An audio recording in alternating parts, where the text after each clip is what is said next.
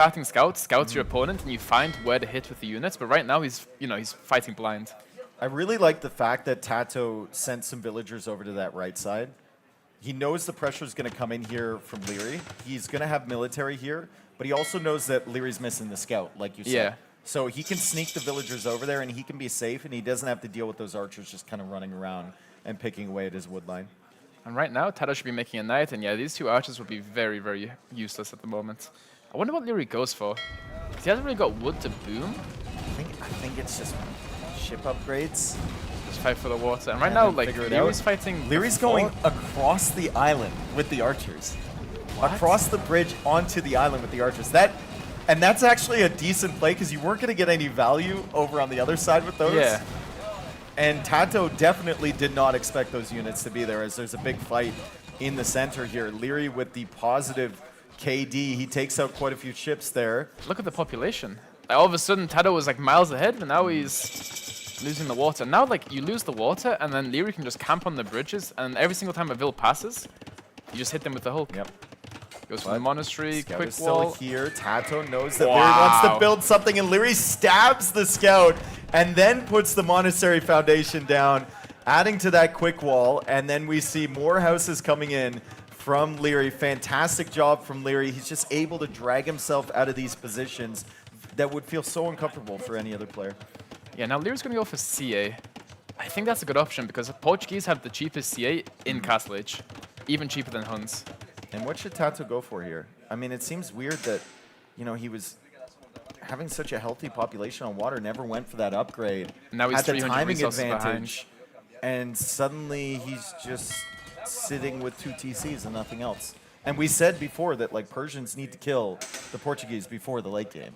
Yeah, with Persians, you kind of want to be pushing. So maybe like Knights and like a Siege Workshop forward in the Monastery. But right now, Tato's just going to go into the boom game. Leary's adding the second TC on the south. Like right now, those 6 fishing ships, not like really efficient, but they're still taking shorefish when the gold runs out. As we have a replay coming in. Replay, this is the quick walls from Leary. And this is a very stressful situation because Tato's deliberately trying to block this, but the scout went back. I think that scout wasn't on stand ground, and that wasn't Tato manually clicking to attack the villager. That's like normally you just want to stand on the foundation so Leary cannot make the building. If that knight gets in there, it's very, very annoying for Leary. Speaking of a knight getting into the economy, that's 4 villagers dead on the oysters. Leary not noticing that. He's busy microing his cav archers at the front. Fishing ships now within range of that knight too, so lots of value coming in there for Tato as he's 3 TCs against Leary's 2. So he's expanding his villager count. It's 51 villagers for Leary, or for Tato to 33, yeah. Wow. 33 is crazy. I guess the fishing ships is inflating the numbers a lot. Like if you're Leary, maybe adding some fishing ships here with some fish traps on the center since you have control might be the right play, but... This is very frustrating for Tato though. Those knights need to be over there. They need something over there to stop the cav archers. As Tato snipes the monk. The whole wood line is going to be idled. 1 monk down. Relic coming in now for Leary. More scouts on this side for Tato. Still no solution to these cav archers, and it's going to be an awkward one from Tato as he goes for scorpions to try and defend this wood line. There's just so much idle time on this side. Yeah, so much idle time. And right now, I think Leary just wants the game to be a bit slower paced, right? Like he wants to slow it down, be raiding. He always wants to have the map control, because if you have the map control, you can kind of boom behind, and that's better for the late game for Portuguese. 3rd town center now going up for Leary. The Scorpions against cav archers from Leary feels like just a temporary measure, right? Like Leary's always going to be able to dodge those shots, but Tato just trying to expand his eco. Like you said before, he's playing the eco game, and he snipes 2 more monks from Leary. Yeah. Fantastic play from Tato. I think it's the 4th monk he sniped this game. And he converts the cav archer because Leary was busy. Yeah, I think that cav archer also killed the other one, which was 1 HP. Betrayal. Honestly, I really like how Tato's playing. He's so active on the map. He's looking everywhere at the same time. Yeah, I was kind of doubting the position when he didn't invest on the water. Maybe he knew that, Leary was going to be focusing water. He could find some opportunities on the land. I mean, we look at the villager count right now. 65 villagers against 44.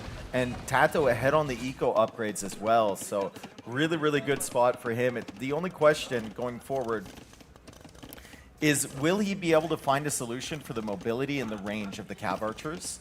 And will he be able to hold this villager lead into the Imperial Age? And actually, Tato right now is investing back onto the water. He's actually added 5 Hulks, and I think with the Persian docks, They Hulks, just live forever. Yeah, Hulks are really weak versus docks, Yeah. and especially Persian docks, which have double the HP. So right now, Tato can mass up on water, and then on garrison everything all at the same time and win it back. Because when you're playing Persians, you want the middle because all the gold is there. Yeah. And then late game, you're going to play Savar, maybe CA, Hank and Aeneas.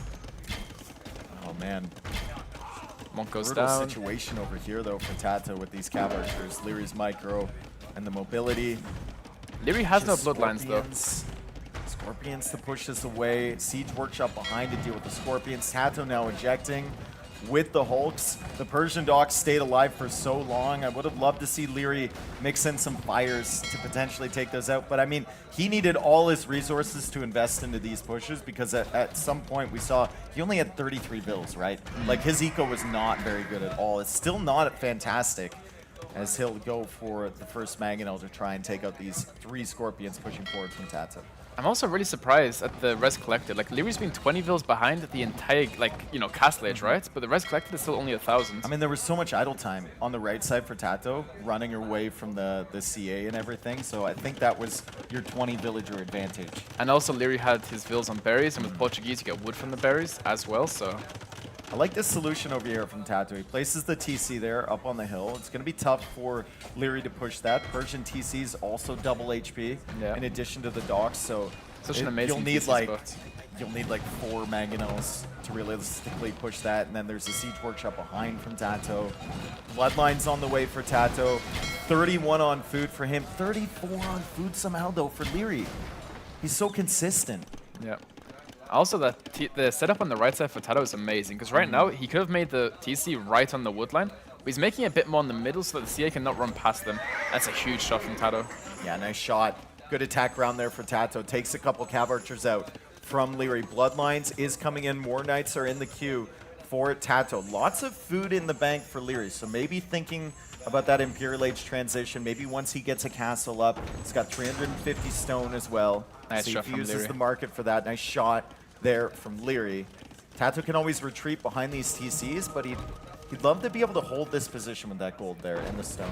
Yeah, I think Leary's completely forgotten about Bloodlines, because he's trying to... Okay. There, no. He didn't forget about Bloodlines. It's on the way in. Does tank a big shot with the cav archers, though. Tato still tries to push it back.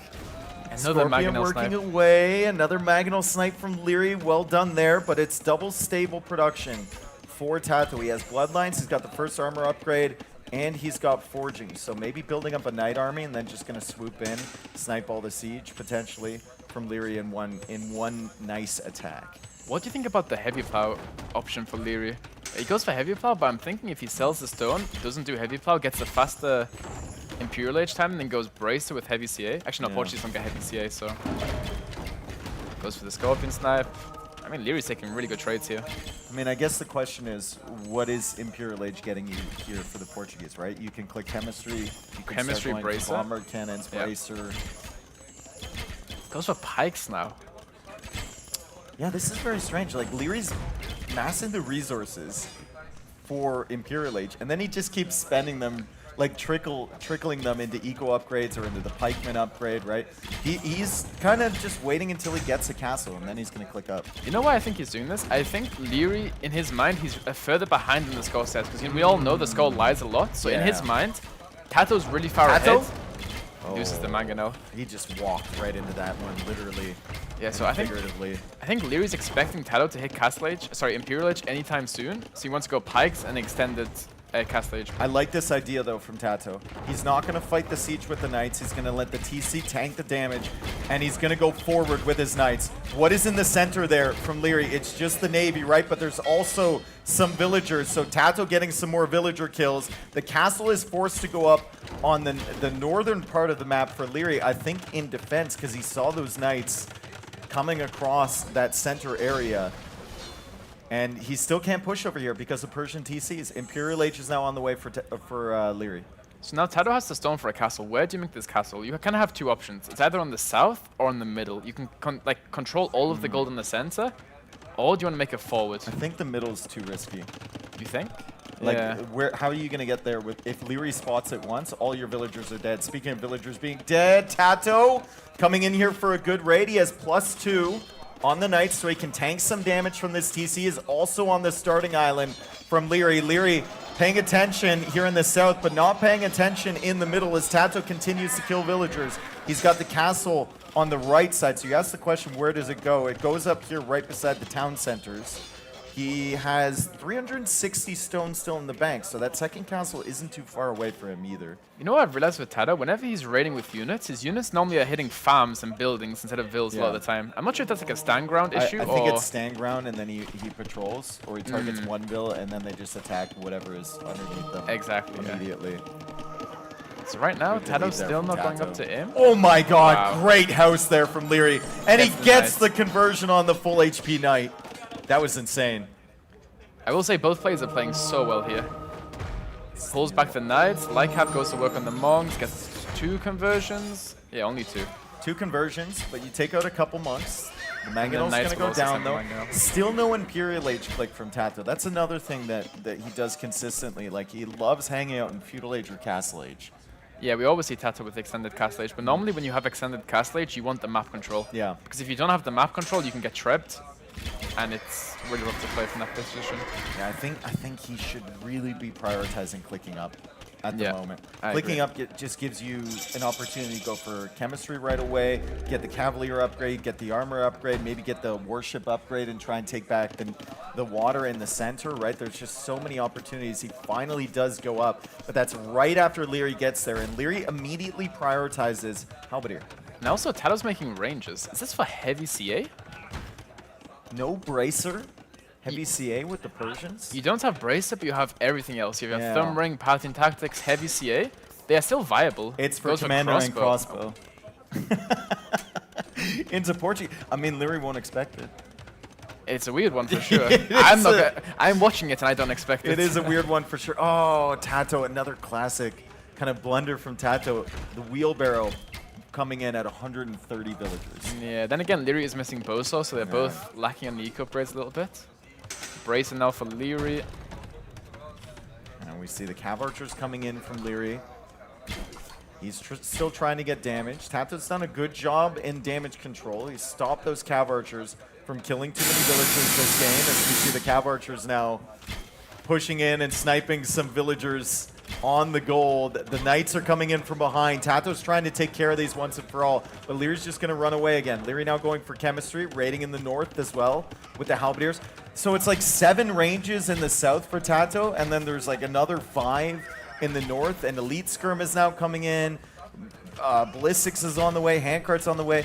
It feels like Tato really doesn't know what he wants to do in this situation. Yeah, also the position for Leary is amazing. Like, he's cutting off both sides of the bridges, which means Tato is playing in 3 different spots at the same time. Yes. Like, none of his army can connect. Like, with Tato's units, he wants to be together. But right now, he's just completely split up, and Leary's just sniping more and more vills. It's kind of the Albright's on the downside north. of spreading out to both sides on this map, right? You get access to more resources, it's great, but then, like you said, you're playing in so many different positions. That's true. Like, you can either, like, secure it with the castle next to the bridge, or you can just go on one side. Normally, players opt to go both sides, because the gold, it's quite low on this map. It's all in the middle, across the center. Population is now almost even. It's 148 pop for Tato, 142 for Leary. I mean, Tato has had the economic lead for so long.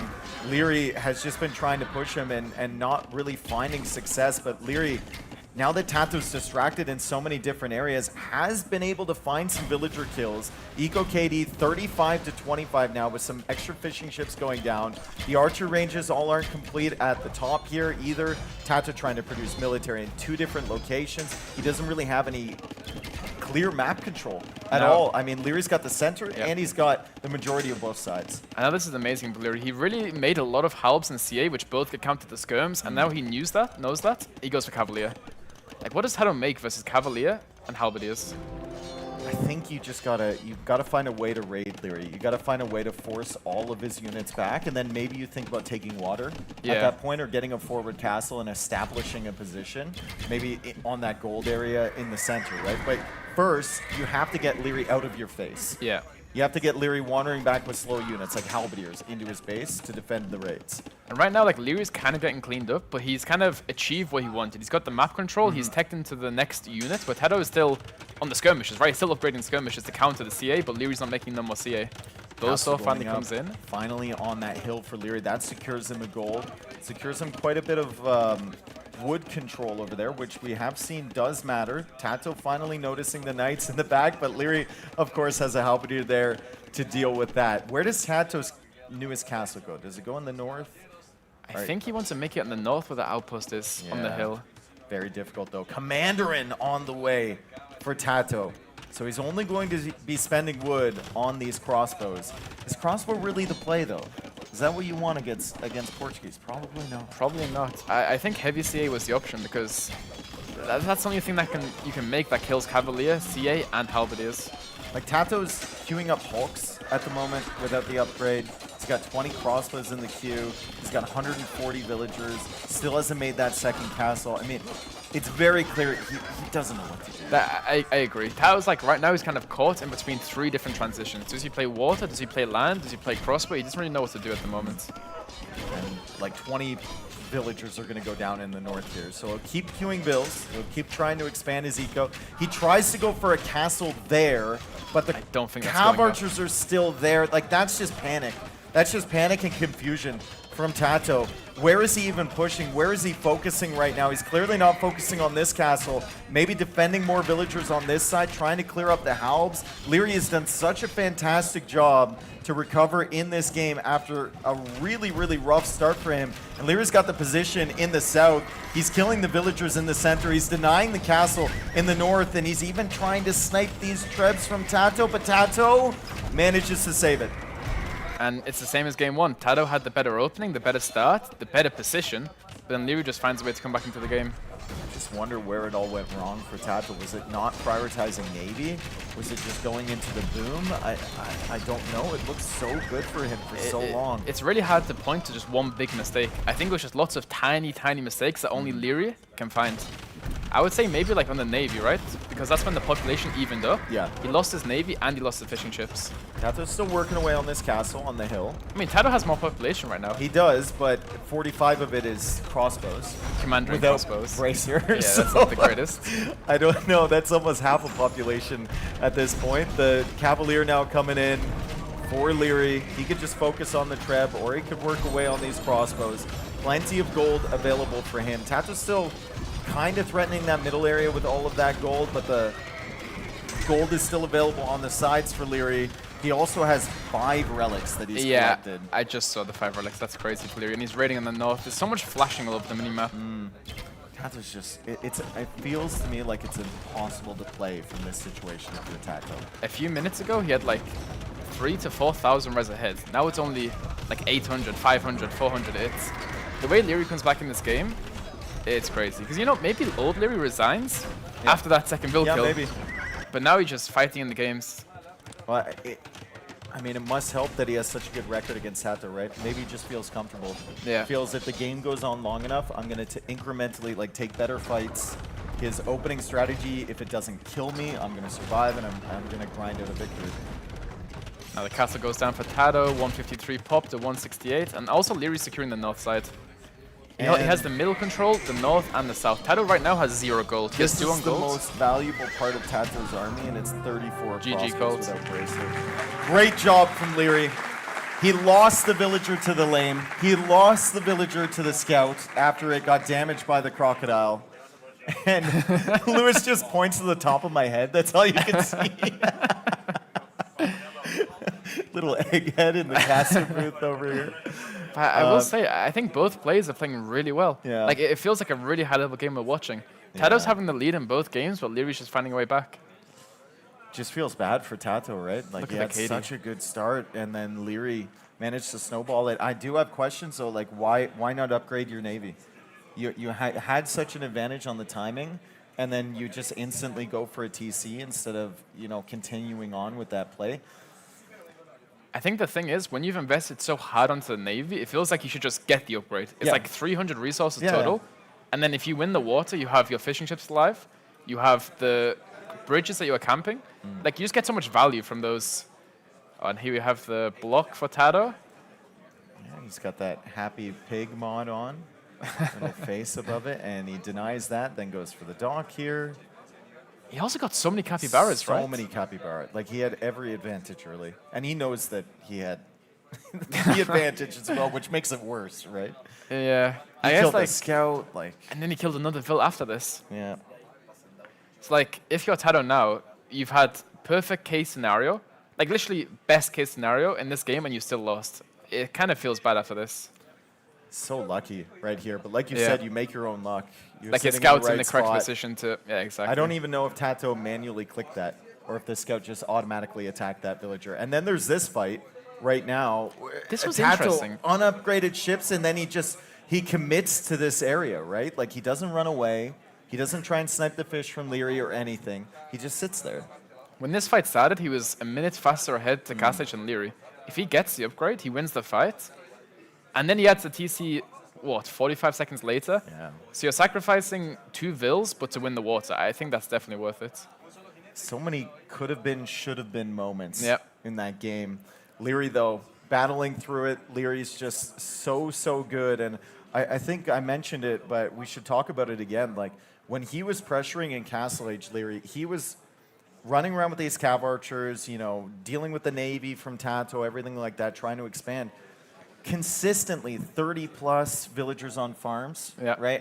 When he wanted to click up to Imperial Age, I think he had like 45 or something like that, and he just magically, it seems like magic, he has the res to go up always.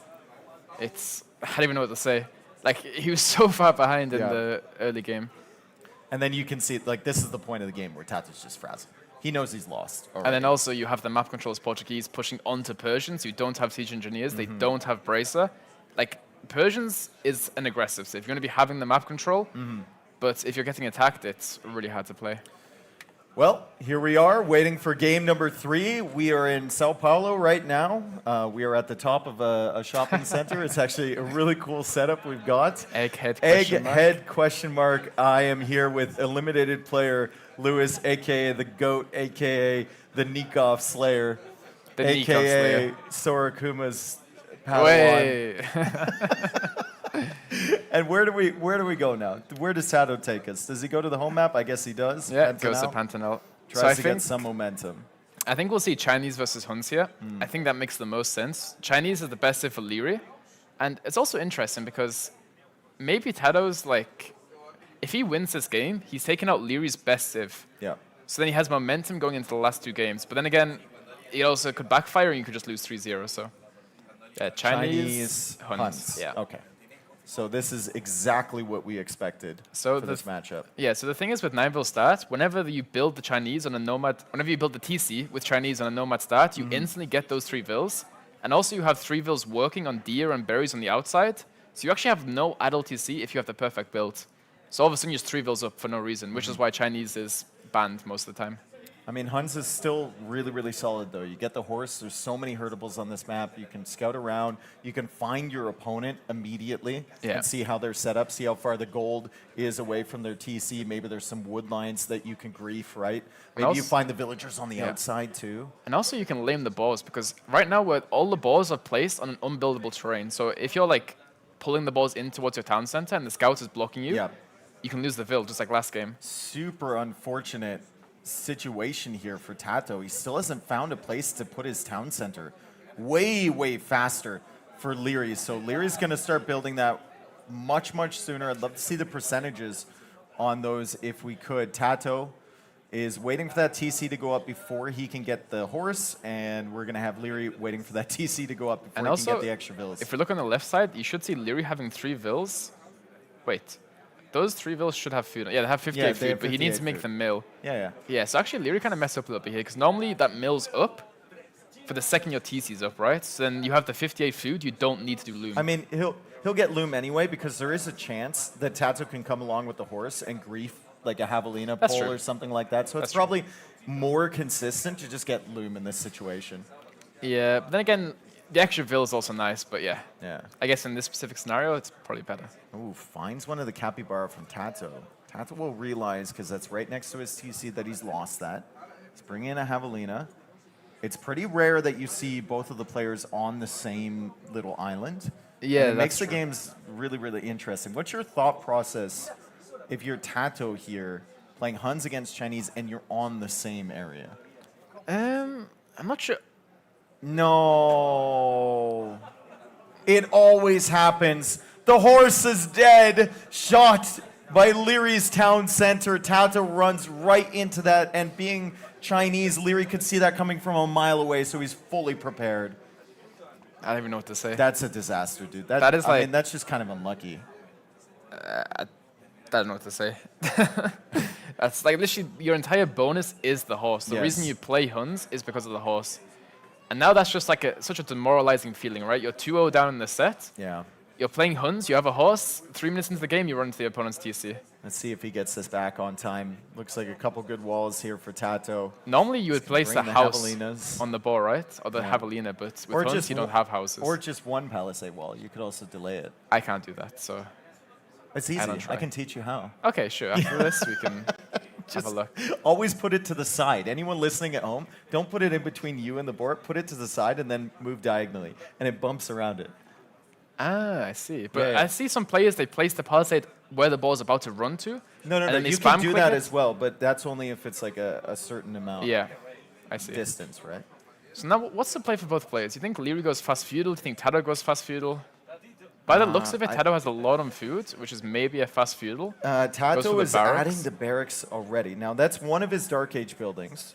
So if he doesn't want to go for the lumber camp, he's going to need a second one anyway. And he doesn't need the mining camp because the TC's on top of the gold. Exactly. TC's on the wood, so he doesn't need the lumber camp right away. TC's on the gold, so he doesn't need the mining camp. He's got the mill in the north.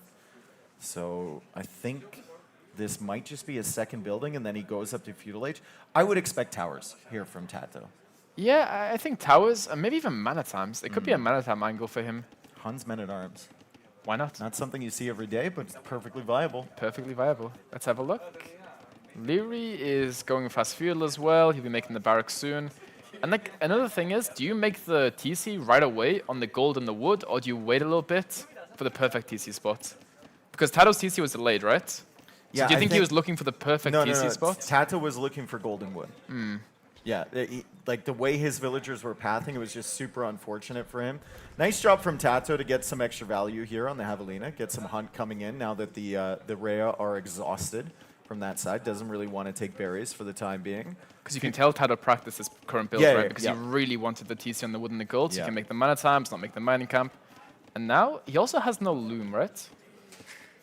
Yeah, I feel like versus Chinese, you kind of have to skip loom, because if you do loom, you go behind another vill, right? So Just an additional 25 seconds behind. Tato's villagers are going to come in here, maybe thinking about sending them forward for that tower, but he actually brings them back. The town center line of sight for Leary is insane. So he will see these villagers coming in. Yeah, it's like sees a the militia, satellite. yeah. He That's sees crazy. the militia. He'll see the villagers coming in. There's no secrets here for Tato. He's just going to have to try and do damage immediately. And like you said before, after losing that horse, it's just such a demoralizing feeling. Tato's Yeah. got to be in such a difficult position mentally right now. Because right now, Leary just counter towers. The thing is, he doesn't even have He doesn't to even need the counter Yeah. tower. The wood line's like, he's got another option on the right side. He's going to have archers to prevent the villagers from coming in. Tato really, really needs to do something this game to kind of get control of this set if he can. Villagers now coming out for Leary. He knows that the men-at-arms, soon-to-be men-at-arms, are on the right side. There's no military here to support, and he just sends the villagers out. Can Tato get the men-at-arms back in time? I don't think Tato can actually fight back the vills, because then the TC can range the vills hitting Leary's vills. Maybe yeah. not the one on the diagonal. I think the ones on the edges he can actually get. Yeah, like this, for example. But then And- again, Leary can pull back and lure him into the town center. Yeah.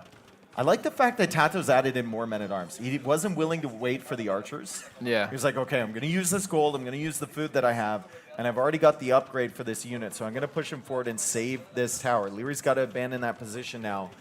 Limited food available for Leary as well, as we see the archer range and the blacksmith now coming up for Tato. He has got 3 vills on the left here, just taking the deer and the berries. And on the middle, yeah, Tao's going for arson now. So mana time skirmish are the same as game 1, but this time with Huns. Oh, he didn't shift click the villagers back to the berries. Hopefully he'll notice that at some point. Still no wood upgrade for Tato. I don't even know if he has a lumber camp. I don't think he has a At the lumber camp, moment. no. You see the difference between Leary's and Tato's economy? Like, it feels like Leary's is just cleaner. Like, all of... No, never mind. There's like 30 vills on the woodline. Still cleaner Still than cleaner. Tato's, though, as Tato works away on that archer range. I mean, that's just the benefit of being Chinese. You just have a better start. Yeah. More consistent start. You didn't get griefed by the horse at all because your TC took it out right away. Tato now with some skirmishers behind these men-at-arms. He does have arson, so that archer range will be going down. One villager is not enough to repair it. And all of Leary's focus is on this push over here from Tato. I wonder if at some point Tato can get back on stone and maybe try and get a tower up on the actual woodline that Leary is taking. But then again, Leary still hasn't made a tower, so if Tato does go for a tower, That's he his can always counter. counter tower. Yeah. And also, there's another argument to actually make your range a little bit closer to the town center since you saw the militia, just so it doesn't give Tato something to hit. Because right now, Tato can just work away in the range. He actually decides to move to the right side. Leary going out for some extra food. That This could is be an really opportunity dangerous. Yeah. for Tato as well, as we see him taking food in the south, still taking food in the north. Leary Great scouts spearman that. Wow. from Leary. That's just the game sense and the map sense. Yeah. He's played this map a lot of times. And we always see Tato taking map res, right? He did that in game 1. He sends like 3 to 4 to 5 vills out, takes the deer, takes the berries. And right now, Leary has more skirmishes than Tato.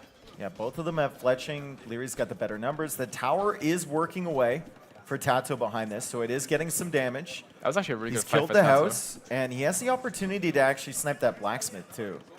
So some serious value over on this side. Leary's got a very, very small base, and everywhere that the TC can't range is kind of open to the men-at-arms.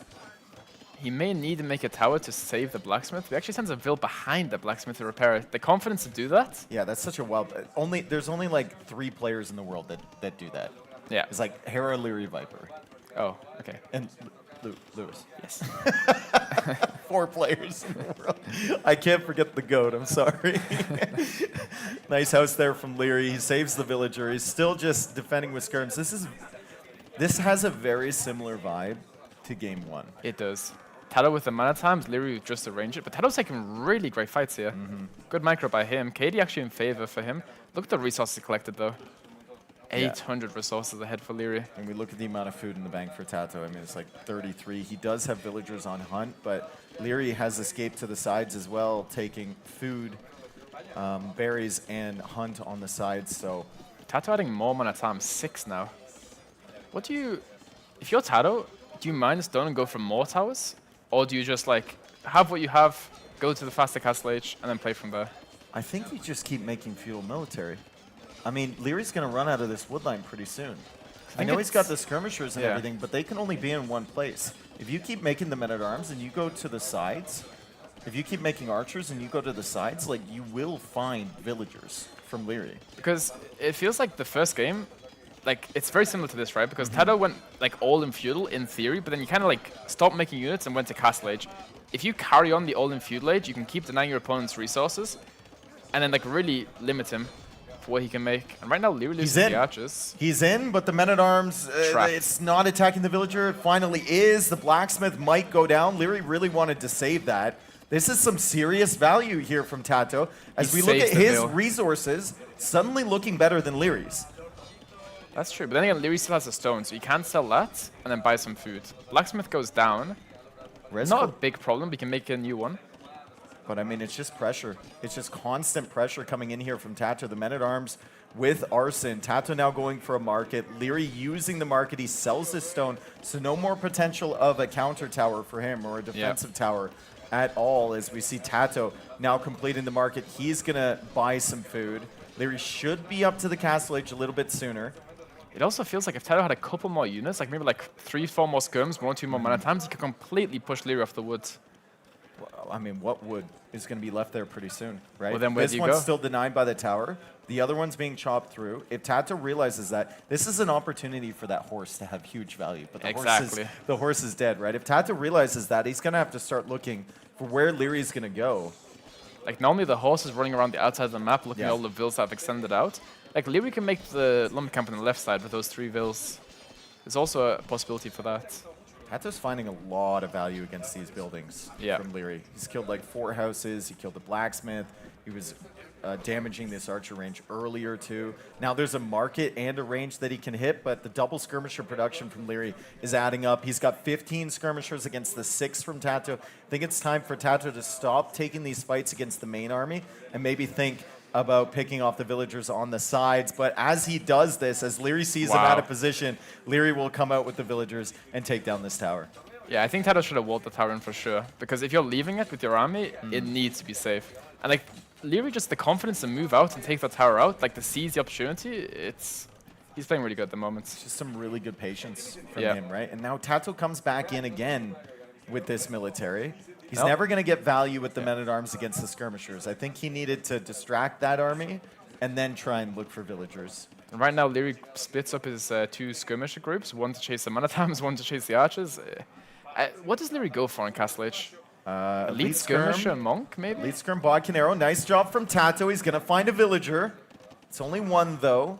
Still looking for some good fights. And that skirmisher army is not big enough from Leary to actually stop this force from Tato. But at the end of the day, it's only skirms. You asked me what he's going to go for. I think it's Elite skirm, bodkin, and then maybe mix in some like fire lancers or something. Maybe a second town center. You kind of forget about the Chinese fire lancers, don't you? Yeah. Like you think of them with Koreans and Vietnamese, but then Chinese have them, Khitans have them, Georgians have them. So now we have cav armor for Tato. Leary's going to go for the CA. Okay, I like the CA approach. Ooh, Tato coming back with the men-at-arms. This game has played out far better for Tato than I expected after he lost that horse. Honestly, the second he lost the horse, I was like, I thought it was over. Yeah, for sure. And he probably did too, but maybe, you know what, sometimes that helps you out, right? When you think the game's over and you're trying anyway, it just kind of frees you up, gets rid of some of the nerves. Leary, though, still coming in here with the elite skirms. It's a defensive tower there for Tato. He did snipe a few more units, and cav archers is the solution from Leary. But my problem with Leary right now is that he still doesn't really have a wood line. He's got the one that used to be ranged by the tower. He's got 3 stumps or 4 stumps over here. And if Tato even gets a mangonel out to pressure that wood line, I mean, Leary's going into a wood-gold composition without access to wood. Now let's look at the res collected. Like earlier it was 1,000 difference. Now it's 400 difference. So Tato's catching up on res collected, and that's because Leary's Ville's just working inefficiently. They're walking so far for the wood, they're bumping into each other. He hasn't really got a wood line, right? No. I mean, it's on the town center. Tato hasn't got lumber camp yet, still no bid axe, just like game 1. Hey, there it is. He does have a lumber camp. He's been working his way through these. Still no double bid axe, though. Is that like 2 games? 2 games, no double bid axe, 20 plus minutes. That's I mean, this one's a lot more understandable because it's a nomad start. That's true. Normally you don't make the lumber camp on nomad start, but also has Tato got some vills on the south there where Leary's cav archers are? I think those are like 4 or 5 vills right in the south. I don't know. Vill lead for Leary. Look at the army lead. Huge army lead. Now you have the skirmishers that deal with Tato's skirms, which he lost them all. And you can have just the CA dive in. Yeah. Double bid axe on the way for Tato. Huge developments here as they are villagers in the south. Leary doesn't notice those immediately, though, so Tato should be able to get back. 1 scorpion and a mangonel and 3 knights. Doesn't feel like it's going to be enough against Leary's cav archers on this side, as he does manage to snipe a villager there. But where is the wood line for Leary? Has he migrated it to the south? He has. Okay. That's a good wood line spot. Finally has another option. Won't last very long, but it might last long enough for Leary to find maybe a prime TC spot on the edge, or maybe just even clear up this army from Tato. Yeah, and right now Leary's making some rocket carts, which I think rocket carts are better versus mangonels, right? Because they don't all just shoot in one spot. They kind of like spread their shot out a bit. So right now Leary just, maybe a counterattack for Leary is the play. I mean, he was counterattacking a little bit with the cav archers. Scorpions are grouping up. He also has a knight coming out from that stable on the side as we see the rocket cart coming in. Scorpions pulled away. Good job from Tato to push that rocket cart away. He's going for husbandry now. Needs to keep an eye on the outside. Leary goes out there for wood right now. That's an opportunity for Tato if he spots that. But once again, he doesn't have that horse patrolling around. He doesn't really have a lot of vision on those areas. So Leary's kind of getting away with it. And Leary goes for the fight here. CA sniping the mangonel. Mangonel will go down for Tato. I think the rocket cat might go for a big shot here. Oh, good split from Tato. Fantastic split with the Scorpions from Tato. He avoids the shot again. Doesn't take any damage from that rocket cart. That was amazing for Tato. And now all of Leary's cav archers are low HP. And he has no monks out to heal them. He goes for the monastery as we speak. Tato, double stable production now on the Knights. He's got the armor. He's got bloodlines. There is potential here for him. Leary not that far ahead in res collect. He's only 500 res collected ahead. We expected him to be way, way further ahead than that as Tato now adds the second town center of the game for him. The Knights are looping around. There is an exposed woodline that Leary can hit, but Leary now with the cav archers looking for those villagers again from Tato. I think Tato sees that woodline in the north. He sees the Leary's woodline. rolling it in. Wow.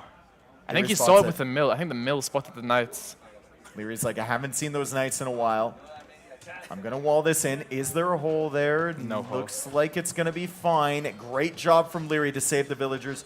Good job from Tato to find that opportunity, but just a little bit too late as now the cav archers might be pushing into the Mangonel, and we'll see this micro over here from Tato's point of view. He does lose the Mangonel super early here, but he gets that good initial shot, and we're back. We're back. That was such an amazing split from Tato. That was so sick. We might be able to see the split later. Leary just kills his own Vil. Oh, with the rocket cart on the farm. I didn't like him anyway. Right now, controlling TC now on that woodline from Leary. Villager count 58 to 53. I mean, it's pretty even. It can snowball so hard. Whoever wins this siege trade will normally win the game, right? Tato goes for the attack round, just misses. Leary gotta shoot if you're Tato. gets the Mangonel. Yeah, well you had to shoot there because Leary was just gonna clear you up anyway. Another shot. Awkward position. Oh, wow. Tato tries, but Leary dodges back. Now it's 3v1. Tato doesn't get anything from that. Leary will just repair. 2 Mangonels lost in a row from Tato. And Leary, of course, repairing this house behind, not letting the Knights in, not taking any damage at all. Full focus in the center area here for Leary with the cav archers still behind. And guess what he's doing? He's healing up the cav archers. Yeah, that's really well Full played by value Leary. from Leary. Loses the rocket cart. Tato's Nice rocket snipe there cart's from 1 Tato. HP. He gets another one. 2. Almost gets conversion the as well. third. Still has to wait for another Mangonel to come out, though. Leary sitting at 61 villagers. Tato at 60. Most of the pressure is on Leary right now. Tato should be free to boom behind, but like you said, it's super snowbally, right? If Tato ever doesn't have siege being produced, or if Leary gets enough CA to feel comfortable pushing into Tato's base, he's gonna kill a lot. Yeah, I'm really surprised Leary isn't pushing more, because right now it feels like he has the superior army, but it's kind of just like sitting back at home, chasing raids as Tato gets another rocket cart snipe.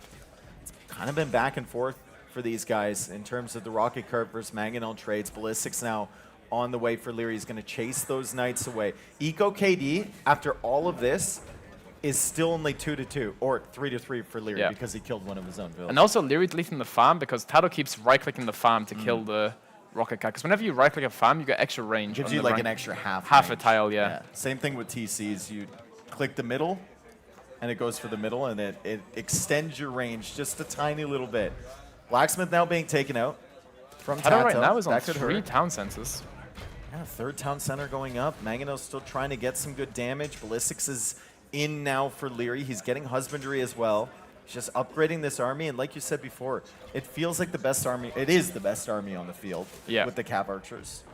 So the thing right now is Tato's adding TCs. If he survives for like a few minutes, he will like pull ahead in vills by a lot. But then again, he can easily get snowballed because he's not adding armies. Because he's adding more villages, more economy upgrades to get in Town Watch now, which is a good upgrade in this map.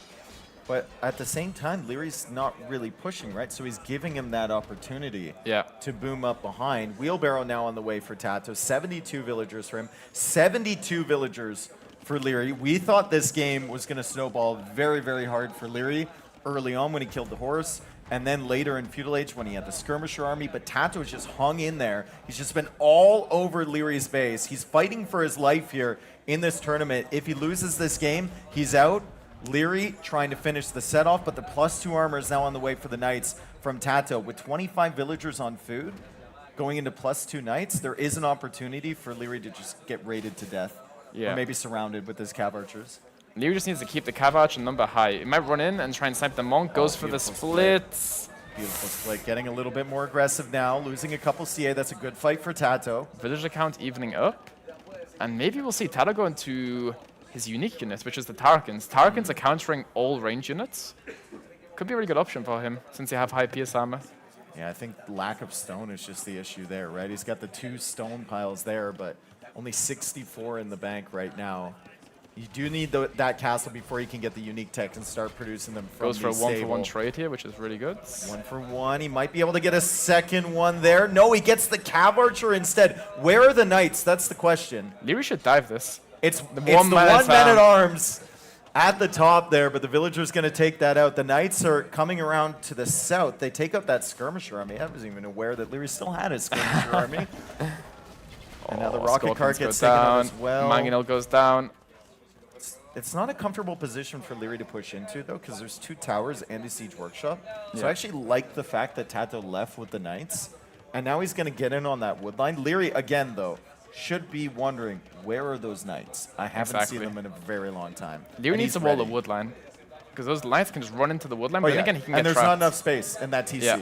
There is not enough space. The Knights are in. Tato's going to find a lot of damage, a lot of villager kills here for Tato. He was at 2-2 Eco KD. It's going to be a ton more by the time this raid is done, and he can afford to reproduce more Knights. It's 12-2 now for Tato as Leary's still pushing in from this side. Can Tato find value with this Mangonel? He takes out the Monk. More villagers going down from Leary. That was a massive, massive raid from Tato. He killed 15 villagers. But then again, I think that was actually better for Leary, because now Leary has a huge army lead. The score is like almost 1,000 lead now for Leary. I don't know for how long, though. Tato was producing from 3 stables. He's got 3 stables up now. Yeah. He's got +2 Knights, 8 of them on the field. More conversions for Leary. Leary, again, Leary with 41 on food. He's so consistent with it. And the resources are looking amazing for him to click up soon. Also, the stone coming in. If he gets a castle to lock down that center area, maybe lock down another gold, could be really, really devastating for Tato. Leary's still feeling like he can't push in on this side as Tato will take out the Ram over on the right. How much gold does Leary actually have available? I think he has a lot on the top side if he can expand to that side soon. But he's just about to be out of his main patch there. That's true. And these Knights have a lot of mobility, so if Leary doesn't expand out there and secure it soon...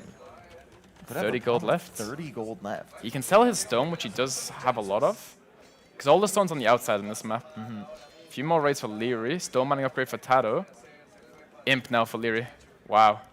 And this might be another instance where Tato just stays in Castle Age forever, right? Leary goes Halberdier. Ride or die in Castle Age. Fire Lancer. Fire Lancer, true. Yep. We've got Squires coming in, Armor coming in. Imperial Age on the way for Leary. Where does he put this castle? Does he put it in the north? Probably near the gold. I think he wants to put it on Tato's CC to remove the gold from Tato. And you kind of like take control of all of this gold in the north, and that's exactly what he's doing. He's not putting it on the TC. Doesn't want to open up an opportunity for Tato to get back into this game. And this could be really bad for Tato. He might lose 2 Mangonels here. He takes out a Monk. The CA should take the Mangonels out. Goes for the Monk. Mangonel goes down. Amazing walls from Leary. Yeah, incredible house walls. Converts a Knight as well. Crazy. Tato doesn't even find a villager over here. Leary should be able to garrison, and the Knights are coming in into the main base of Leary. But is there a ton of value here?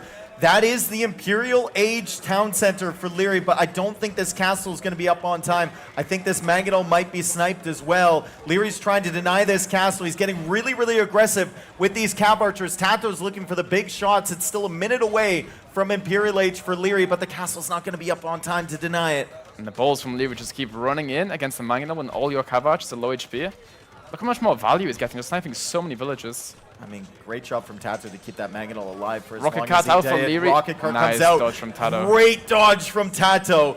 Desperation times here for Tato as Bodkin Arrow comes in. He's going to start ranging the TC. If he has an inkling that that's the Imp TC, could maybe go for like petards or something to deny that, but it's only 12 seconds left. I thought Leary was about to delete the TC because he was deleting all of the farms around the town center. Maybe a little misclick by him, but no. Imp now for Leary, and this is looking really good for him. That would have been something I've never seen before. This is why we use safe deletes. Marauders is coming in for Tato. He's going to go into Tarkans. Like you said before, Tarkan's really good against range units. So far, he's only seen the Cav Archers, but infantry upgrades are already in for Leary. He's thinking about the Fire Lancer. He might be thinking about Pikeman or Halberdier at some point, and that could effectively counter the Tarkans. However, the Tarkans have mobility, and those units are very slow. That's true. Leary's now going for more barracks, more town centers. These town centers are not to make vills, they're more to protect the resources. Yeah. And right denying now, the gold from Tato as well. Tato's going into Cav Archers. So Cav Archer plus Tarkin for Tato. Goes for another TC Leary. Full Castle Age play. 6 TCs for Leary. 7 TCs for Leary. 7 TCs for Leary. Tarkans don't really care about TC fire. They can kind of eat that. It's more to just garrison the vills so you don't lose them to the Tarkans, but... I just wonder about the CA combination with this. I guess it's to take out the Fire Lancers for Tato, but it is also going to force him to kind of fight in one position, right? Yeah. Whereas I think his kind of win condition in this game is just raiding everywhere. Yeah, exactly. Forcing Leary to react. But now the population is actually better for Tato, believe it or not. Tarkin's coming out, Ram's coming out. I think Leary's kind of just, he's not really using his CA. Like, he's got the input grades, but he's just sat in the back of his base with He them. hasn't been all game. Like, he's just been sitting. If we had a heat map for these CA, it would just be a circle in the middle of the map. I agree. He hasn't really been running around with them. Maybe he's just confident in his late game comp going into Fire Lancers here. He will have to be really, really careful with his trebuchets, I think, as finally Cav Archer comes in on this side. Tato will notice that. Another barracks coming up there from Leary, so he's trying to get Fire Lancers over to raid the wood line from Tato. But like I was saying, he's going to have to be super careful with his trebuchets, because those Tarkans can just run in and snipe. Run in and snipe them, which is why he's got the Fire Lancers to protect them. So the Fire Lancers should stay on top of the trebuchets, and he shouldn't be losing them. But I think he needs to be more active with the CA. Yeah. Like, when you get the imp upgrades, you have such a huge advantage over your opponent with the extra damage. I think he needs to be more active with his units. Tarkans are eating the buildings. Now he starts moving out. Elite Fire Lancer coming in. Elite Fire Lancer for Leary. Skull's getting Archers close. Still on the field for Tato and Leary. It's a ramp push for Tato. So Tato is going to go after that castle. He also has the Tarkans to do a ton of damage to the building as well. As the Cav Archers are finally getting activated, they're not in the right position though. Maybe we were wrong. Maybe you should have kept them defensively, as Leary will come forward and try and save this castle. That castle is going to go down quite quickly though, with 2 rams and all these Tarkans attacking. But at the same time, Leary can be killing a lot of Tato's economy. And the Fire Lancers are going to be so good. Yeah, the castle, Tato has to back up. Crazy. Rams going down. Yeah, this is such a good fight for Leary. Crazy Castle will push live. there from Tato. It feels like it was so close for that castle going down, but Leary got the Fire Lancers there just in time. Leary also raiding in the south. He's got units all over the economy from Tato, and Fire Lancers are very, very difficult for Tato to deal with. He has 16 Cav Archers. But remember, Tato is still in the Castle Age. Population is 172 to 158 now for Tato as he comes back to deal with the CA. The score just exploded for Leary after that fight. Yeah. And 8 on food for Tato. Yeah, this is looking the really mini-map rough. is wild, right? Yeah. Tato doesn't have a single safe space in his economy right now. You don't really have a unit to deal with the Elite Fire Lancers. Like, the CA is the best option, but then again, Leary just has better CA than you at the moment. I mean, Leary's got better everything than you at the moment because he's in Imperial Age, and you're stuck in the Castle Age. Tato Suddenly goes for a can't few make raids, Tarkans either because you have 14 on food. He's raiding you everywhere. With all this chaos, Tato still wants to bring the Relic home. As he should. He should be trying to get any advantage he can in this situation, because as far as I can tell, he's pretty far behind at the moment. Town Watch now for Leary. Whenever you see a player getting Town Watch Patrol, that's like an anti-throw method, right? Yeah. You know you're so far ahead, you just want to see the entire map, make outposts, and not throw the game. But this is looking like a very, very good position for Leary. I mean, Tato still has gold supply. He's running out, though. Leary's got all of that gold at the top. The issue is... Leary's still pushing with Fire Lancers. It feels like just Leary could just spam Fire Lancers and win. Yeah, his vills aren't working, right? Like, Tato's vills are all just garrisoned inside the town center. It's looking really rough for him. Yeah, this is almost like a turn your brain off and just keep patrol in, castle forward. situation. GG cold from Tato by the looks of it. He rubs his nose, but he played very well this game. Dang. Tato, I think after losing the horse, deserves a lot of credit for what he did there. Leary obviously deserves all the credit in the world for the 3 games that he won. I mean, he was potentially behind in all 3, but came back against Tato. Yeah. Tato had some really aggressive strategies. Leary managed it extremely well. The micro was still there. The crowd's cheering for Tato. Dave Bolt's head still there as well. Like to see it. Resident Egghead, I believe they're calling me, as we have our first winner of the knockout stage here at Brazilian Dynasty. KD in favor of Leary, as you would expect. We go over to the economy tab, and we're going to see that in favor of Leary. He just took the advantage with the Chinese, and he rolled with it. It was so even for most of the game, though. Yeah, exactly. Honestly, like this, Leary beat an informed Tado. Tado was playing very, very good. Very few small mistakes, but that's all you need to make versus a player like Leary. Yeah, and it was mostly like macro mistakes for I Tato. agree. He just didn't have the eco behind, but as we said before, I mean, Leary's just so good with everything. All of the fundamentals are there. The micros there as well, and that's such a devastating combination. Leary, our previous S-tier winner, maybe a serious contender to win this one as well. After it's either Leary or Hera, maybe even Sebastian. Sebastian's playing very well at the moment. I thought coming into the tournament, I actually thought there was a really strong chance for some guy, Lewis. But unfortunately, he couldn't make it to the knockout stage, so that's not... Hi, Miguel. Sometimes it feels like the tournament is I'm going to go... the second priority for some of the people here. Miguel, the people's champ. Congratulations, though, to Leary. Fantastic showing from him. That's exactly what we would expect from him. And we actually have Masmora up on the stage to summarize this set. Thank you, everyone, for tuning in. Stay tuned. We have 3 more sets today. They're going to be excellent. And in the first series of the quarterfinals, Leary quickly dispatches of Tato, 3-0 Leary. This is now the first time you actually beat Tato in this year. Is there something about his playstyle that you just feel very comfortable playing against? I wouldn't say comfortable. He always comes up with some tricky stuff, and if you don't react perfectly, you just fall behind and it just ends there. I think I was behind in certain spots, but I managed to squeeze it back somehow. But it's always tricky because you never know what's coming, right? He can play anything. That's the dangerous part.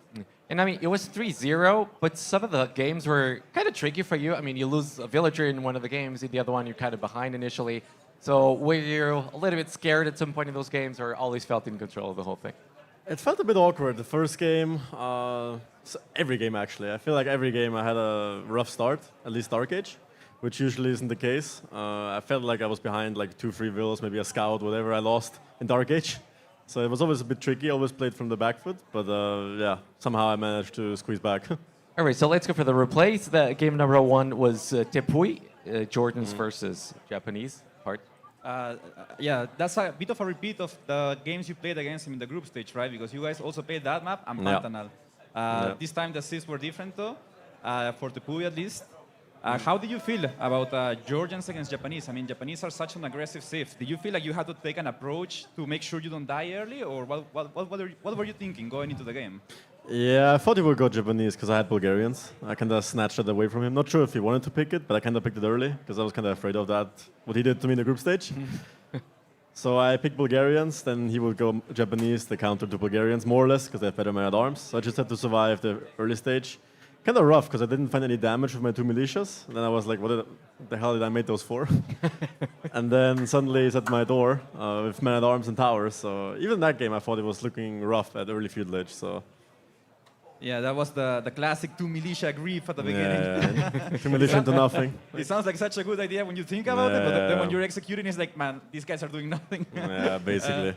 But then you go to Castle Age and you drop a church. Now you're feeling good, right? Once you get one church in the middle of the map, it feels like Georgians just, how do you lose? It's such a good position with them. Yeah, it's also why I picked Georgians pretty early. I thought church in the middle, how to lose. You have everything. You have eco bonus, you have monks, you have something to garrison, you have map control. It does everything. So yeah.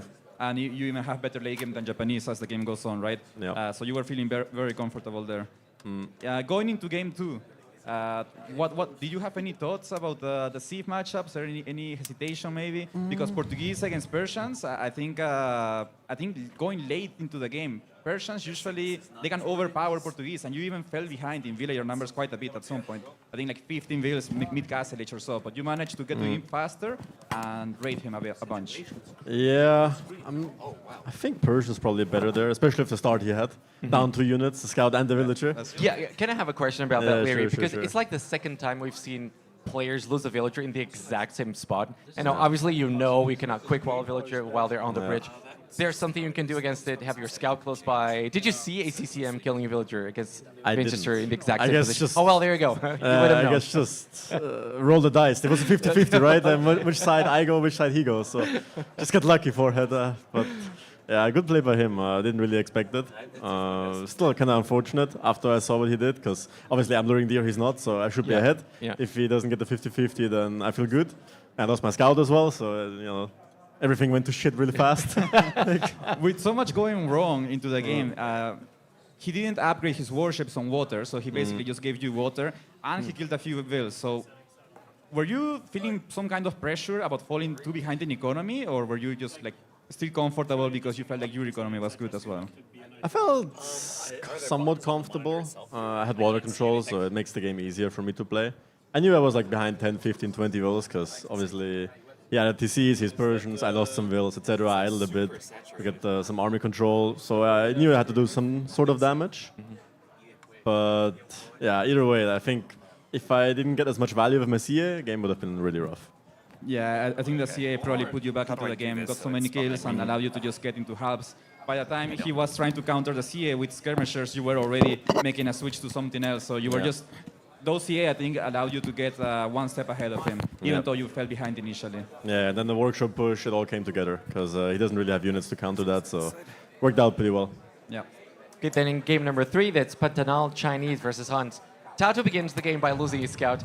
And it's a pretty rough situation, I think, because with Chinese, you have so much line of sight. And with a scout, you have, or with a horse, you have so little vision. So you saw it from a mile away coming, right? Yeah, he pulled a Leary, honestly. Like, first game, I'm up a unit in Dark Age. Usually it's the other way around. Yeah. But yeah, thank God, the game was close enough be like without the horse, saturation so that I can just contrast, imagine what would have happened if he had it. That's the third time you face Hans on that map against Tato. You played Wei, Tatars, and now Chinese against them. All very good steals on this map, obviously. But do you feel like maybe he was overrating Hans a little bit, or do you think they are really good, but Can you find it's someone who still speaks beatable? Portuguese for these settings? I'm not sure. I mean, obviously, he must think that they're still really good, otherwise he would pick something else. Obviously, I had Chinese first pick, so, it's like a bit of a gamble. I had a better save. On paper, at least, because I first picked it. Hans feel pretty smooth, especially in the game we just played. I think if I went FC there, I probably would have died from my arms. So he did the right strat. He probably thought I was going FC again, like the last two times.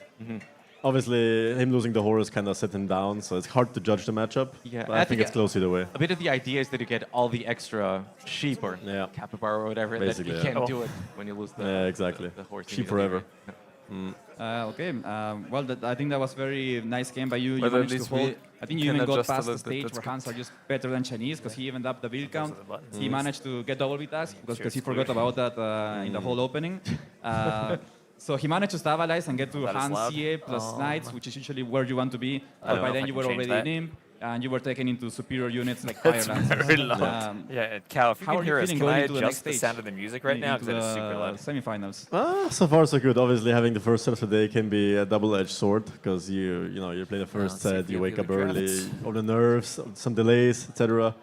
So if you lose, it's like nothing else to do the whole day except watch the tournament. But if you win, you can rest the whole set and your future opponent. So feeling good right now. I like the stage. It's pretty smooth. Yeah, I'm it looks looking nice forward. for sure. So Sebastian and Yo is going to be the next series. Who would you rather face tomorrow? Yeah. I think easier on paper would be Yo. But Yo always finds a way to make it far in these tournaments where he barely got through, like went through the back door or something, like won 2 games out of 9 or something. It's crazy. But he gets stronger as the tournament goes on. We've seen it in the past, reaching semifinals, finals, etc. So it will be an exciting match between him and Sebastian. All right, Leary, really appreciate your thoughts. And we're now going to throw it into a break, a short break. When we're back, we're going to have Sebastian versus Mr. Yo. Don't you guys go anywhere. Yeah, heads up, we're trying to adjust the monitor, so give us a warning when you throw it to us. Preferably a warning without the music so I can hear.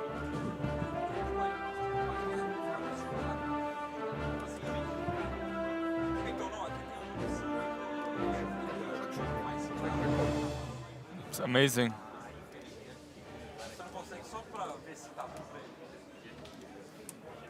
Take a proper shower, just like.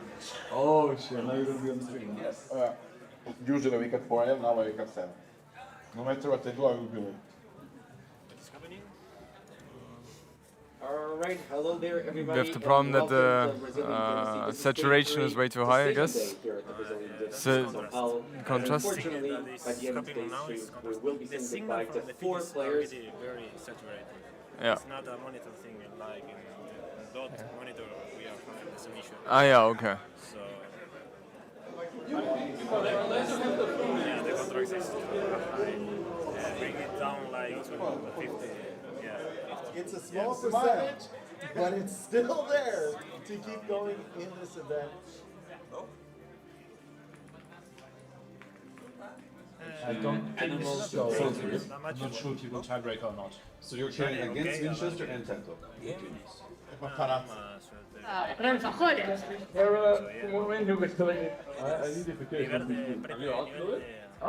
don't know, like I'm getting told like different things by different people. Like Nilly's like, oh you're out, so I have like you have a chance. That was like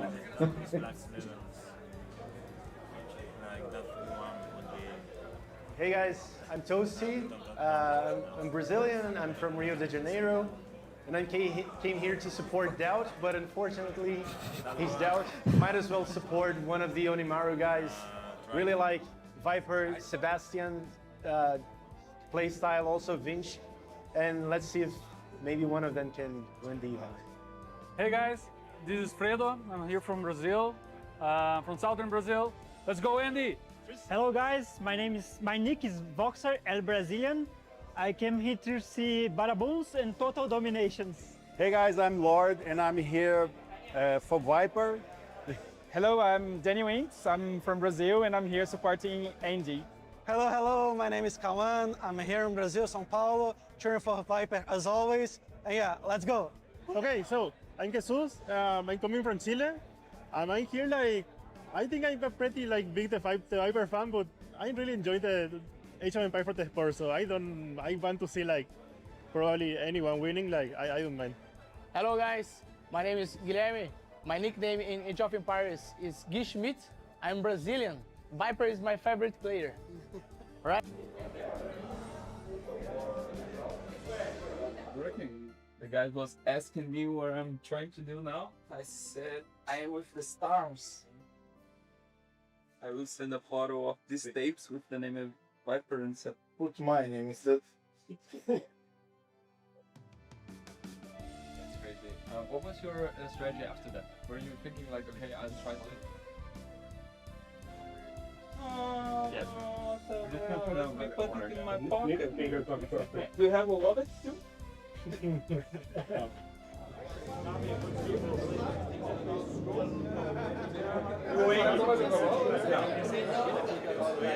Welcome back, everyone. One of our most anticipated.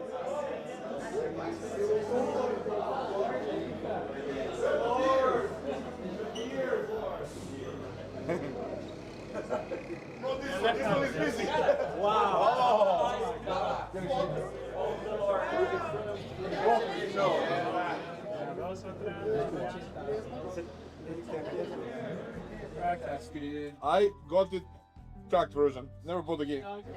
E o destino lembra até hoje. De esporte.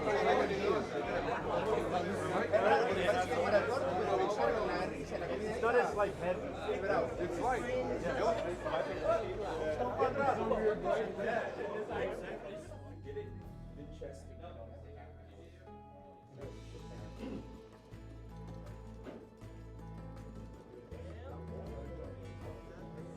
Series marks the end of the Swiss stage. And at this point, I think we're ready to show the final standings here for the Swiss stage. Total brutal. I think also you dropped out of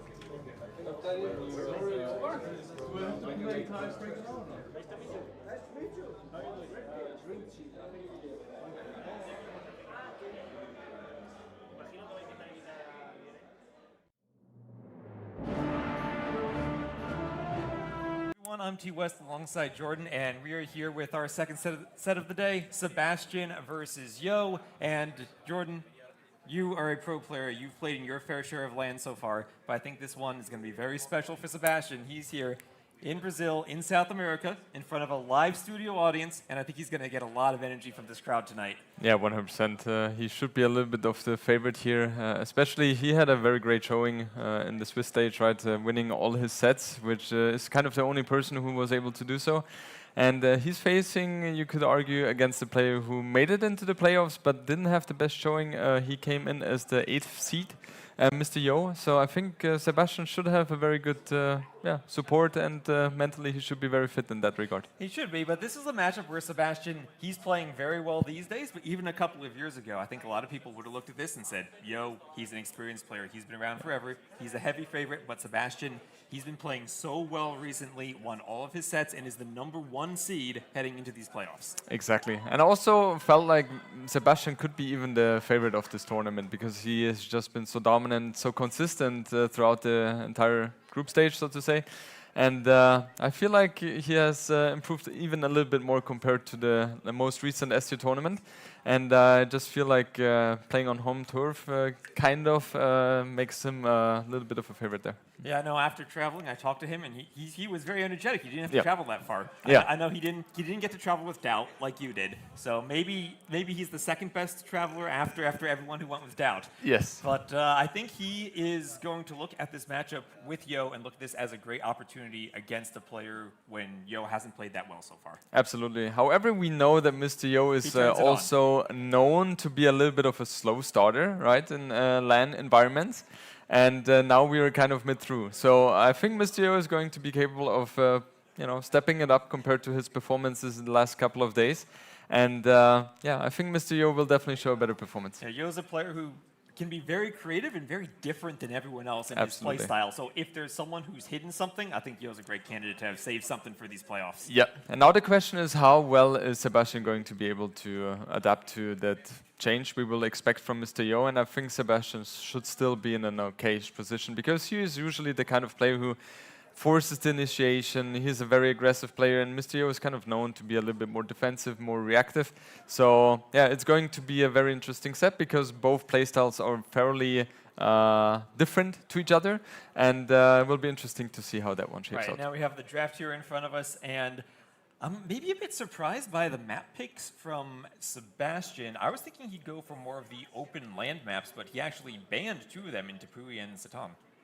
That's something which is very surprising to me as well. I know that Mr. Yo, for example, he was at the most recent Socotra tournament, which was a couple of years ago already. I'm not 100% sure there, but I know that Mr. Yo won a Socotra event there. And Tepui is kind of similar to Socotra, just the foxes are in there, which you don't have in Socotra.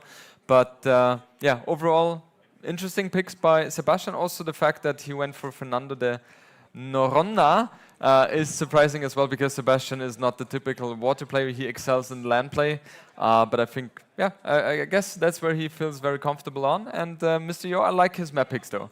He's very known to be a nomad player, which is for Pantanal the case. And also Amazonia is the map where I would say that's where the most decision making is required. And Mr. Yo excels in that. All right, and here we have Mr. Yo getting ready for his set. First map is Coast Arena, which is a map that I don't think any of these players would usually want to play. I don't see either of them as an arena player, Yep. but also it's a bit different since you have the water aspect. Exactly, and that is changing things a lot, right? However, in terms of meta, I feel like so far from what we have seen, no one has really gone to fast cast right away. They go up to fuel age with 21, 22 villagers, something like that, a little bit later to fuel age, but we have seen forward dogs, pulling on aggression, defensive playstyles there, but always fast to fuel age because the water balance doesn't really allow you to go for fish boom and be greedy because you can be punished much easily. And the transition to cast stage is going to be the most important thing here. And also in terms of civilizations, I'm just thinking like Wu should definitely be a high priority there. I think Sebastian will use them there.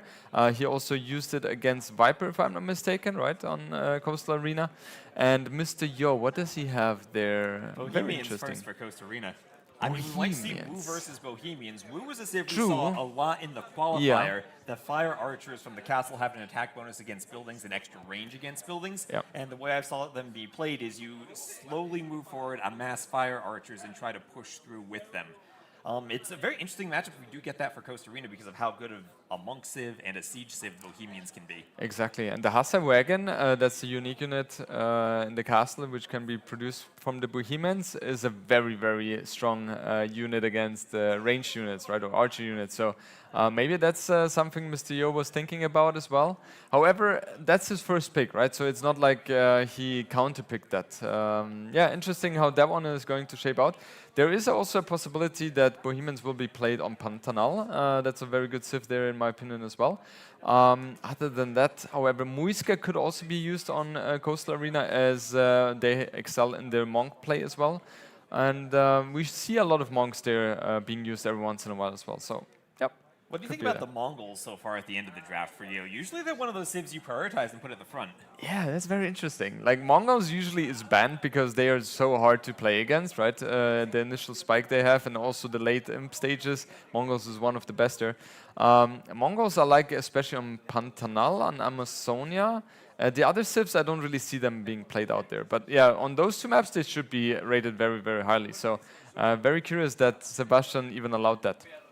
Yeah, and we do have a lot of extra hunt on Pantanal, as you said, and that's usually where the Mongols excel. But for the most part, these maps tend to have capybaras rather than hunt. Yeah. So no Britain's pick, which is another civ we've seen quite a bit, but then also Celts. What do you think about the Celts? They're a civ that was from the Age of Kings. We all played William Wallace as the first thing in Age of Empires, but we never played them for years, but now they're making an appearance. It's such a beauty to see Celts being played so often nowadays, right? That kind of tells that the balance has improved heavily in Age of Empires, and we are in a stage now that even Celts is being played, which is absolutely amazing. I feel like Celts is such a good civ for hybrid maps, and especially on hybrid maps where the tendency is not to go for later stages. Like, for example, on the Fernando de Noronha, usually the game ends in Castle Age, so Celts is like one of the best civs there.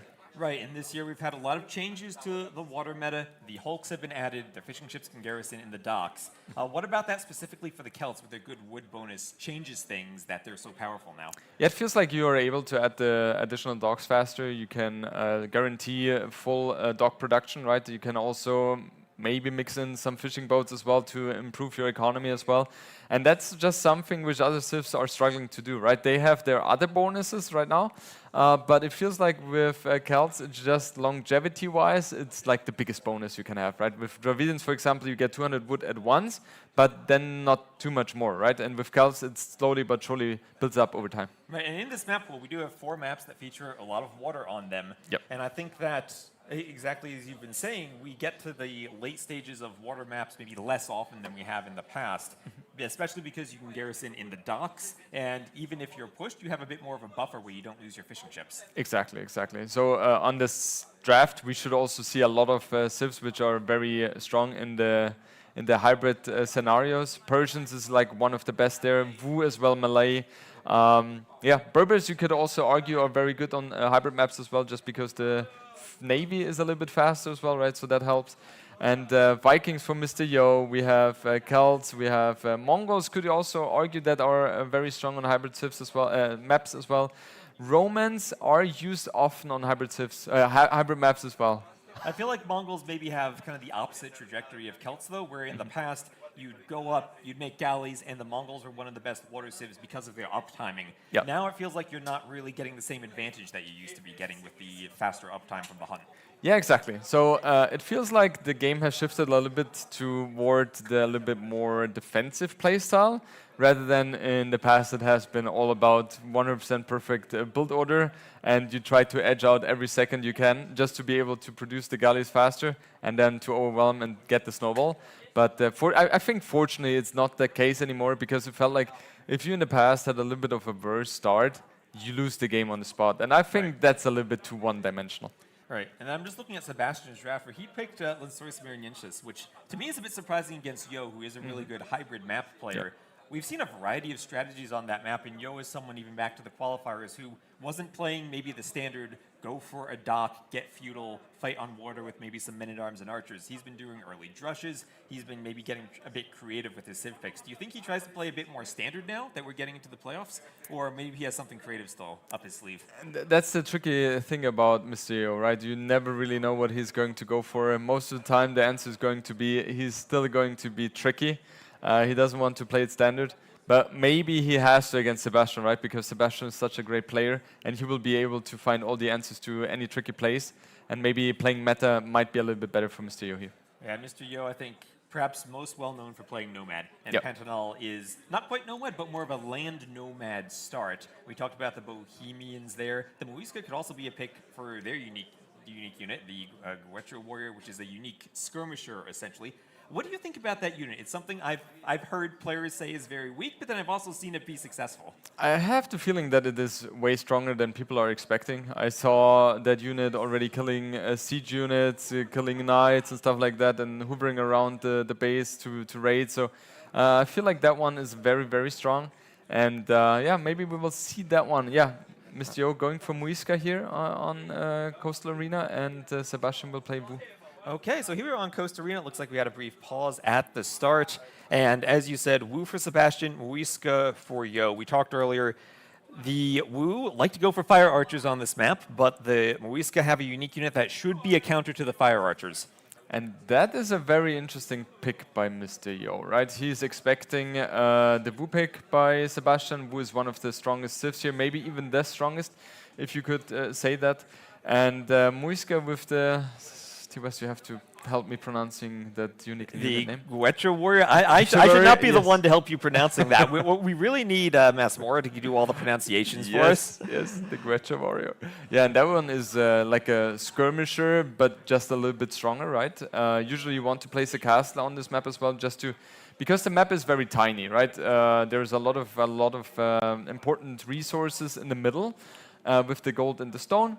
So having a castle just secures so much position, and therefore going for unique unit just makes sense, right? So yeah, it's a good pick by Mr. Yo, and I'm curious how that one is going to shape out. And both players are going for the early dock, not surprising. We'll see the fish brooms. And we had this map in the map pool for T90 Titans League for a while, both before and after the water change. And I feel that the map did become significantly more defensive now that you can put the fishing ships in the docks. Yes, yes. In the past, it would have been played out way differently, right? But garrisoning the fishing ships into the dock, just having that functionality is helping a lot for the defensive play. We have seen players using their scouts to scout the middle. We have seen players using the scout to lure the board, just to you know, be a little bit more efficient in that sense. Not sure what is the best play. Maybe having the HP on the scout makes a little bit more sense there. And yeah, I would be surprised if you see anything else than a fast fuel age time here. Both are still queuing up the villagers. Usually around 20 villagers or 21, we see the tendencies to go up. That's interesting, because if you did want to go for the unique unit, maybe there would be incentive not to go for the fast feudal, but go for a fast castle instead. Yeah. Now that's the interesting thing. If you go for fast castle and you go for the unique unit, of course you have the timing advantage and you should be able to get a very good castle position. However, you will 100% lose water. And if you lose water, you will lose a lot of portion, a big portion of your economy, mainly food as well, right? And that's something you should not really risk, because nowadays players have become so good to, with better economy, to stall out the game and yeah, survive so long that their economy eventually kicks in and they will get the upper hand. So the Wu, as I said earlier, Fire Archers. What makes the Fire Archers so scary on this map? There are kind of two things which are good for the Fire Archers. The first thing is that they have extra range against buildings, right? I think if it's fully upgraded in castle, it should be 11, if I'm not mistaken, right? So they can outrange the castle, for example. And they're taking down castle or buildings in general very, very fast, especially with the unique tech, right? That really helps as well. And it feels like the Fire Archer is also very strong against siege units and other units. It's like a very, very strong unit. Yeah, and here we see the second dock from Yo as Sebastian is clicking up, and looks like Yo doesn't have the 500 food for feudal yet, adding in more fishing ships. He might actually be going for that fast castle. It kind of looks like that. 23 villagers, 2 more in the queue. Everything above 25 villages is a fast castle on many, many maps, maybe even all of the maps, especially with extra food coming in with the fish. We already see 6 fishing boats on the field for Mr. Yo, 2 more in the queue. And Sebastian has 6 already as well, adding 1 more. And his dogs seem to be in the defensive position. So that is good for Mr. Yo, because we have seen a couple of times already that on the side, people have gone forward to place 2 dogs there. And that can be dangerous if you play fast castle. If the forward dogs are there for your opponent, he can raid you so much quicker, right? He doesn't have the distance. And right, Sebastian right now has the distance. And there's a lot of mind games going into as well. Because we have seen people doing that, and then if you up one villager later, but you have the defensive dock setups, then it's perfect for you if your opponent goes for the forward dock. So Sebastian has lost a little bit in that regard. And Yo, as the Muisca, does have the Champion Scout, and I see those 3 dots near Sebastian's base on the minimap. Those are outposts that he can build with his Scout. That's a very nice addition. I always forget about the fact that they can build the outpost. Dowd and I are always laughing about the Champion Warrior because it's like paper. It's always dying against the Eagle, against the Scout, whatever. And but yeah, it's a nice functionality it has, and especially on this map, right? Having vision is so helpful, especially because it's such a tiny map. And the earlier you get the information, the better or the faster you can react. And it's a nice addition. Yeah, and all of your gold and stone, your main gold mines, are forward along the wall. So by putting those outposts there, Yo will know if Sebastian's going for stone to go for the fire archers. Exactly. What I'm curious about is, will Mr. Yo also research Town Watch? I don't think so, but it would be a good play because it just gives you extra vision on those outposts. And yeah, Mr. Yo has a very good economy, so he should not be having any problems whatsoever to going up to Castle Age. Another settlement placed on the stone, so we have the guaranteed here that he will play the castle, place the castle, and he will go for the unique unit there. And Sebastian, left-hand side, is about to get into the fishing boats of Mr. Yo. Yep, and Sebastian opening with the Hulks, and it looks like he's just going pure Hulk. How do you like that against the docks? Because I think usually the Fires are maybe the best at fighting around the docks, but the Hulks might be the hardest ship to kind of counter and deal with because you need a good number of galleys. Yeah, I like opening Hulks here because they're very fast. They're very good at killing villagers if they reach them. Villagers? Nope. They only have one range. Wait, maybe? No, he can't get there. That was almost, such a close one. Well done by Mr. Yo. Didn't panic there. Barely saved that villager. And the good thing with Hulks is they kind of survive a lot of attacks from the Hulk as well. They just don't die, right? So you can always be active there and force your opponent to garrison the fishing boats because, yeah, there's just a threat for the fishing boats. They 6-shot them, if I'm not mistaken. And if you micro them properly, it's really, really fast to take those down. And look at Sebastian's resources. Wow. And that's going to be a great Castle Age timing for him. It's not that much of an investment to go for a few Hulks to harass your opponent. And if you're getting to the Feudal Age, you can set up your eco with all of the fishing ships to get to the Castle Age quickly. Yeah, exactly. That's something Sebastian has done very well. A lot of players make the mistake that they think they can only build the fishing boats in Dark Age, right? But having the faster Feudal Age means you can produce the military units a little bit quicker, and then you can have another round of fishing boats, right? That's always possible. And Mr. Yo is just only 1 minute ahead in terms of Castle Age timing compared to Sebastian. And if we take a look at the resources collected, Sebastian is already ahead there. And DWS, I'm not sure, does the bonus of 65 food per military building also is reflected here in the resources collected? Do you know that? I believe it is. It's 55? 55 food. Yep, they nerfed it from 65 to 55, so it's a bit less. But importantly on this map, it does apply to your docks, so it helps your Dark Age build. Yep. Now, we saw both players go to stone, and Mr. Yo did do Town Watch, as you said, on his way up. He also did Loom, so I wonder if he's thinking of doing a forward castle. Can we check if Sebastian has Loom too? I wonder if we might. No, he doesn't. So if they meet in the middle, that would be a Vil fight won by Yo. And I think Yo, with those outposts, maybe trying to see that there's no military on land from Sebastian, might try to get the forward castle. Yeah, I think it would fit very well, especially because he went for Loom, right? If you don't go for Loom, then you want to have a little bit more defensive setup. However, Mr. Yo, he has not sent the villagers out yet, so he will place a defensive castle. Anything else would be surprising to me. Now we see Mr. Yo still continues to fight for the water here, and I like what he's doing. He has 12 fishing boats in total. Sebastian has 11, so both are very similar in that there case. He goes. There he goes. He's sending the Vils forward, Jordan. Ooh. He's sending them forward. And this is tricky because the Scout is a bit stronger than the Scout Cav is stronger than the Champion Scout right now. But Sebastian kind of missed the Vils, and there, now he sees the castle. It's forward, and doesn't really cover the gold or the stone directly from Sebastian, but it's going to cover the outside resources. And unique unit Guetra Warrior versus Fire Archer, that probably doesn't feel too good for the Fire Archers. It does not, but I like here right now is that Sebastian has placed the castle in a spot where it's defensive. It should secure a lot of the vital resources for Sebastian in his base. And with Wu, with the Fire Archers, you're able to attack the castle without getting any damage on the Fire Archers. So that in theory is very good. And both of them should have a big focus also on water, because mainly we see one player by the beginning of cast stage has won the water and the other one hasn't, but he gets the forward castle position. But right now it feels like there is very similar. Yeah, Mr. has a little bit of an advantage here in terms of positioning, but Sebastian seems to take over the water control.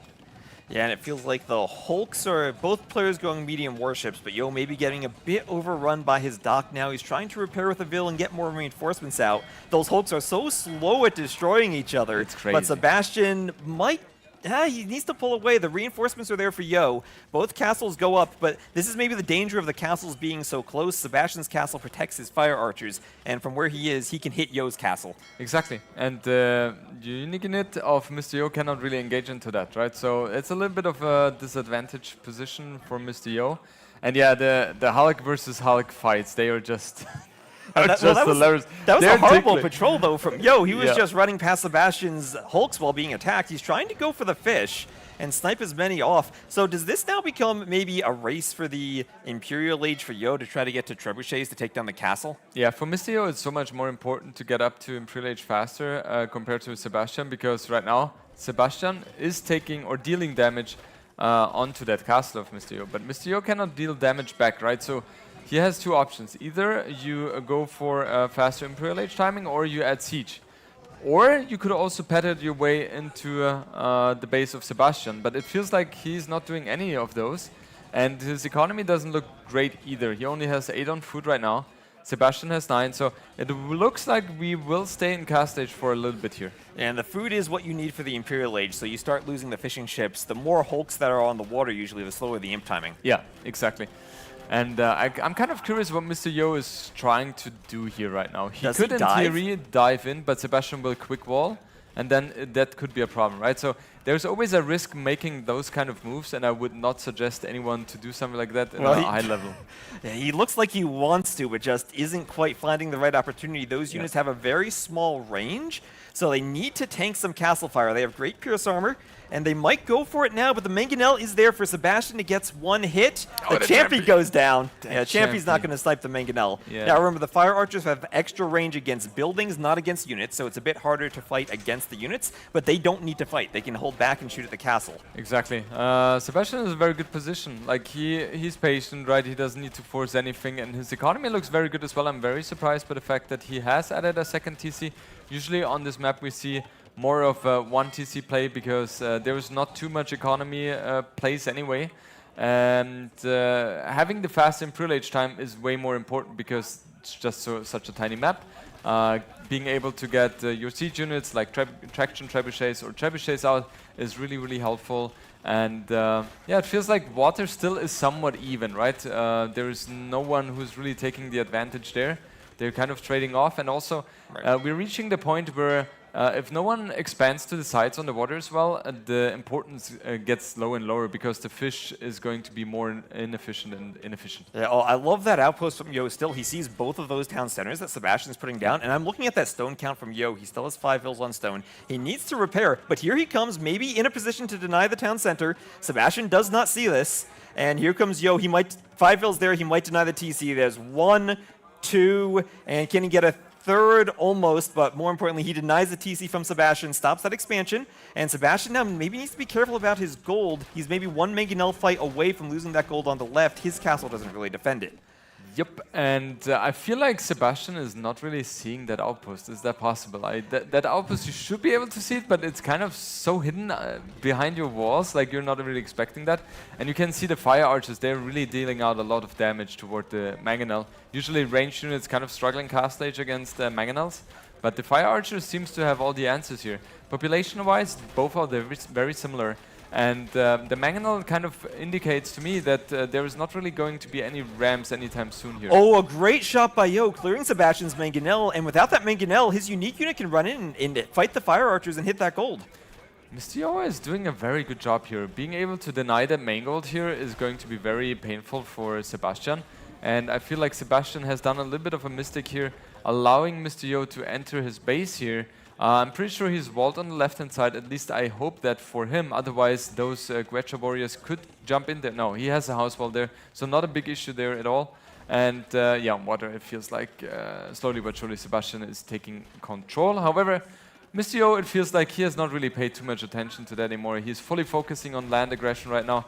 His resources are looking good. 13 on food, 300 in the bank, he's close to gold imp as well. He's maybe close to imp. And He's there's another close. castle. That's a great castle position from Sebastian to protect his town centers. But Sebastian is nowhere close to imp. He has a lot of fire archers, but if he can't take down the forward castle, he's going to have to worry about trebuchet soon. And if you get imp and get bracer, the castles will outrange the castle age fire archers. Exactly, and that's the biggest issue for Sebastian. So he is kind of on the timer here. That's always the risk of taking the economical approach on this map. Adding 3 TCs, yes, you will have the better economy. But is it really worth it? You kind of need to find a castle age composition which is capable of pushing through castles and also through siege, and that's really hard to do. Like, one thing he could do in theory is go for John Swordmans and Rams, but that's a very big investment as well, right? So I'm not sure. Like, Sebastian really is on timer. He has 3 more minutes until Mr. Yo reaches and privileges and capable of producing trebuchets. And once we see 2-3 trebuchets out, that can be very problematic for Sebastian. Yep, Yo on his way up to imp, and right now Sebastian has no way of counterattacking. He has a couple of mangonels, but no rams, and even if he were to go imp, he would have to go for traction trebs rather than actual trebs, which are much worse at destroying castles. Exactly. The traction trebuchets are more mobile, so they can attack the traps from, for example, Muska. However, yeah, I kind of prefer Mr. Yo's position, even though his economy is way worse. Resource collected looked very good. Mangonel trade was, yeah, not really existent, right? But both of them did good micro there. And now that's the main focus, right? Is Mr. Yo capable of repairing that castle? He should have. Yeah, and look at the build count now. We have 57 for Yo, 82 for Sebastian. Yo sending a few more forward villagers to repair the castle. And Redcliffe's tactics not in yet for Sebastian. That would help out the fire archers. But Yo just going to sit there and repair. And I think he's more than safe to repair for another minute. He's doing ballistics. And since his unique unit does have a lot of pierce armor, he can maybe think of diving the castles if he needs to. The problem for Sebastian... Okay, so I was about to say, Sebastian definitely needs to have ballistics as well, so his castles can protect the fire archers even better. And what I would do if I was Sebastian is to delete the stone walls in front of my initial castle, because that will allow my fire archers to get a little bit more ground to attack the castle. Yeah, make it easier to micro. You're not really worried about a ram push here, so delete the walls, make it easier to micro the fire archers. We see them right now kind of splitting on both sides of the gate there, as it looks like Sebastian also maybe taking control of the fish, but Yo doesn't care about the fish anymore. He's imp. He's had the food eco he needs, and immediately we see a trebuchet queued from the castle. Yeah, very interesting position here for Mr. Yo. Now with Bracer, as you said to West, with Bracer you cannot really attack the castle anymore. And now what is Sebastian's adaptation going to be? We see Redcliffe's finally being upgraded, but Mr. Yo with a nice second castle. What if Yo instantly attacks that foundation with the fire archers? Would he destroy it? I think he destroys it, no? I think that's a risky castle from Yo. I don't know if he can place a castle that close to the fire archers. He would need a lot of vills all at once. Here comes one single vill. The trebuchet is out, but one vill at the foundation. Will Sebastian right-click it? He's trying to, and it stays up. It's close, but he gets enough HP on it. He gets the vills there. He will be able to construct the castle and defend the trebuchets. Yeah, and Mr. Yo is in a great position now. Even though his economy is very worse, it doesn't really matter, right? Because he has the trebuchets now. He will be able to kill those 2 castles from Sebastian. And what does Sebastian really do from here on? The Guecha Warriors will get also the chemistry upgrade. So it feels like a very well-rounded unit right now. Sebastian going up to Imprilage momentarily as well. He has the better economy, right? But the question is, will he have enough time to really make usage of that? And I kind of feel like Mr. Yo will not allow him to do so. We will see. Right, he's full on for the. He's going fully for the fire archers, which means as he loses the castles, he loses production, and as he loses the castles, he loses spots where he can retreat and avoid Yo's unique unit. Exactly. I'm also not sure how well skirms are doing. I think Sebastian is kind of forced to go for the skirms as well, just to be able to have a different unit other than the fire archer to fight against the Guecha warriors. And nice split from Yo. And he's going to take this fight here, and maybe he doesn't quite have the numbers yet, Yo, to fight that many fire archers. He doesn't really need to fight right now, though. He can pull back under the castles for a moment. And I like what Sebastian is doing, like thinking about going to the sides, trying to, you know, force Mr. Yo to split the attention. Both castles down, Jordan. Both castles down. And the That's fire depressing. archers, Yo can wall them out. And what damage is he actually going to do, though? Exactly. I mean, population-wise, it looks very helpful for Sebastian. He almost has double as much as Mr. Yo. But what is his transition going to be? Like, he's going for a siege workshop. All right, that's good for him. He's capable of going for traction trebuchets right away. Is he going to lose the trebuchet against the Mangonel? That would be a huge blunder here. Oh, by can he Mr. shoot Yo. the Treb? Oh, can he shoot the Mangonel? He gets the Mangonel, but loses the Treb. And But he has Trebs behind it still. That's a loss, but I think he can still weather that storm. Yeah, absolutely. And now those fire archers should go down as well. Relics are also heavily in favor for Mr. Yo 4-2-1 here. Yeah, there are 104 economical units here for Sebastian, right? So he has a very nice one, even a 4th TC added. But I don't really see any transition so far from him. He barely has any army. And I think Sebastian is really struggling to think about what to go for. Okay, he will go for the Jan Swordsman. Is it maybe a bit too late for them, though? He needs to make that transition. He has no more castles, and he is just holding on. He's barely holding on against that trebuchet push. The Trebs hit all of those town centers, and then the unique units will raid the gold mines. What I'm worried about for Sebastian is the fact that he barely has anyone on food right now, right? He only has 6 on food, and that's a big issue for him. The John Swordman, they cost food, and the market prices, I think, are not the best as well. He just bought 200 food for 368 gold. He's being pushed away from the gold. So it feels like Mr. Yo just has all the right answers, even though he doesn't have the economy as Sebastian. And Sebastian, he doesn't have any more gold access. Yo trebbing that TC. Sebastian desperately trying to repair it, but that's so much of his economy. He has an eco lead, but not if he's spending it repairing the town center. Exactly. He has so many villagers just being idle, not really gathering resources, right? And he's getting upgrades for the infantry, but he has 4 on food only. The Traction Trebuchet is finally getting rid of the Trebuchet, it looks like. But you have to be so cautious, right? Because the Traction Trebuchet, they die by 1 hit from the Trebuchet. Yeah, it's a lot easier to dodge the Treb shots, though. And Yo has to be very careful with his Treb positioning here, a bit close to Sebastian's walls where the Traction Trebs are. And Sebastian, he's just repairing that town center as long as he can. He has more than 6,000 more resources collected than Yo does, but it's not going to matter if he loses everything. And the resources in the bank right now for Mr. Yo don't look too bad. He could even go for the elite upgrade very soon. He even goes for Temple Warriors here, which are very, very strong against especially infantry units or cavalry. And yeah, it feels like Sebastian with 16 army on the field, a lot of it being naval units as well, is really trying his best, but he's doing a good job. Is there ever a point in this matchup where Yo wants to add more town centers? And as I say that, he adds a town center, so I guess the answer is yes. The answer is yes, but I don't think he really needs to because he just has such a good position. However, the Traction Trebuchets are really a problem here, right? There are 3 on the field right now, no, even 4 already. And with 3 shots, you can kill a Trebuchet, right? So it is getting into a point where Mr. Yo could struggle against that, but the Guacha Warrior is doing a good job at killing the siege right now. As long as they pick off the siege, they should be able to fight. They get the monk, and they maybe don't want to fight the Jin Swordsman directly. And those Trebs for Yo are very weak. Sebastian pushing out with the Traction Trebs takes down 1. That final Treb is on fire, and that will go... Oh, they hit the Repairville instead of the Treb. The Treb stays alive. That was a hero villager tanking for that Treb.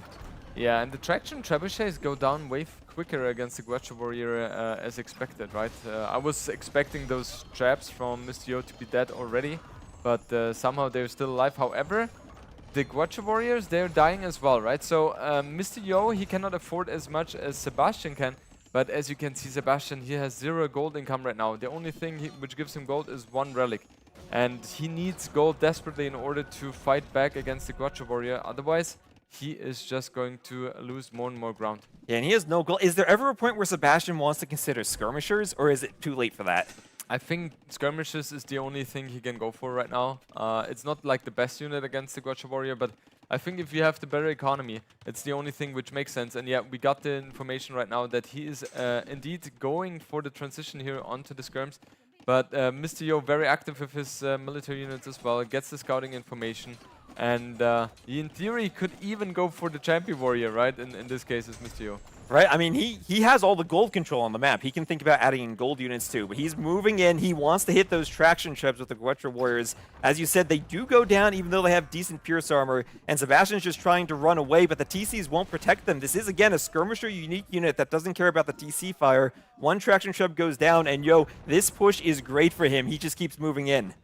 And it's so valuable for Mr. Yo to kill especially a traction trebuchet, because Mr. Sebastian doesn't have gold income. He cannot really sustain the production of those traction trebuchets. And yeah, if the traction trebuchets are down, then there is no way for Sebastian to regain map control. And Yo has all the map control, and he's moving in. Doesn't care about the TC. He's trebbing that from behind. No more position for the traction trebs to reach Yo's actual trebs, and looks like the Guetra Warriors are just going to destroy everything. There's no more military for Sebastian. The skirms are in the queue, but they're not on the field yet. Even the traction treb getting converted by a monk, and this is the GG. Mr. Yo takes the first win against Sebastian, looking so much better than he did in the Swiss stage. Yeah, and that's kind of typical for Mr. Yo as well. I feel like there is a difference between him in playing group stages and playoffs. Feels like in playoffs he's like very sharp, very spot on, and also thinking about nice strategies like this one. He was expecting Sebastian to pick Wu on that map because that's his preference. And instead of banning that civilization, Mr. Yo was thinking, okay, how could I in theory counter that? We'll go for Muisca, and it will go toward my favor. And I think Sebastian was still in a good position, but the biggest issue for him was the fact that he added additional TCs, which delays his timing, delays the fight for the position. And on a Coastal Arena, the position is just so important. Yeah, Sebastian picked the Wu, and if we could go, I like that military graph that we had seen, where it had a huge peak of blue on it, showing that Sebastian had the fire archers, but Yo, he thought about the matchup, came with a unique unit that would counter it, and also we were maybe a bit worried about that forward castle getting destroyed by the fire archers, but I think Yo has probably played against the fire archers enough to know that he was able to repair it. Yeah, and that's also what makes Mr. Yo so dangerous, right? You're thinking, okay, the best player in the tournament plays against the one who has the worst performance, but still managed to do the playoffs. But it's just a dangerous thing, and also the level in Age of Empires on the high level, it's so close to each other, right? So anyone can beat anyone, and sometimes it's just a matter of a little bit of a better strategy. And it feels like Mr. Yo has adapted a little bit better with the faster imp here. And yeah, very nice execution by Mr. Yo, very nice strategy as well. And it caught Sebastian off guard, we can say, to West. But I'm sure Sebastian is going to bounce back very nicely. He mentally is very strong, and he only learns from things like that. Yeah, and I wonder if Sebastian were to see this matchup again, would he maybe not go for the Fire Archers? Can you do something with the Wu other than the Fire Archers on Coast Arena? That's a good question. I think the only option you could have is the Giant Swordman, which we saw Sebastian go for as well, but it's not... You don't really want to pick Wu because of that, right? You pick Wu because of the Fire Archer, because that one is so strong. It feels a little bit weird to go for the Giant Swordman.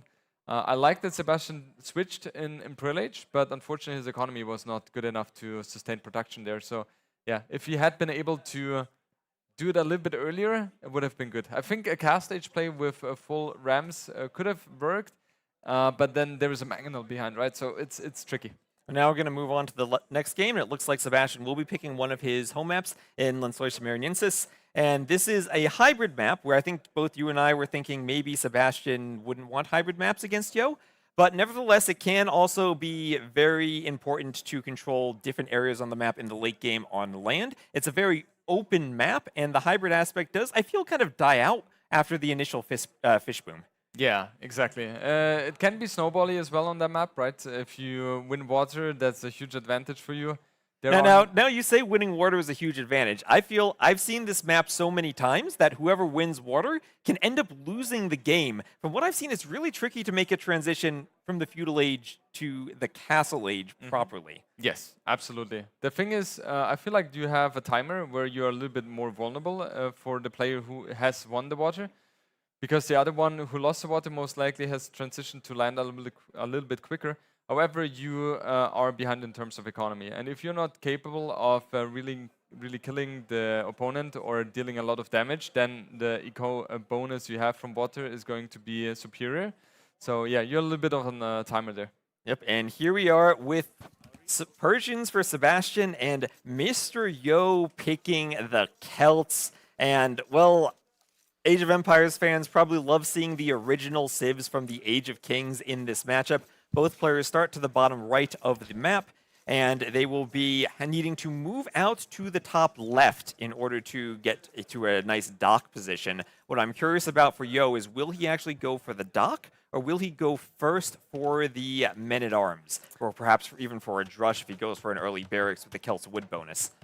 Yeah, we have seen Mr. Yo doing that yesterday, if I'm not mistaken, right? He used 2 militia here against, was it Leary? I think it was Leary, right? Where he lost there quite early. So I guess Mr. Yo has realized that that strategy is a little bit more dangerous. And also with Celts, you can just go under the TC and you can lame whatever you want, right? Because you will always get the sheep there. That's kind of the bonus for Celts, so that's very nice for him. Mr. Yo, what are you doing? How insanely strong is that Celts bonus? I feel like it's probably the most forgotten about bonus in the game. We saw Nikov win a game with a transport ship steal of sheep in the qualifiers, and here's Yo just running right under Sebastian's TC to grab the goats. Also, Sebastian seems to be up to build the dock a little bit quickly here compared to Mr. Yo. Mr. Yo is a little bit late on that. So his dock is already up for Sebastian, while Mr. Yo's is not yet. He already has 180 wood in the bank and still not building his dock. So a little bit of a misjudgment here by Mr. Yo, but he was also very focused on being aggressive, getting some extra sheep here. And yeah, Sebastian's start is very good, I feel like. Going for dock very early. You also start with more resources as persons, right? 50 more wood, 50 more food, and that helps in those hybrid maps. And we did see earlier on in the group stage, there was a game between Hera and Winchester, where Winchester won the water, but Hera went for a double workshop ram push. Celts are a civ that could maybe do something similar in the Castle Age with a double workshop push. Yeah, and I would not be surprised to see Mr. Yo do stuff like that, right? We have seen Huang revolutionizing the Celt play, going for the past Castle Age and siege all in, so to say. As we all know, Celts eat TC. And Mr. Yo is a big fan of that as well. So it is possible to see something like that. I'm really curious how many villages he will produce in total. On this map, we usually see 21, 22 villages to go up to feudal age because there's only 1 boar instead of 2. We have extra sheep, so sheep are taking a little bit slower than boars. That's why we see the slower uptime. And yeah, we see 20 villages, then loom. So we will most likely see feudal age play and then either men-at-arms, I suppose, from Mr. Yo or full water play. And this map has lots of extra goats and lots of small ponds filled with shorefish as Mr. Yo goes for a barracks. How do you think about managing the eco? Because you can do mills on those ponds. You can also do docks on the ponds just to have the drop site. But you also need to make sure you have enough wood to fight for water and do your feudal age buildings, as Yo is doing a barracks and will probably want archery ranges too. Yeah, that's the tricky thing about hybrid maps in general. This specifically is even worse or even harder, so to say. Because do you go for a dock there? Do you go for mill there? The benefit of a dock is that you could, in theory, build military units as well to support your stranded villagers.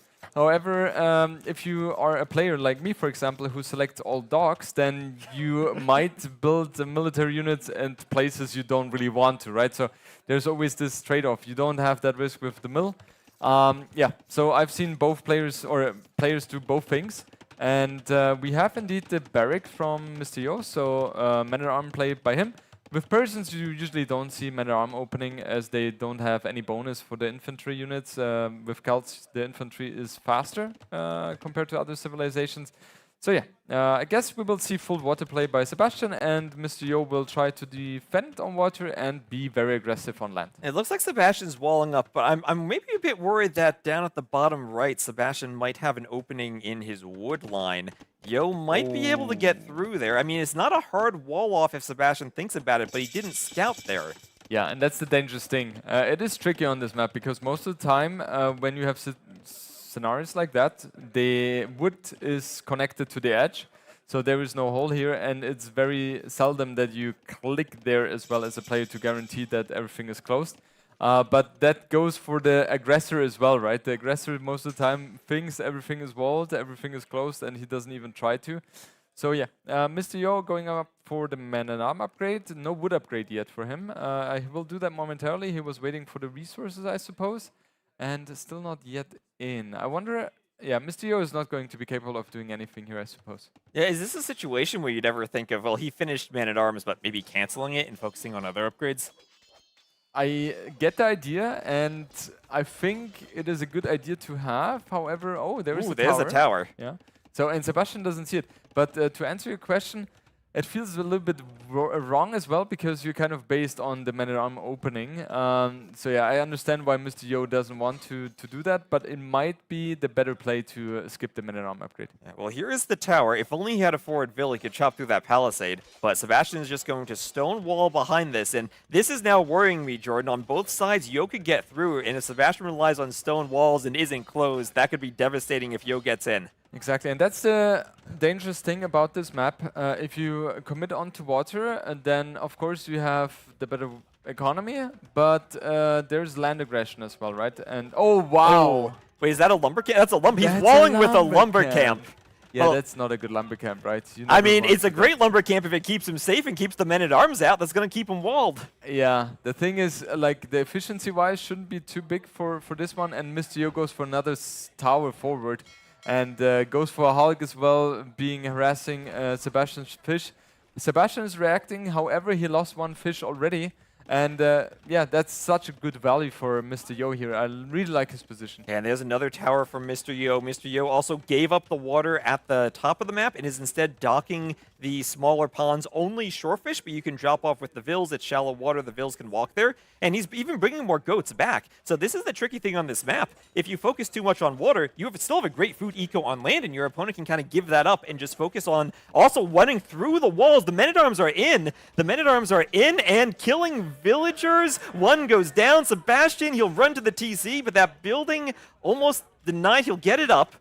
But now he has to wall from behind, go for a gate. Oh, this is so tricky on the hill, too. And Yo is in. Yo is in. The vills are weak. They were weak from the tower.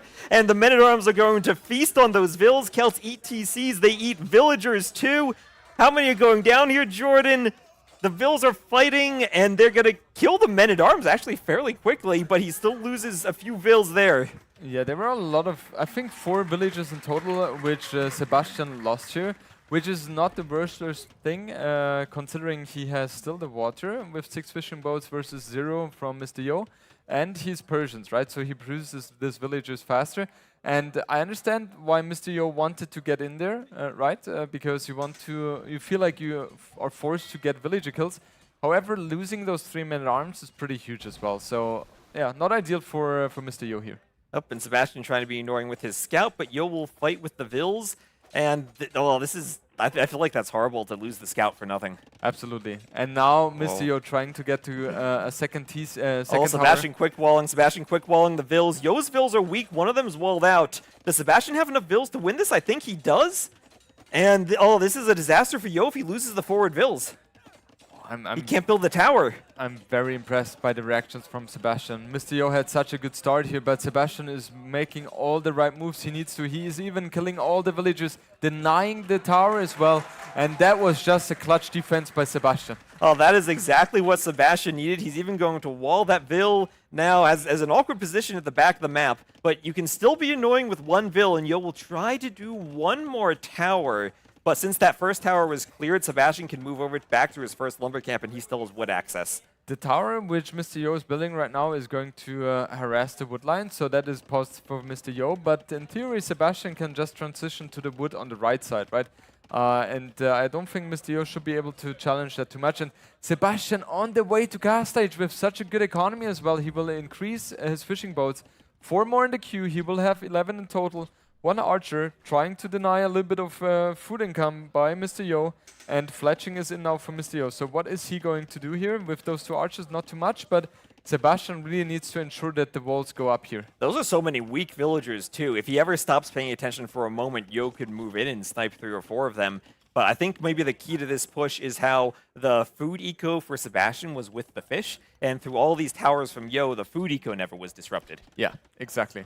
So Mr. Yo, however, very close to clicking up to cast stage as well, and feels like to me his economy is a little bit more stable. However, the resources collected don't really indicate that, and there are so many low HP villagers here from Sebastian. Another forward tower here by Mr. Yo, but I think he will use those villagers to break through the houses, because Mr. Yo knows exactly that's the only wood income Sebastian has right now, and he is really going for a migration here with those villagers, trying to get the food. Trying to dock the ponds. He's also not adding any fishing ships on the ponds, just doing docks. Do you prefer the docks over the mills? They're slightly more expensive, but as you said, you can add the other warships in them if you want.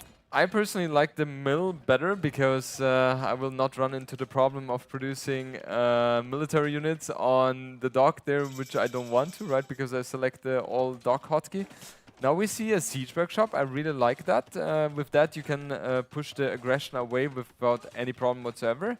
And the problem for Sebastian, ideally, he would love to fully focus on night production, but Mr. Yo has done such a great job at raiding the fish from Sebastian, and therefore the food income is just not there to sustain night production constantly. Right, so what do you think of that workshop, though, from an economic perspective? Because the town centers work faster for the Persians, and you have to figure out how you're going to spend your wood once you get up to the castle age. Yeah, the problem is TC is always good to have, right? As long as you can sustain the villager production. Otherwise, it is kind of a waste, except maybe a little bit of safety for your villagers, as you can garrison the Nim there.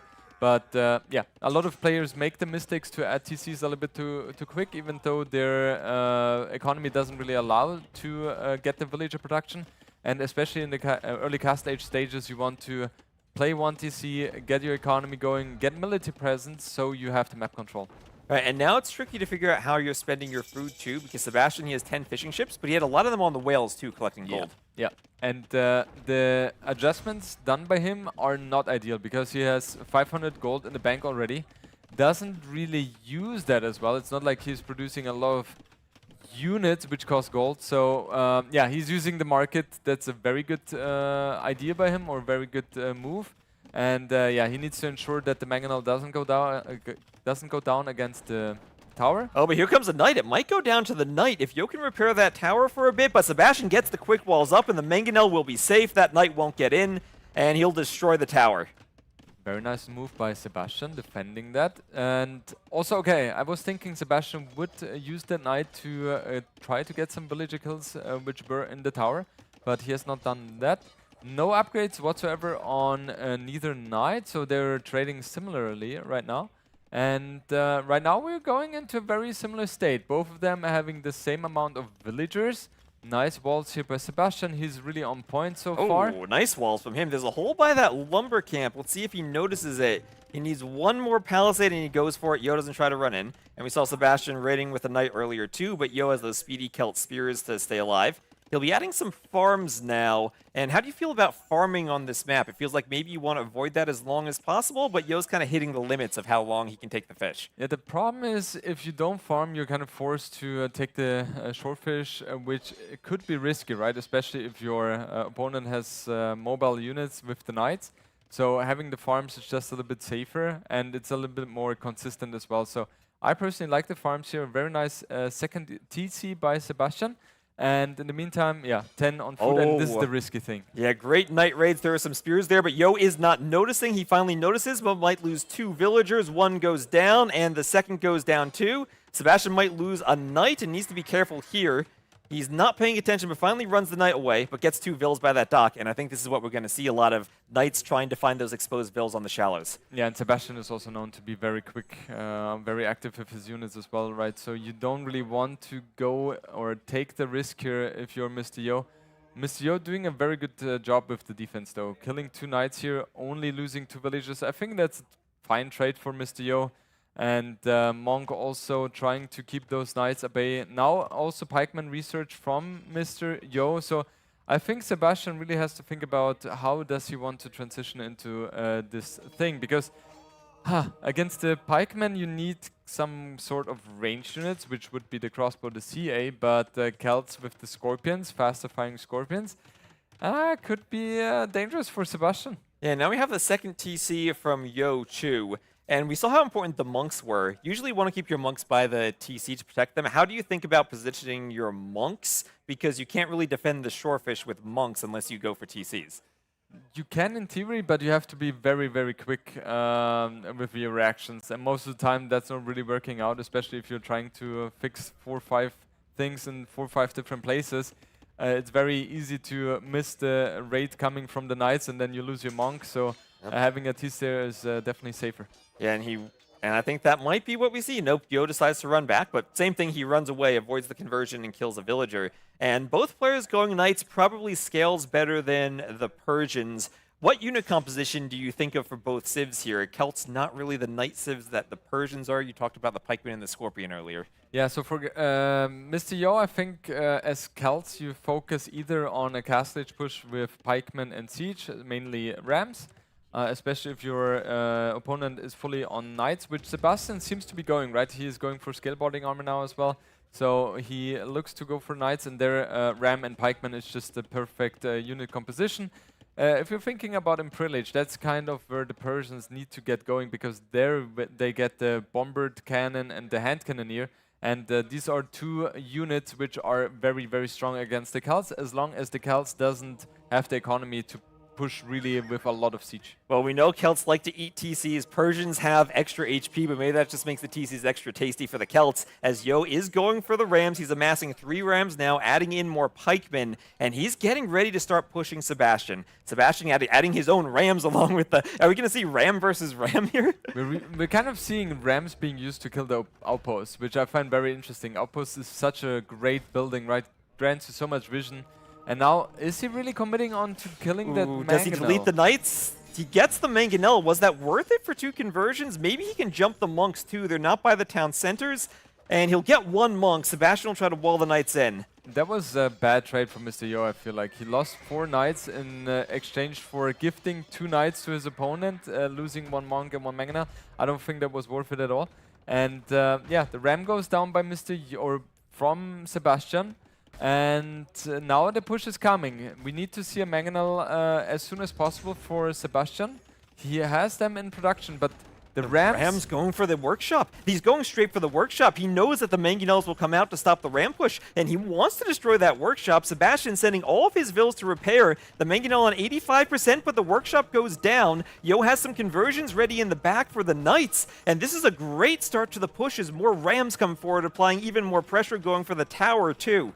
This is going to be so tough for Sebastian. The Rams took down the siege workshop so fiast. If there was a Mangonel there, the entire push would have been shut down. Oh, nice shot on the villagers. The Mangonel gets a wonderful shot, firing faster for the Celts. The Rams will ram faster for the Celts. And the Persian monks are vulnerable to the Mangonels too. No redemption for the Persians. Exactly, and that is such a tough spot for Sebastian to be in. He's doing a good job with his Knight Mass. He was able to get a lot of them, so he's able to push back here.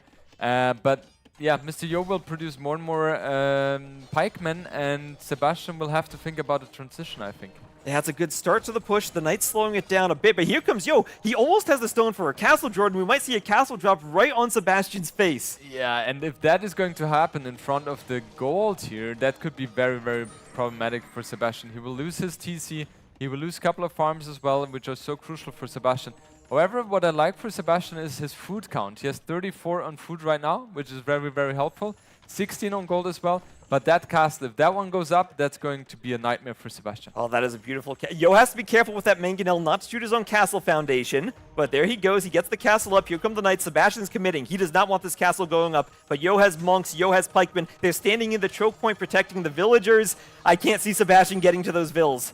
Why is Mr. Yo not using his Mangonels against his knights? I don't really understand. I think he's going for the monks with them.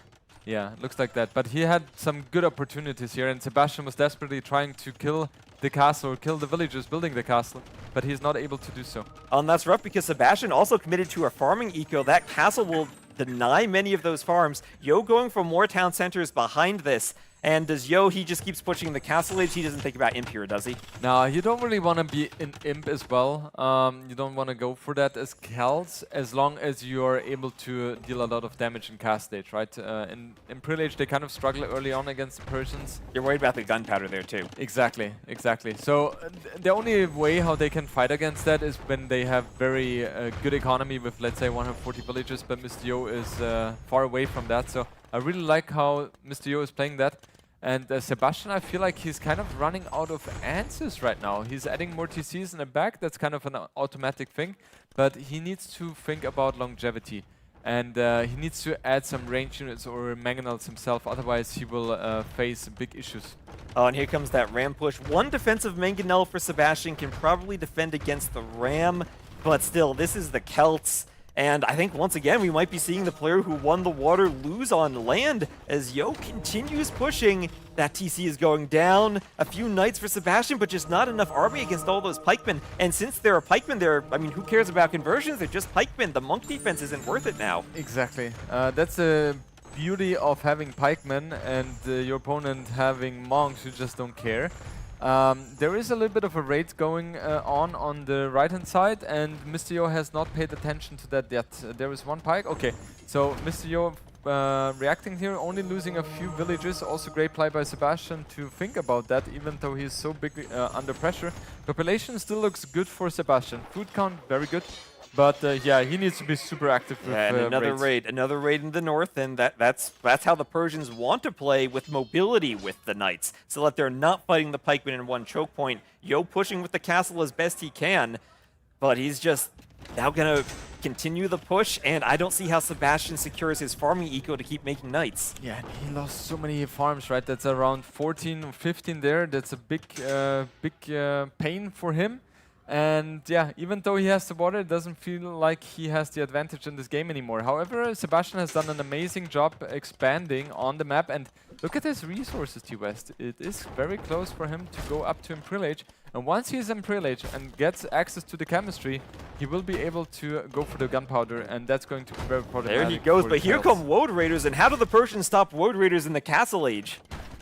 Yeah, they need a lot of knights, right? A lot of monks are on the field as well, converting the pikemen, and yeah, he needs to produce as many knights as possible, just to ensure that he gets into Imperial Age with as little damage as possible.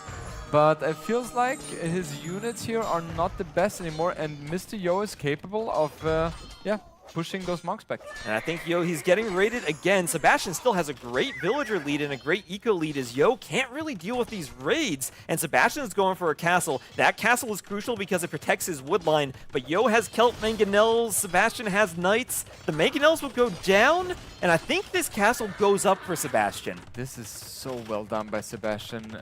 So good, right? He realized the situation. He knows exactly his knights at home.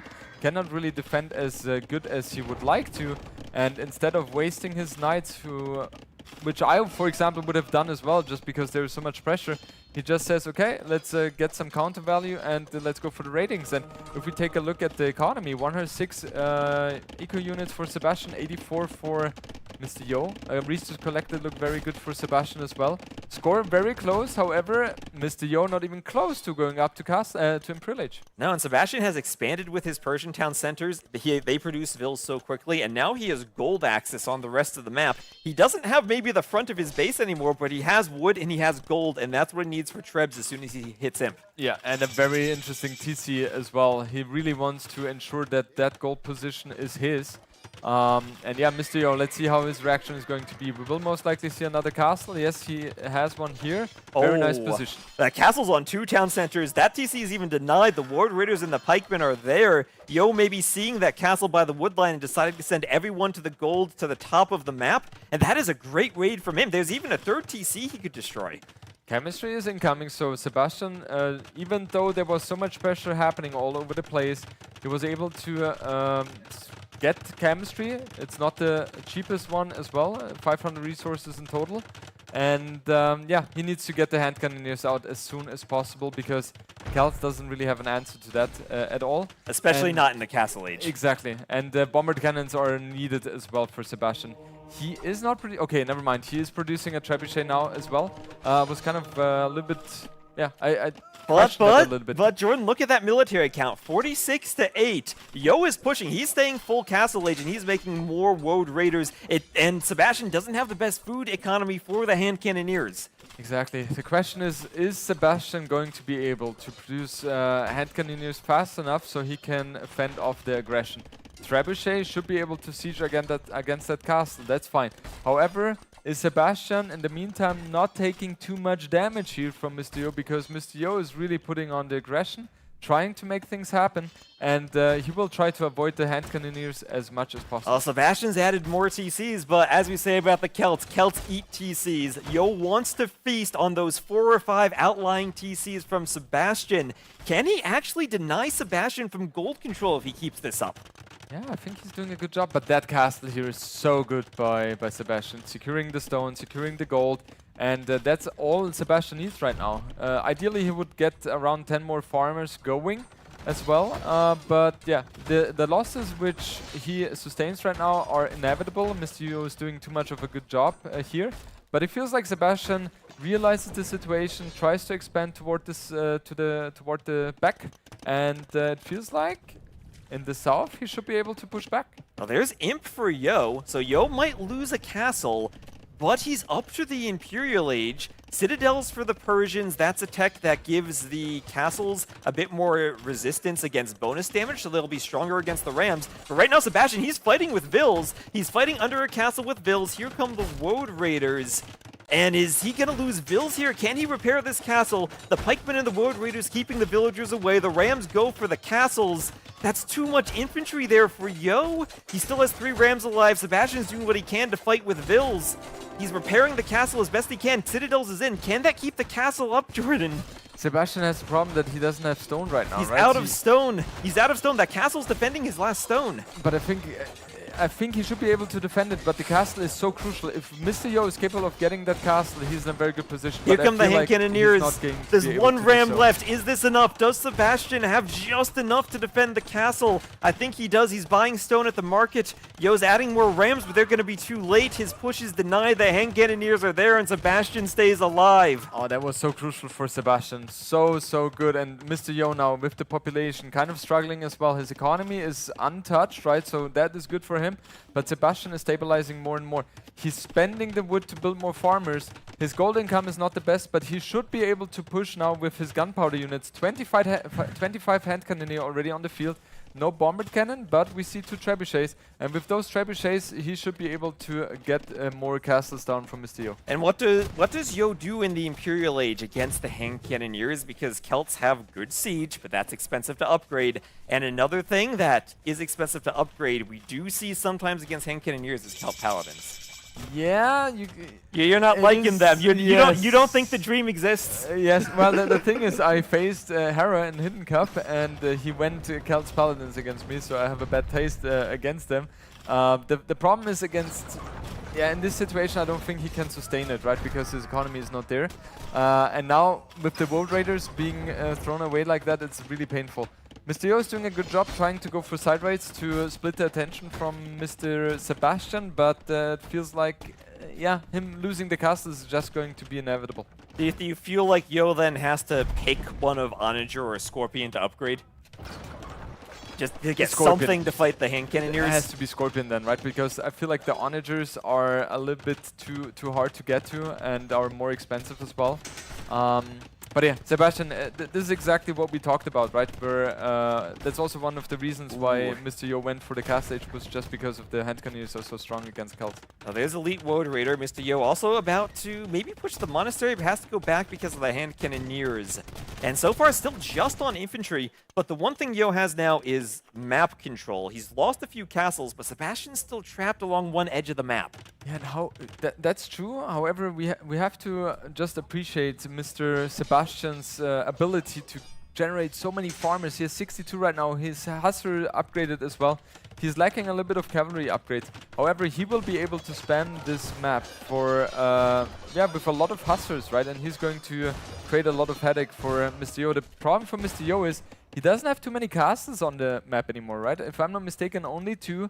So his production of the Woad Raiders. Woad Raiders is a little bit halted there. Well, he's adding in more barracks against the Hussars. Maybe he wants to start going for pikemen, but he hasn't upgraded to halberdier yet. He has the gold for it, but it's so tricky now. Do you go halbs against the Hussars, or do you go maybe scorpions against the hand cannoneers? Yeah, it's very tricky. Ideally, you fully commit onto Woad Raiders, because Woad Raiders also trade well against the Hussars. But yeah, now the Hussars are hitting the fray, getting the first kills in. And I think that's not something Mr. Yo is expecting as of now, especially because he was pushing so much. And usually the players being pushed that much don't get such a good economy. So Sebastian has done such a good job there. Oh, and this is going to be a denied castle. Yo can't go forward with the castle. The Hussars will destroy the castle foundation and kill all the villagers. And meanwhile, the raids continue in the middle of Yo's base. He's losing more vills, and he's maybe struggling now to get the Woad Raiders in position enough to fight the numbers of Hussars. This game is so good. Both players have played so well. Now the third castle upcoming now for Mr. Yo. Places it more defensively because aggressively didn't really work out for him. Sebastian was there to defend it. And yeah, now it's all about the ratings with the Hussars and push with the gunpowder units and the trebuchets. And one thing Celts don't have is Bracer on their castles to help against the Hussar raids too, as the Treb push continues for Sebastian right down the middle of the map.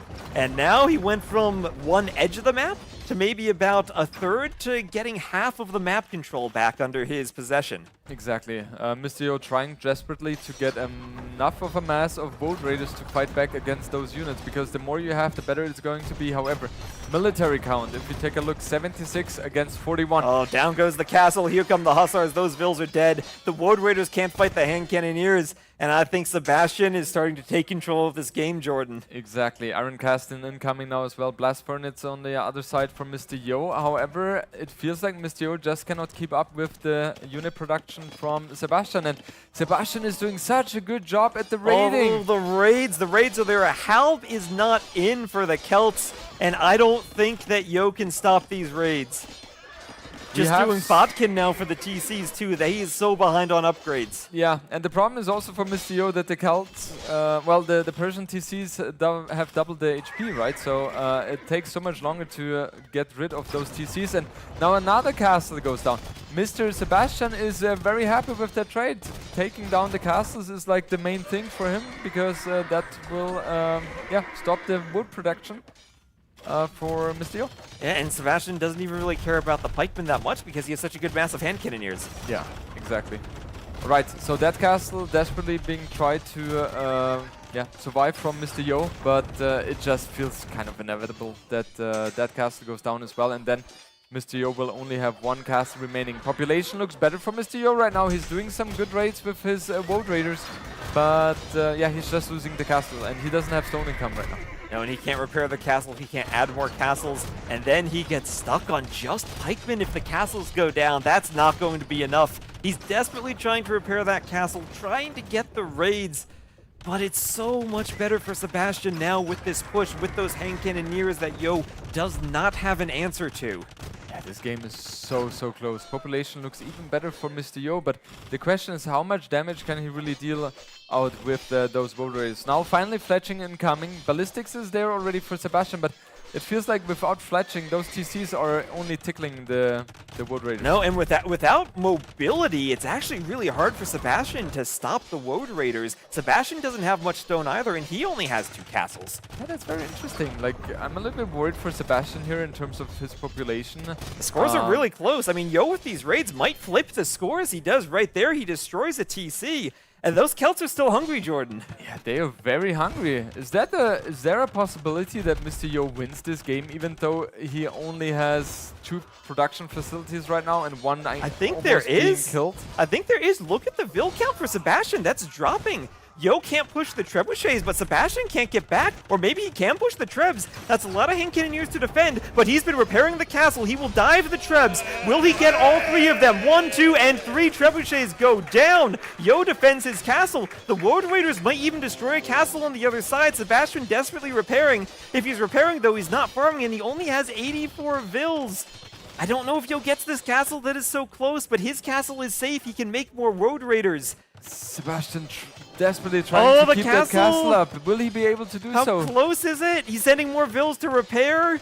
I think he is just enough, but he needs to keep buying stone. He only has 4 bills on stone. His resources are at the limit. He's doing murder holes, Jordan. Murder holes might save the castle. That's gunpowder murder holes. Oh god, Here comes another round of Woad Raiders. He's just barely able to keep that castle alive, but his economy is at the limits right now, and both are kind of going for a base trade here. It feels like Mr. Yo just set up a little bit better here, but man, Sebastian is taking so many losses. He's losing so many vills. He's down to 74 vills. Yo's down to 115, but it feels like maybe the hand cannoneers can't get under the TCs or castles that Yo has. The Hussars are there, but they're not really killing as much as the Woad Raiders are. Yeah, the hand cannoneer obviously having a field day against those Woad Raiders. However, the Woad Raiders, they have the mobility and they're always going to be able to run into the economy of Sebastian, and that's kind of the downside of the hand cannoneers as well. You want to have them in one place, right, in order for them to be as strong as possible, but you are not able to defend, and with 2 castles only, Sebastian is really struggling to keep his economy safe, and that's what Mr. Yo took the advantage in. And we see 160 population against 130. Sebastian desperately trying to make something happen, but it feels like Mr. Yo just had a little bit of an edge there. Oh, that outpost. Yo sees the raids and he runs back. He's bringing pikemen over. Sebastian hoping to kill some vills, but Yo reacting as best he can. And look at how slow those hand cannoneers are. They're chasing Woad Raiders across the map, but if they chase them, that's no longer getting the forward pressure that Sebastian wanted. And Sebastian, he hasn't had siege ever since he lost those 3 trebs. Yo's taking the scores are flipping back and forth like crazy. Sebastian trying to add more stables, but the more he relies on Hussars, the more effective those raids will be. Exactly. It feels like this is for me the best game so far in this tournament, because it has been a back and forth 10 times already. I'm really curious how Mr. Yo was capable of pulling that back. Nice wall here by Sebastian, killing all those Wood Raiders without taking any losses. And yeah, however, even though Sebastian is doing such great moves, it feels like Mr. Yo has done a little bit of a better job at generating the macro behind and the economy behind. Now, is there ever a period where if you're Yo, you think about doing another unit? You have the Woad Raiders and some pikemen. Do you ever think about trying to go maybe skirms to deal with the hand cannoneers? A lot of your other options are too expensive now. I think what Mr. Yo is doing right now is totally enough. The only thing he should be doing as well is eventually getting siege rams as well, but that's of course very hard to pull off right now. However, his economy is just looking so good, right? He has 81, what was it? 80, let's say 80 on farms. food. And 29 on wood as well, so he's looking very, very good in terms of economy. And a treb. He somehow got a treb for it. He's attacking the castle. Again, Citadels was in earlier for Sebastian. That removes some of the bonus damage the castle would take from the treb, so it stays up much longer. But it might not stay up if there's nothing to destroy the treb. The Woad Raiders are there, and the hand cannoneers, yeah, they can be annoying, but they can't get under the TC. What Mr. Yo needs to do is to mass a lot of army, which he's very close to doing as well. He has 50 in total, and jump everything onto those hand cannoneers. Because if the hand cannoneers are out, then Mr. Yo can do whatever he wants onto this map. Sebastian knows about that, and he pulls back those hand cannoneers because he doesn't want to risk losing them. And look at the populations. Yo's at 200 population. He's got 142 villagers. Sebastian is struggling here. Can he keep that castle up? Looks like he'll destroy the treb. But now the Woad Raiders come in. The Hussars are on one side. The Woad Raiders are being chased by slow hand cannoneers. And the hand cannoneers can't stop these raids. Mr. Yo has done such a good job at being active with the raids, also defending at home against the raids. And now Halberdiers is in as well, and once we see the siege rams coming in as well, with forward siege workshops, that's where we know that Mr. Yo has really a good feeling about this game. And that's so valuable. He's doing exactly what you said, getting enough Woad Raiders to jump the hand cannoneers. Only 17 hand cannoneers left. Yo might not kill all of them, but he'll kill enough of them, or maybe he will kill all of them. The Woad Raiders are pretty darn strong if they catch the hand cannoneers too, but I think that's enough even if 2 or 3 survive. Yeah, and we have double the population now for Mr. Yo. I feel like Sebastian is running out of gas here. Dropping under 100 population, and Mr. Yo, it feels like the longer the game goes, the better he plays, and yeah, this is exactly the stage of Mr. Yo where he shines the most, right? Yeah. Later stages of Imperial Age, that's where he's known to be the best. And he there's the GG manages to take the there victory we here. go. Yo goes up 2-0.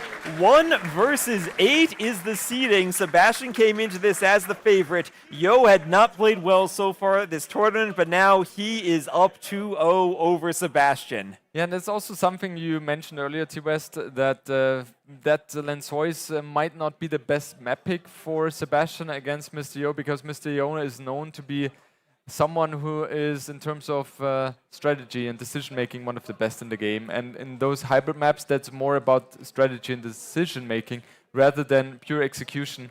And I was really watching that game, and I enjoyed it so much because we had two styles and two openings which were completely opposite from each other. And I felt like Mr. Yo did such a good job applying the pressure, Sebastian doing very well defending, and it went to be a very, very good game. And once more, I'm seeing a game on this map where whoever wins the water ends up losing the game. Yeah, that's very interesting. Always when I practiced and I lost the water, I lost the game.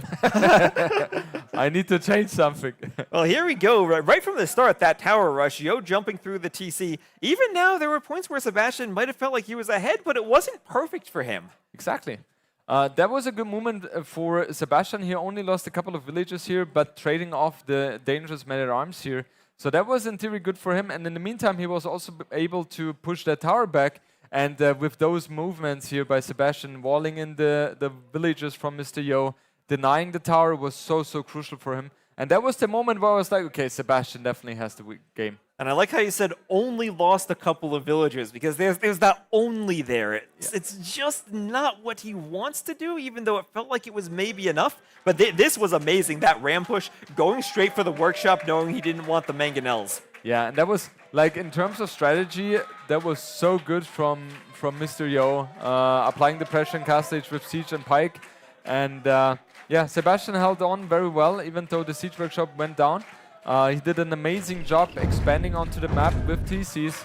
What is happening here? We have the crowd cheering. Sebastian's doing some push-ups on the stage. I think it's hard for us to see him do the push-ups, but the crowd can see it. Sebastian known for doing push-ups. I think that he just wants to get stronger as the set goes on, making sure during this break between the games he's able to just get his energy up. Yeah, no, I'm wondering where he got that from. I don't know. No, like push-ups are really helping to get the blood flow going, and especially in moments like that.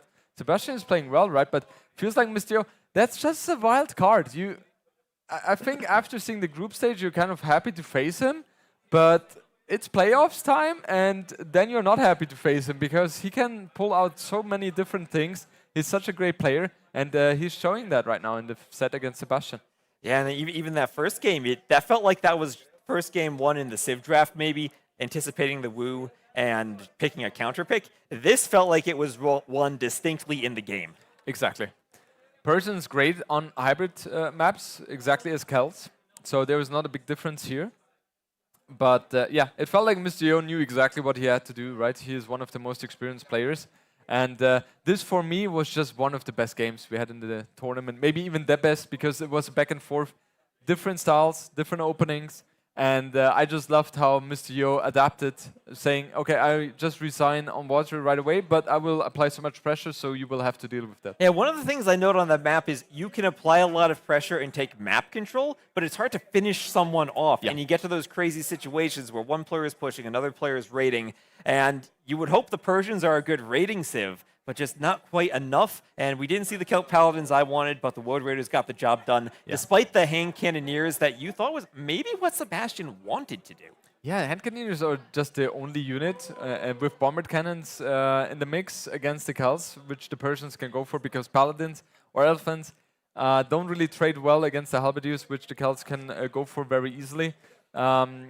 But yeah, the Woad Raiders, if you're capable as the Celts player to mass them with a good economy, with a lot of castles, then that's problematic for the Persians player. But it was interesting to see, like Mr. Yo was down to 2 castles, the second one was about to die as well, but Mr. Yo with his counter raid killed so much economy and then shifted the focus fully onto the traps, taking them down, disengaging again. That was just beautiful gameplay. Yeah, he was in the right positions, recognizing that he could repair that castle just enough to raid and then get back. And now we're going to move on to Game 3. Sebastian, down 2-0, had played so well, but now at risk of getting knocked out of the tournament. And he is going to pick Pantanal as his next map. The Civ matchup looks like it'll be Chinese versus Bohemians. And this is a map that, if there's one map I thought Yo would be good on in this tournament, it is this one. He is such a good Nomad player. It's a land Nomad start. You can't dock the water. And we'll need to see where the players do their town centers. Oh. And we might have a restart if the TCs are too close. Yeah, that's a restart, Is that a restart? So on Nomad, you can't place your TCs directly in range of each other at the start. The players didn't scout this. They don't see each other. And they might just build their TCs to find out we need to restart. I have never seen something like that. And yeah, we're Okay, going to restart. That is crazy, but that's one of the classic rules of Age of Empires. You can't build your TCs directly next to each other at the start. You can build a TC, delete it, and then go for that Dark Age Town Center push if you want to, but we'll have a restart there. Yeah, that's very interesting because I've played that couple of times already, this map, for preparation for the qualifiers, and that's something that never happened to me. I was always quite far from the opponent's TC, so interesting to see that, but it makes sense to have a restart. And also what's very interesting is Bohemians against Chinese. It's their first picks for each player, right? Right. However, I like Bohemians much more than Chinese in the matchup, right? Because Chinese really struggle against Bohemians. But it's a nomad map, and the Chinese will get 3 extra villagers as soon as they build that town center. And because there's so much extra food on the map, usually the Chinese can avoid that 25 seconds of idle time they get on a land map by gathering food while building the TC. Yeah, that's a huge advantage for Chinese, for sure. So they will have the better start, no question about that. If I think about units, though, in army composition, that's going to be very hard for Chinese, because Bohemians can just go for the Hussar wagon, which counts as most things the Chinese can throw at them. And then, yeah, the rocket cards, they die against Redemption Monks, for example. And the Hussar wagon and Redemption Monks combination is going to be tough for the Chinese. Right, that's tough against pretty much any save. If you're the Chinese on this map, you're really playing for the early game economy. Yes. And honestly, the early TC position can be crucial for getting your TC up quickly. And I also want to pay attention to Yo's vills on the outside. You have 3 groups of 3 vills on the 9 vill start, and he's probably going to look to make a mill for them. On the inside of the map, there's gold. On the outside, there's stone and food. So the thing for Chinese is you want to go up to fuel age as fast as possible, I suppose, and you want to apply aggression toward the stone from Mr. Yo, because if Mr. Yo is capable of getting a castle up, kind of like the phosphor strategy, that's going to be so tough for them. Because as Bohemians, you can fully play 1TC, Right. Monk, and Hussar wagons, and Chinese will struggle so much against that. Chinese usually excel a lot in getting their economy going, expanding as much as possible, trying to get some ratings in, but it's going to be very curious how that one is going to shape out. Yep, and I think I said Yo earlier when I was talking about the Chinese. I meant the civilization, not the player nationality, both doing the mill on the outside. And look at that idle TC now for Sebastian, only 3 seconds. And that's beautiful for Chinese. So in total, they should have at least 2, maybe even 3 villagers advantage. And yeah, that's a huge advantage, especially in the early stages of a game, right? If it's like 50 against 53, that's not a big difference. But 10 against 13, that's a big difference. And yeah, I'm only expecting the fast fuel age from Sebastian. And Mr. Yo will have to think about how he can defend against that. He's doing a good job against the Javelina here. His TC spot is very nice as well, close to the wood and close to the gold. So everything is secured here for him. Yep, and Yo, if I think about one thing for Mr. Yo, it's him playing Spanish on Nomad, going FC Conquistadors. Not quite the same civ here, but the same thought process of going fast castle, making the unique unit. Exactly. What also is very interesting is that Mr. Yo's home map is this, right? And Sebastian didn't take his second home map, but he chose that one. What do you think about that one, Tivest? Well, I think maybe if you're a player, there's some thought process of, I need to win 3 games in a row. Let's save my strongest map for the 5th game, just in case we get there, and then I'll have that confidence boost. Yeah. But for Sebastian, I said, I'm surprised by this, but no matter what, you have to go through Yo on this map. Yep. Maybe as a player, you could be thinking about the civs, and you just want to know what Yo will use here. Maybe Bohemians, I think you said earlier, might have been a choice for Amazonia, perhaps. So you just want to know what he's going for and try to get them out of the way. Yeah. Also, what is interesting, he could argue, or you could argue, that he wanted his first pick, which is the Chinese, and to be out there, play it, right? Because that's maybe the moment where he feels the most comfortable at, just to regain confidence. But yeah, let's see. The problem for him is that Mr. Yo has his first pick as well. We see on the resource collected why Chinese is so strong on this map, having 100 ahead, maybe even more, because a lot of those resources are still in the hands of the villagers and have not been dropped off yet. And 3 extra vills holding resources too. Yes, that's just massive for sure. All right, we see Sebastian building a lumber camp. That's kind of an indicator that he wants to get up to Fuel Age, because you need 2 Dark Age buildings in order to get up to the next age. And I'm sure we will see maybe 1-2 more villagers, and then he will go up. What does that lumber camp position tell you? There are small clumps of wood in the middle and large clumps of wood on the outside. It looks very defensive. It looks defensive, and it also tells me, okay, I want to get the lumber camp up as soon as possible. I want to go up to Fuel Age as fast as possible. We can see some laming. House trick by Sebastian. He's going to deny Yo from luring the Javelina. Once he gets onto the shallows, you can't construct buildings there. So that makes it harder for Yo to counter lame. It looks like Sebastian will steal that Javelina right out from Yo's villager. That was so well done by Sebastian. And Mr. Yo is, of course, no stranger to those shenanigans as well. He's very good at relaming as well, repositioning or getting the Javelina as well. But Sebastian was a little bit quicker here. And Mr. Yo has a lot on villagers or a lot of food already in the bank.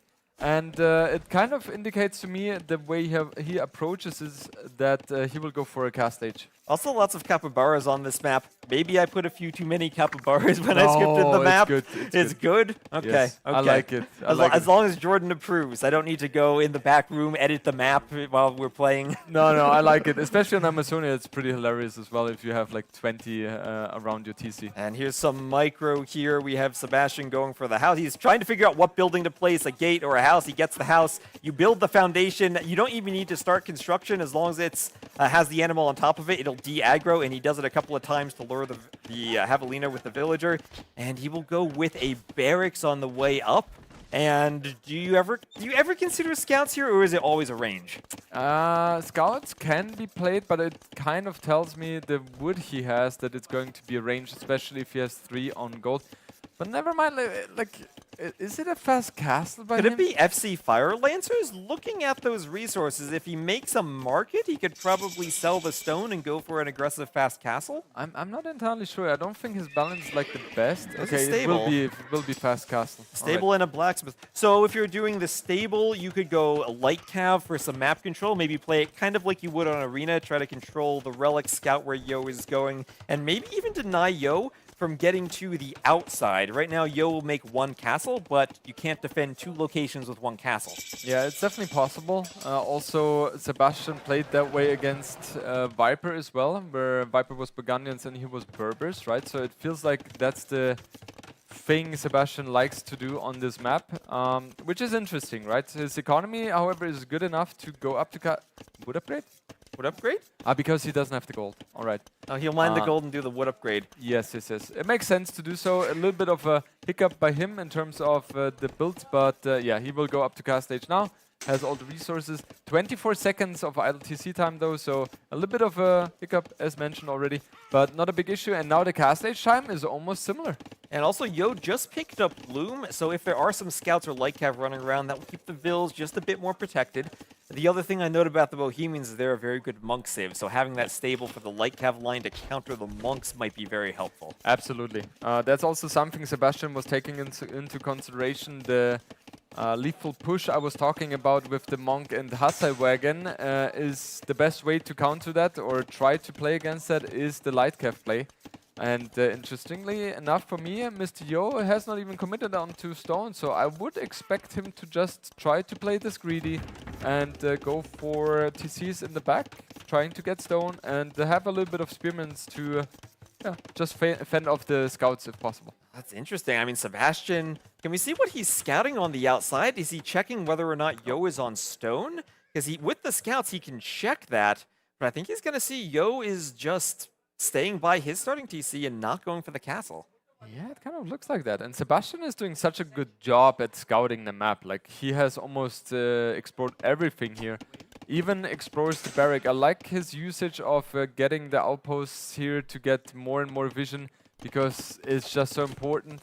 And I'm curious what Mr. Yo will do now. He's just having a spearman to get more TCs up because I don't expect him to go for forward monk and siege here. Yeah, interesting that he's going to boom. Let's say this does turn into a boom game. Both players get to the late game. What civ do you like more in this matchup? Yeah, 100% Bohemians. Like 100%. Chinese have no chance against Bohemians whatsoever. Sebastian able to save that villager here. Really nicely done by him. Vill survives. Outpost and Palisade is part of the quick wall. And a Monastery for Yo right away. Forward Workshop, this might not be TC's, Jordan. This might be a Monk push. That's very interesting. If he opens with a Ram, I think that would be good for Mr. Yo, but yeah, just trying to get down the stable here. But this is going to be a very micro-intensive play here, and Sebastian is always going to be the favorite in those kind of shenanigans. I'm going to look at the resources collected. Sebastian's up by about 500, but I kind of fear if you're the Chinese, you want to be a bit more than 500 resources ahead at this point. Yeah, absolutely. Mr. Yo trying his best to make something happen now, which we will see in a moment, and Sebastian even transitioned onto Stone here, so he will be thinking about defending with a castle here. And able to kill one villager here, nicely done by Sebastian. He's going to get one villager, but just one villager. Here we have the quick wall saving another villager, and beautifully done. And he'll save that vill and just continue trying to fight the monk push now. We'll have monks coming forward. If you're the Chinese now, what do you do against Bohemian monks? You try to fend them off with light calves as good as possible. I mean, you have the mobility with the light calf, right? So that would be good in theory. But once the monks have redemption, then that's going to be the moment where it's really problematic for you. But that's something Sebastian knows. That's why he transitioned onto Stone as well. And he should be able to defend with a castle. Once the castle is up, then it's going to be very problematic for Mr. Yo because he cannot push anymore without Hassa wagons. And I think the tricky thing about the castle is sometimes that might trigger another castle in a fast Treb situation. Yep. But the Chinese still should have the better eco for this map for winning that race to Imp. Exactly. And both of them are not too far away from each other, right? So that's definitely good for Sebastian as well. Oh, another Vill might go down here from Sebastian. He gets another kill, but his scouts are trapped. Yo brings a spear, and the scouts will just manage to get out. A couple of nice Vill picks here and there from Sebastian, just giving him a bit more of an eco lead, up by 6 villagers now and doing wheelbarrow. Yeah, 3 villagers killed in total already by Sebastian. That was so well done by him, and I kind of, I don't see Mr. Yo doing too much damage here, right? It feels like he doesn't really commit too much here. He has not added any extra economy as well with extra TCs. So he's kind of running out of time, and Sebastian is able to afford a castle in a moment. And 3 relics as he's bringing in the third right now behind this, and that always feels so smooth if you're trying to go imp fast. Having a few relics generating gold when you can focus your vills more on food instead of gold. Exactly. Redemption incoming now as well, pikeman upgrade as well, but does Mr. Yo see the castle position already? I don't think so. Right now, he doesn't see it. So once Mr. Yo sees that there is a castle already on the map, then that's the moment where he definitely has to transition into economy because he will not be able to push anymore. Yeah, a few more vills going for that castle, and if Yo's thinking of converting the light calf, he might be a bit busy with micro and not see the castle. Fletching for Sebastian Chu, and that castle will defend 2 golds and a small wood line and the TC. And Yo's not going to be able to push. He's not able to push in here. The TC also able to keep those monks at bay as well. In the meantime, Sebastian is very active with his light caps as well. And yeah, Mr. Yo has to be so cautious here. Does Mr. Yo have Sanctity? I don't think he has he? Yes, he does. Yes, he does. Okay. So that's an extra 15 HP for the monks, and he has Redemption, so he can convert the stable. Now, the Redemption Monk is the most powerful siege unit in the game. He can convert or force the stable to be deleted. He can even try to convert the rocket cart. But here come a couple of Chuko news now for Sebastian. They don't have as much range as normal archers, so the monks could even be good against the Chuko news too. Exactly. It's a kind of a problem for Mr. Yo. He doesn't really want to be in a situation where he has to micro so much against Sebastian because Sebastian clearly has the better micro here. I feel like, okay, now Mr. Yo is finally going for the second TC here. That's exactly what he needs. We see botkin error incoming in now as well for Sebastian. So those Chukanus are only gaining more and more value here, and this is going to be a microfest. Oh, 3 conversions for Yo. Can he get them? He gets 1. Sebastian has to pull back, and that's a dead Chukonu. And also, well, that castle, I said Yo couldn't push. Maybe I was wrong. Maybe that castle doesn't defend the TC enough. Sebastian needs a rocket cart. Ooh, gets right between 2 mangonels, but they both stay alive. They'll delay the push a bit, but Yo can repair, and he's constantly converting and forcing Sebastian to come forward with those Chukonus, not sit back. And, ooh, I don't know what he was shooting at there, but the light cav kill a monk. Yeah, this is not a good situation for Mr. Yo. That's not where he wants to be. The micro of Sebastian, look at that. He's just playing so well, so active with everything. And he's going to be able to take down everything here with those Chukanus. This is just the perfect unit against what Mr. Yo has right now.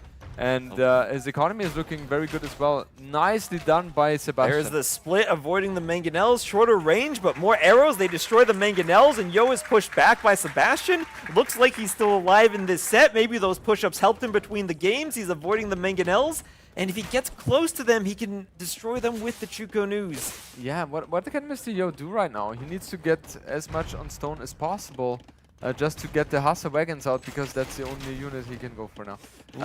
So close with the mangonel shot there, but Sebastian wants that last mangonel. He doesn't want to dive the TC though, and he'll lose a Chuko Nu. If Yo gets one good mangonel shot, that changes the game. But look at Sebastian's economy, 1,000 gold and 1 food. Yeah, that's definitely a problem for Sebastian. He has been so focused on the micro, which we will be able to see right now.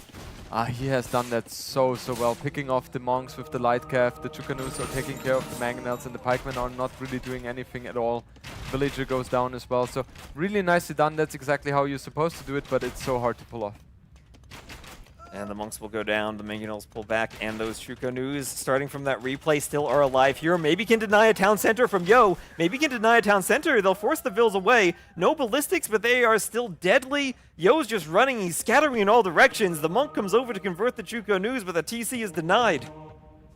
What Mr. Yo in theory needs right now is a defensive siege workshop as well, just to get the economy going more and more. In the meantime, Sebastian has added a second TC as well, so he's thinking about expanding his economy as well.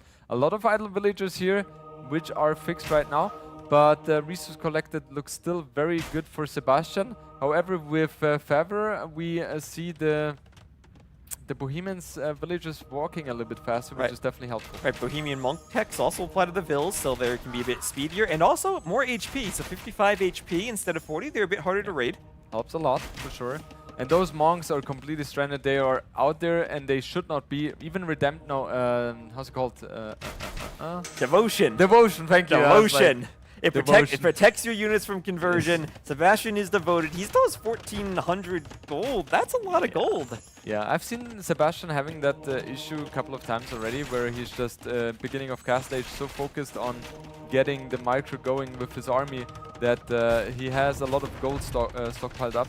And yeah, economy-wise, it looks very similar in terms of village count. However, his map presence is not there compared to Sebastian. And Sebastian closing in on 2,000 more resources collected than Yo. He wants to destroy one more mangonel. He dodges the shot. Yo's repairing. Can he get back to the safety of the TC? No, he can't. That's another mangonel down. And those Chuko News have been so great at sniping off mangonels. Yeah, that was so well done by Sebastian. He's so active with those Chuko News. And the only thing Mr. Yo is thinking about right now is place the castle somewhere, somehow. But yeah, Sebastian just doesn't allow him to do so. If I was Mr. Yo, I would delete those 2 houses in front of my main TC and build the castle there. But okay, he does it here. Deletes the barrack. Oh, if the Vills path off. But he doesn't get the castle here. The Chuko News are there.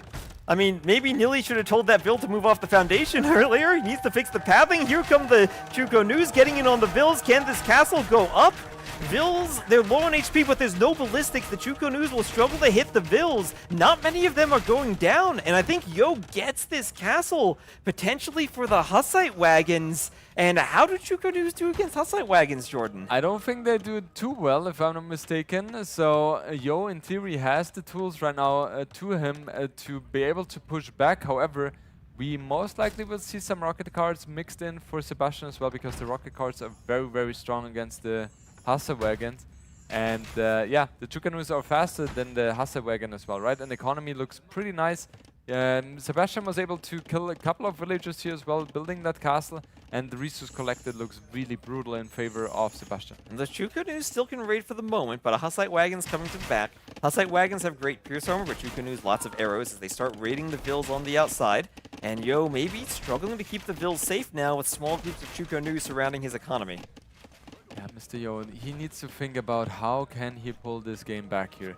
Especially if it goes into Imp, which Sebastian is flirting about or with right now. His economy has been balanced out. That's what the market does for you. It really is good in those kind of situations. And now we'll see a rocket card just smashing against the Hassa wagon.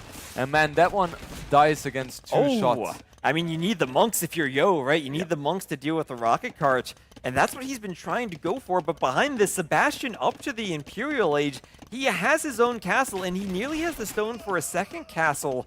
And what do you do if you're Sebastian now? Just up, Imp, Castle, Trebor? Yeah, exactly. So the second castle, okay, he places it a little bit more defensive than I would have expected. Ideally, if you have the feeling that you're up to Imperial Age faster, you want to have that castle as close as possible to your opponent's castle, so you can trap that castle without any risk of losing your trebuchets, and to gain as much control or space as possible.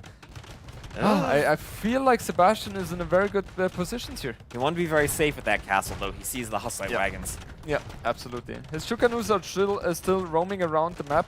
He's also... Or he's winning the game, Jordan. He's winning the game. Yo knows the situation. He loses against the Chinese. And Sebastian has an audience cheering for him. If he pulls off a reverse sweep, this audience will be extremely hyped, and Sebastian is in this set. Exactly. Sebastian is in the set. The push-ups definitely have worked out in his favor, and that was a very important win for him, right? If he had lost that one, he would have gone out of this tournament with 3-0. Oh, there he goes, Jordan. He's doing the push-ups. Let's go! Let's go! Well, you have to do more, right? Especially if it worked out for him in Game 3. Then he has to do more just to get the power for Game 4. And you know, he didn't only win this game, he also won on Mr. Yo's home map, and that is a double win, so to say. Also, he used his top civ, but also took Yo's top civ off. Yeah. And both players have used their top 2 civs at least. Sebastian's used his top 3. Yeah. But maybe now you look in the draft, you see looming large over this set, I think will be a Vikings on Fernando de Noronha. Yeah, very likely. Yeah, it was I felt like Sebastian has taken the advantage in this game because he was so active with the light calf. Of course, having the Chinese here helps a lot as well, and that was a very nice maneuver as well, getting a little bit of a mental advantage here as well if you are able to deny the boar lure and getting the javelina instead of your opponent. That's just a good feeling, right? So yeah, Sebastian. And that's also one of his biggest strengths. Wow. I feel like that he's capable of playing very well, even though he's down in games. Well, what's so crazy to me about that board clip is I even just saw him there cancel Loom while he was luring it. Yeah. So he was thinking about doing Loom while stealing the boar, then realized, nah, I don't need Loom, I've got this, and brings the boar back. Exactly. And that's also one of the indicators why Sebastian is such a phenomenal player, right? Thinking those kind of things. Even though there were so many things happening, so really well done by him. And I feel like the micro was just on point from Sebastian, which is not too surprising. He's known for these kind of shenanigans. And Mr. Yo, I think he had a headache in this game. I mean, he had a lot of trouble this game dealing with all of those Chukonu raids, didn't he?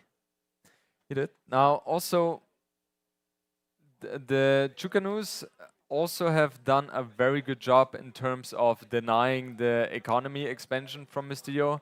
And Mr. Yo didn't really have any units to counter that, right? The Hassa wagons is the only thing he could have gone for, but he needed a castle for that, and he didn't have that in time, so very interesting. I didn't really like the approach from Mr. Yo. I think going for the castle right from the get-go would have been a little bit better, but maybe I'm wrong there. Mr. Yo has a little bit of a better judgment. Well, he is certainly the one to judge Nomad maps. Yeah. But I think we're going to have a bit of an extended break now that we're getting a bit of a break between games 3 and 4. Sebastian will have some more time to do his push-ups in the background and get extra strong for the next game. I think maybe Sebastian really likes to have an extended set because he gets his workout in. Yeah, right? Exactly. I mean, you're on vacation, hotel gym might not be what he's used to. He's just going to go on stage and get his workout in front of the crowd. Yeah, and this is perfect, right? Like you combine 2 things at once. And also we must not forget to mention that this is the very first time in this tournament now that one set goes over 3 games, right? And that's going to be a little bit of a change as well. That's true. I mean, we did have a play all 3, so it's a bit of a cheat, but that is technically correct. Exactly. So Mr. Yo maybe says, okay, I need a little bit of a break now because I'm not used to that anymore. I'm obviously a little bit kidding here. And now we can also see the stats between Mr. Yo and Sebastian. Overall, it looks a little bit better for Sebastian, winning 4-2 in the series count. Game count, very close, however, 60% roughly in terms of in favor of Sebastian. And the most recent one, the international qualifier for the Brazilian Dynasty, was even won by Mr. Yo. So the most recent encounter was in favor of Mr. Yo. Yeah, that was an interesting set, I remember, because Sebastian even got off to a 1-0 lead. but Yo managed to come back and win, and that maybe gives Yo a bit of confidence, and I think that Yo himself should be thinking, yeah, Sebastian has this better performance, but now we're in the playoffs. Now I'm playoff Yo. Yep. And additionally, Mr. Yo was kind of the underdog going into the set, the first seed against the eighth seed, which is also something new for Mr. Yo, but it helps to be the guy to not have the pressure, right? And Mr. Yo still up to 1. It looks very good for him in that sense, and I'm curious what the next 2 maps are going to be, right? We see it here. One of them is Amazonia, which is known to be a bit of a macro-focused map, and then we also have Fernando de Noronha, which is most likely like a islands play, which should be, in my opinion, there is not a clear person who has the advantage there. Well, what do you think about the civs? Sebastian's now getting back to his seat. He's done his push-ups. He's feeling like he's ready for the next set. And we're going to give still a bit of an extended break for the players, as he has to make sure everything's right when you get back. 2 water maps, though. Yeah, so we have Sebastian, who used Wu, Persians, and Chinese. That's what you said, right? The first 3 picks have been used already. So he has Vietnamese, Maya, Malay, and Berbers. Maya, one of the strongest civs we have, but I don't really see them being played on any of those 2 maps, honestly.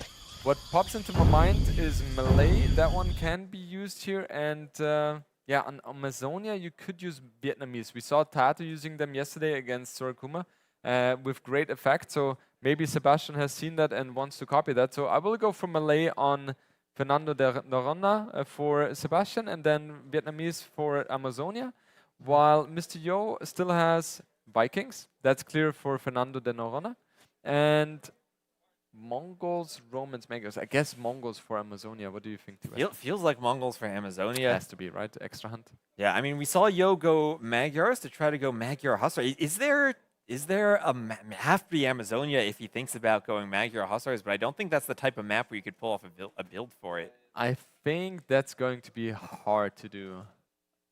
Could be a nice strategy, but I don't think that's typical map you want to do it on. Especially, you will kind of give up the water as well with that build. And water feels like it's a little bit too important to not fight for it initially. Right, what would worry me about Amazonia, if Yo were to go Mongols, I always feel the Vietnamese have a good late-game matchup against the Mongols. As strong as Mangudai and Onagers can be, Vietnamese can go for Rat and Archer, they have Bombard Cannon, in some situations, maybe even some Elephants, which are all things that the Mongols struggle against. Exactly, so if Vietnamese get into Elephants, that's going to be very problematic for the Mongols, but until then, it should be easier to get the Siege Onagers for the Mongols, and that's very nice as well. Like, with Mongols, you have kind of the answer for everything, right? If you have Elephants, then you go for the Scorpions, Elite Scorpions, Siege Onagers. Like the ideal combination for Mongols against Vietnamese would be Siege Onagers, Scorpions, and Hussars. I wouldn't commit too much onto the Mangudai because the Mangudai kind of struggle against the Retina Archers, as you said, T-West. And for Vietnamese, with the Imperial Skirmisher, especially early Imperial Age, you can deal a lot of things. Especially the Hussars don't have the last armor upgrade on them, right? So they only have 4 pierce armor and they die against the Imperial Skirmisher. Exactly, that's something where Mongol Hussars usually better against melee units, worse against ranged units, and even Mongol skirms themselves, both the Cav and Archer lines don't have that last pierce armor upgrade. So I'd be really scared of the Imperial Skirm or Rat and Archer composition from the Vietnamese. If I am Yo, though, what map do you think I think he probably has the better civ for Fernando than he does for Amazonia. Yeah, Vikings is just so good. Like, Malay is good, no question about it, but as we can see, that's the 4th pick, right? So what about Berbers? Their ships move faster. And if they go for a landing, I did see that a couple of times in the qualifiers. I don't think I saw it work, but I did see it. They could go for a castle drop and camel archers. It's definitely a possibility. It was something I was thinking about as well, and Berbers is just phenomenal in these kind of stages. However, the meta is a little bit different, right? People tended to go for a extended Dark Age to get as many fishing boats as possible, playing very greedy.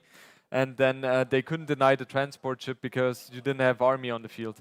But nowadays, meta, I don't think that's going to be a good play anymore because there's just too many feudal naval units. And trying to go for a transport ship is very risky business. All right, we do have the map locked in now, and it looks like it will be Fernando de Noronha. And I would probably expect to see Vikings versus Malay. Also, maybe in Sebastian's mind, this is an elimination game for him. Yeah. You know, would you even have the confidence to do something that crazy and that risky to go for the castle drop if it's an elimination game? Yeah, you're a little bit more hesitant in these kind of but, scenarios. But we do see the civs right there. And I think, yeah, it is Malay against Vikings, so what we would expect for a water map. Yeah, exactly. And Malay obviously very good on water maps for sure. Having extra villagers because they're, how would you say, going up to the next age They is go a up, little bit faster, They right? go up faster, yeah, more quickly. Yeah, more Exactly. quickly, so that means they have more time to produce villagers. And yeah, we're going into Here we game go number 4. into game number 4. Sebastian with his back against the wall now. He'll be the blue Malay to the south, and he'll be playing to the north and the red as the Vikings. Now, there are lots of whales on this map, Jordan, where when you make your fishing ships, you don't have to gather food. You can take the whales instead. And I know I've seen a lot of players playing practice games. They all complain to me that their whales were 6 tiles away, where their opponent's whales were 4 tiles away. How important will be the whales for their gold income? It's such an interesting thing for me to experience, right? Because I kind of started playing competitively maybe 15, maybe even more years ago. And we were talking about maps where you were hoping that you get a woodline without an oasis inside, right? So I feel like nowadays, of course, it plays into effect, but I mean, that's also the beautiful thing about Age of Empires, that you have the randomness and not everything symmetrically. And you would you can argue Look that's at that a nice whale. one. That is beautiful. That is very active, very beautiful. And you could argue that after 5 games, it should average out, right? One time, the other one has the advantage, the other one should have it. So I personally think it's a little bit too much in terms of complaining. I don't think it's such a huge role. Okay, next time I get map complaints, I will send them to you, and you can tell them, nope, the maps are fine. Jordan approves. 100%. I was talking about that with Doubt the other day as well, that I understand that you want to have everything fair, but this is not Age of Empires if it's 100% fair. All right, now talk to me a bit about how the water meta has maybe evolved as, we have not just whales, but also fish. There's also food on the water. That's still there, but back when, I know you've played against Yo in many tournaments during the galley micro days, where things were, I think, completely different, where you were aiming to go up as fast as possible and make the galleys. You needed the castle back then to unlock the longboats. Now you can do them right away. What do you think the meta is shifting to now? Like, it feels like, especially with Vikings, you try to get up to cast stage as fast as possible without getting too much losses, and then you have the access to the longboats, and that unit is just... Yeah, it feels like it counters all the 3 units with the galley, fire galley, and the Hulk, and that makes Vikings so strong, right? However, Sebastian with Malay, he should have a little bit of a better economy, and he should be able to get out a little bit more units. But I think if we're going into the cast stage with a similar state, then the Vikings should have the lead. So I'm curious what Sebastian is trying to pull off here. And the meta has changed a lot as well. And I feel like the meta is not clearly there yet. Do you go for Hulks? Do you go for fire galleys? How much do you commit to those? Galleys obviously is going to be of like the main unit here. It's going to be interesting. And as both players are pushing deer, I see Sebastian doesn't have HP on his scout. I think he just lured his boars to be as optimal as possible with that scout. Yeah, it's also very risky to go for land aggression as well, because it feels like players nowadays have become so good in defending, and if you go for land aggression, you kind of cut 2 or 3 fishing boats of yourself, so you're hitting yourself already with that strategy, and you don't have a guarantee that your aggression is going to work out. So the safest play is always going to be going for water right away, which both players go for. And yeah, both are up to fuel age already. Sebastian a little bit quicker with the melee bonus, both with the same eco units, 4 and 5 here for in terms of fishing boats for Yo Sebastian, and 22 to 23 villagers. And I wonder what the scouting looks like here for Sebastian. Sometimes you might send a fishing ship forward to try to find where your opponent's docks are if you know you're going to be up first and you know you want to move forward. or you might just make the ships and send them forward. We've seen a couple games where players sail around the back of the island with Hulk so far. Yeah, I don't think that's too common anymore nowadays. At least it shouldn't be. Maybe if you play against Italians, because we have seen fast castle shenanigans from them. But nowadays it's like full aggression on fuel age, which I personally like a lot. And yeah, 6 fishing boats, even another one queued here for Mr. Yo. And now he's with 7 fishing boats, fully producing military units. Sebastian on his other side with 5 only, so he has a little bit of a disadvantage here. But resource gathered is a little bit better here for him. And yeah, Mr. Yo, 2 Hulks, and then into galleys, while Sebastian does exactly the same. Now, long term, those longboats will come in the castle age. Do you even want Hulks if longboats are on the field? Because I feel that Hulks get absolutely massacred by the longboats. Absolutely. That's the reason why we only see 2 of them. I also would argue that you don't really need them. You can only go for galleys. That would be fine as well. But the Hulks are so good at just harassing the fishing boats, right? And that's why they are used so often.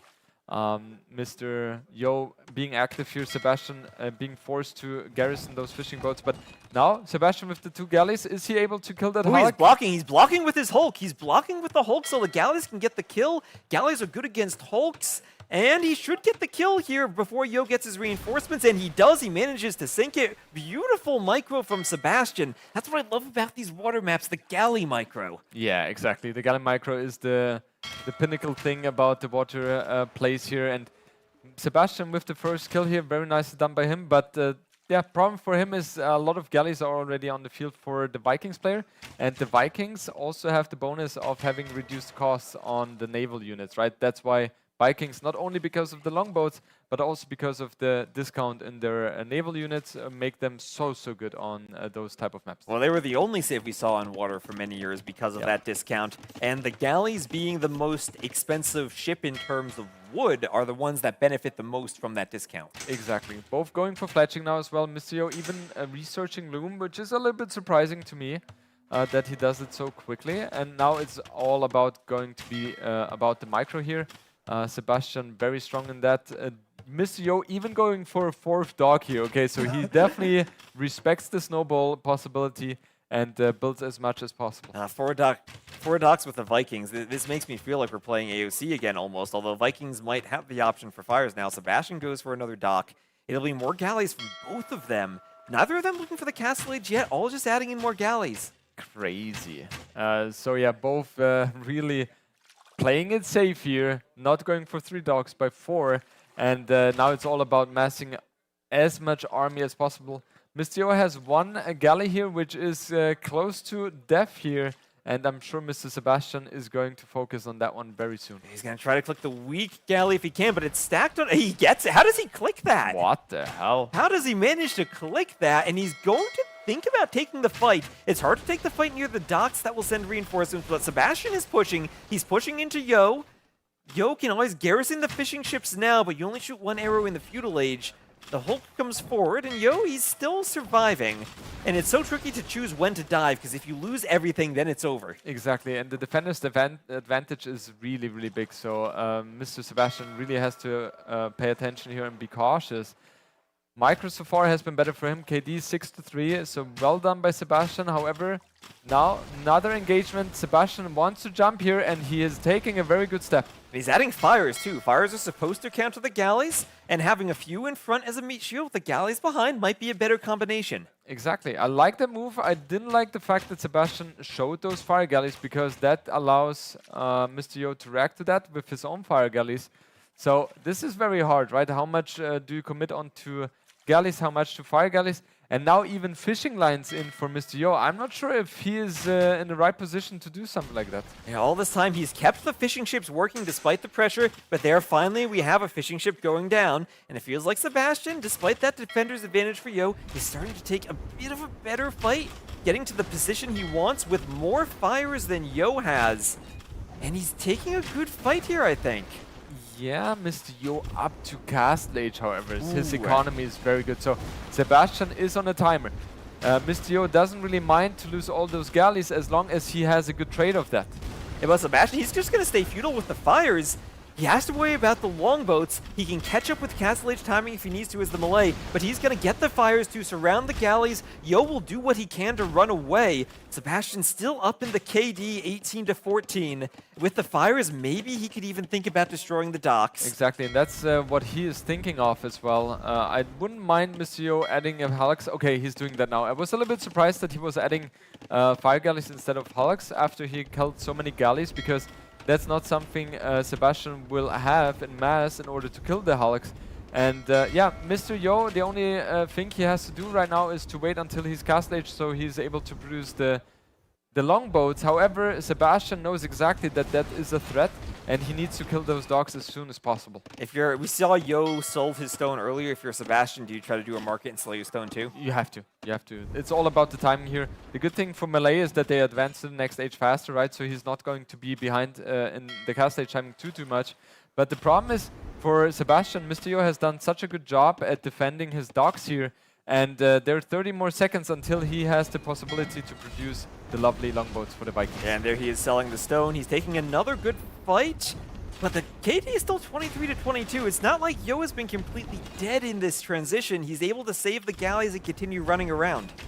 Mr. Yo has done such a good job at keeping the focus from Sebastian from his dogs by the counter rate, right? And now the longboat production should be coming in momentarily. But Mr. Yo is struggling to get the resources for the upgrades here. He's not producing the longboats just yet.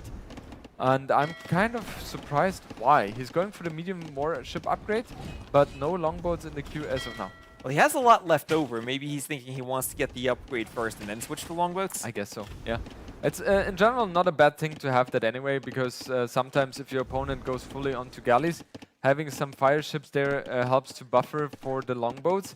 But yeah, it feels like Mr. Yo will lose those units before the upgrades come in, and that's a nice play by Sebastian. And he's up to the Castle Age 2. He's going quickly as the melee, and he's destroying those warships just as the medium warship upgrade comes in. However, Yo starting the longboat production. He's starting to move in towards Sebastian's docks. And now if you're the melee, Jordan, what unit do you make against longboats? Do you have a unit? That's the question. Like, it feels like if you go Hallux, you're dead. If you go for fire galleys, you are dead. And if you go for galleys, you can compete somewhat. But this heavily depends on the micro as well. Mr. Yo is not known to be the best in terms of micro, so that's good for Sebastian. But having to face the longboats is just something you don't really want to see. And he's clicking medium warship and bodkin as he takes the fight under the docks. The more longboats he destroys, the better. Sometimes it feels like the feudal galleys are a bit easier to micro than the war galleys, so you might take a good fight. Yeah. Sometimes you feel sad you upgrade your ships and you can't micro them as easily. Maybe the play is to stay with the galleys instead of the war galleys, right? And then you can micro better. But yeah, it just feels not a realistic play here.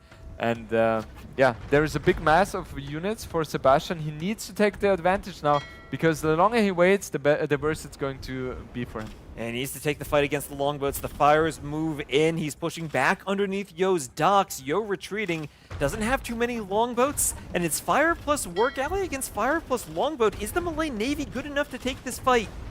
Here we go. A big fight with the fires. Both players committing to this. Yo doesn't want to lose longboats. I think Sebastian has a bit more HP in terms of his overall ship numbers. And he's destroying some of the fires. He's moving with the war galleys, now focusing the longboats. But the longboats themselves are better against the fires than the war galleys, and Sebastian's fires are starting to melt. He's bringing in some reinforcements. That's more fires, Jordan.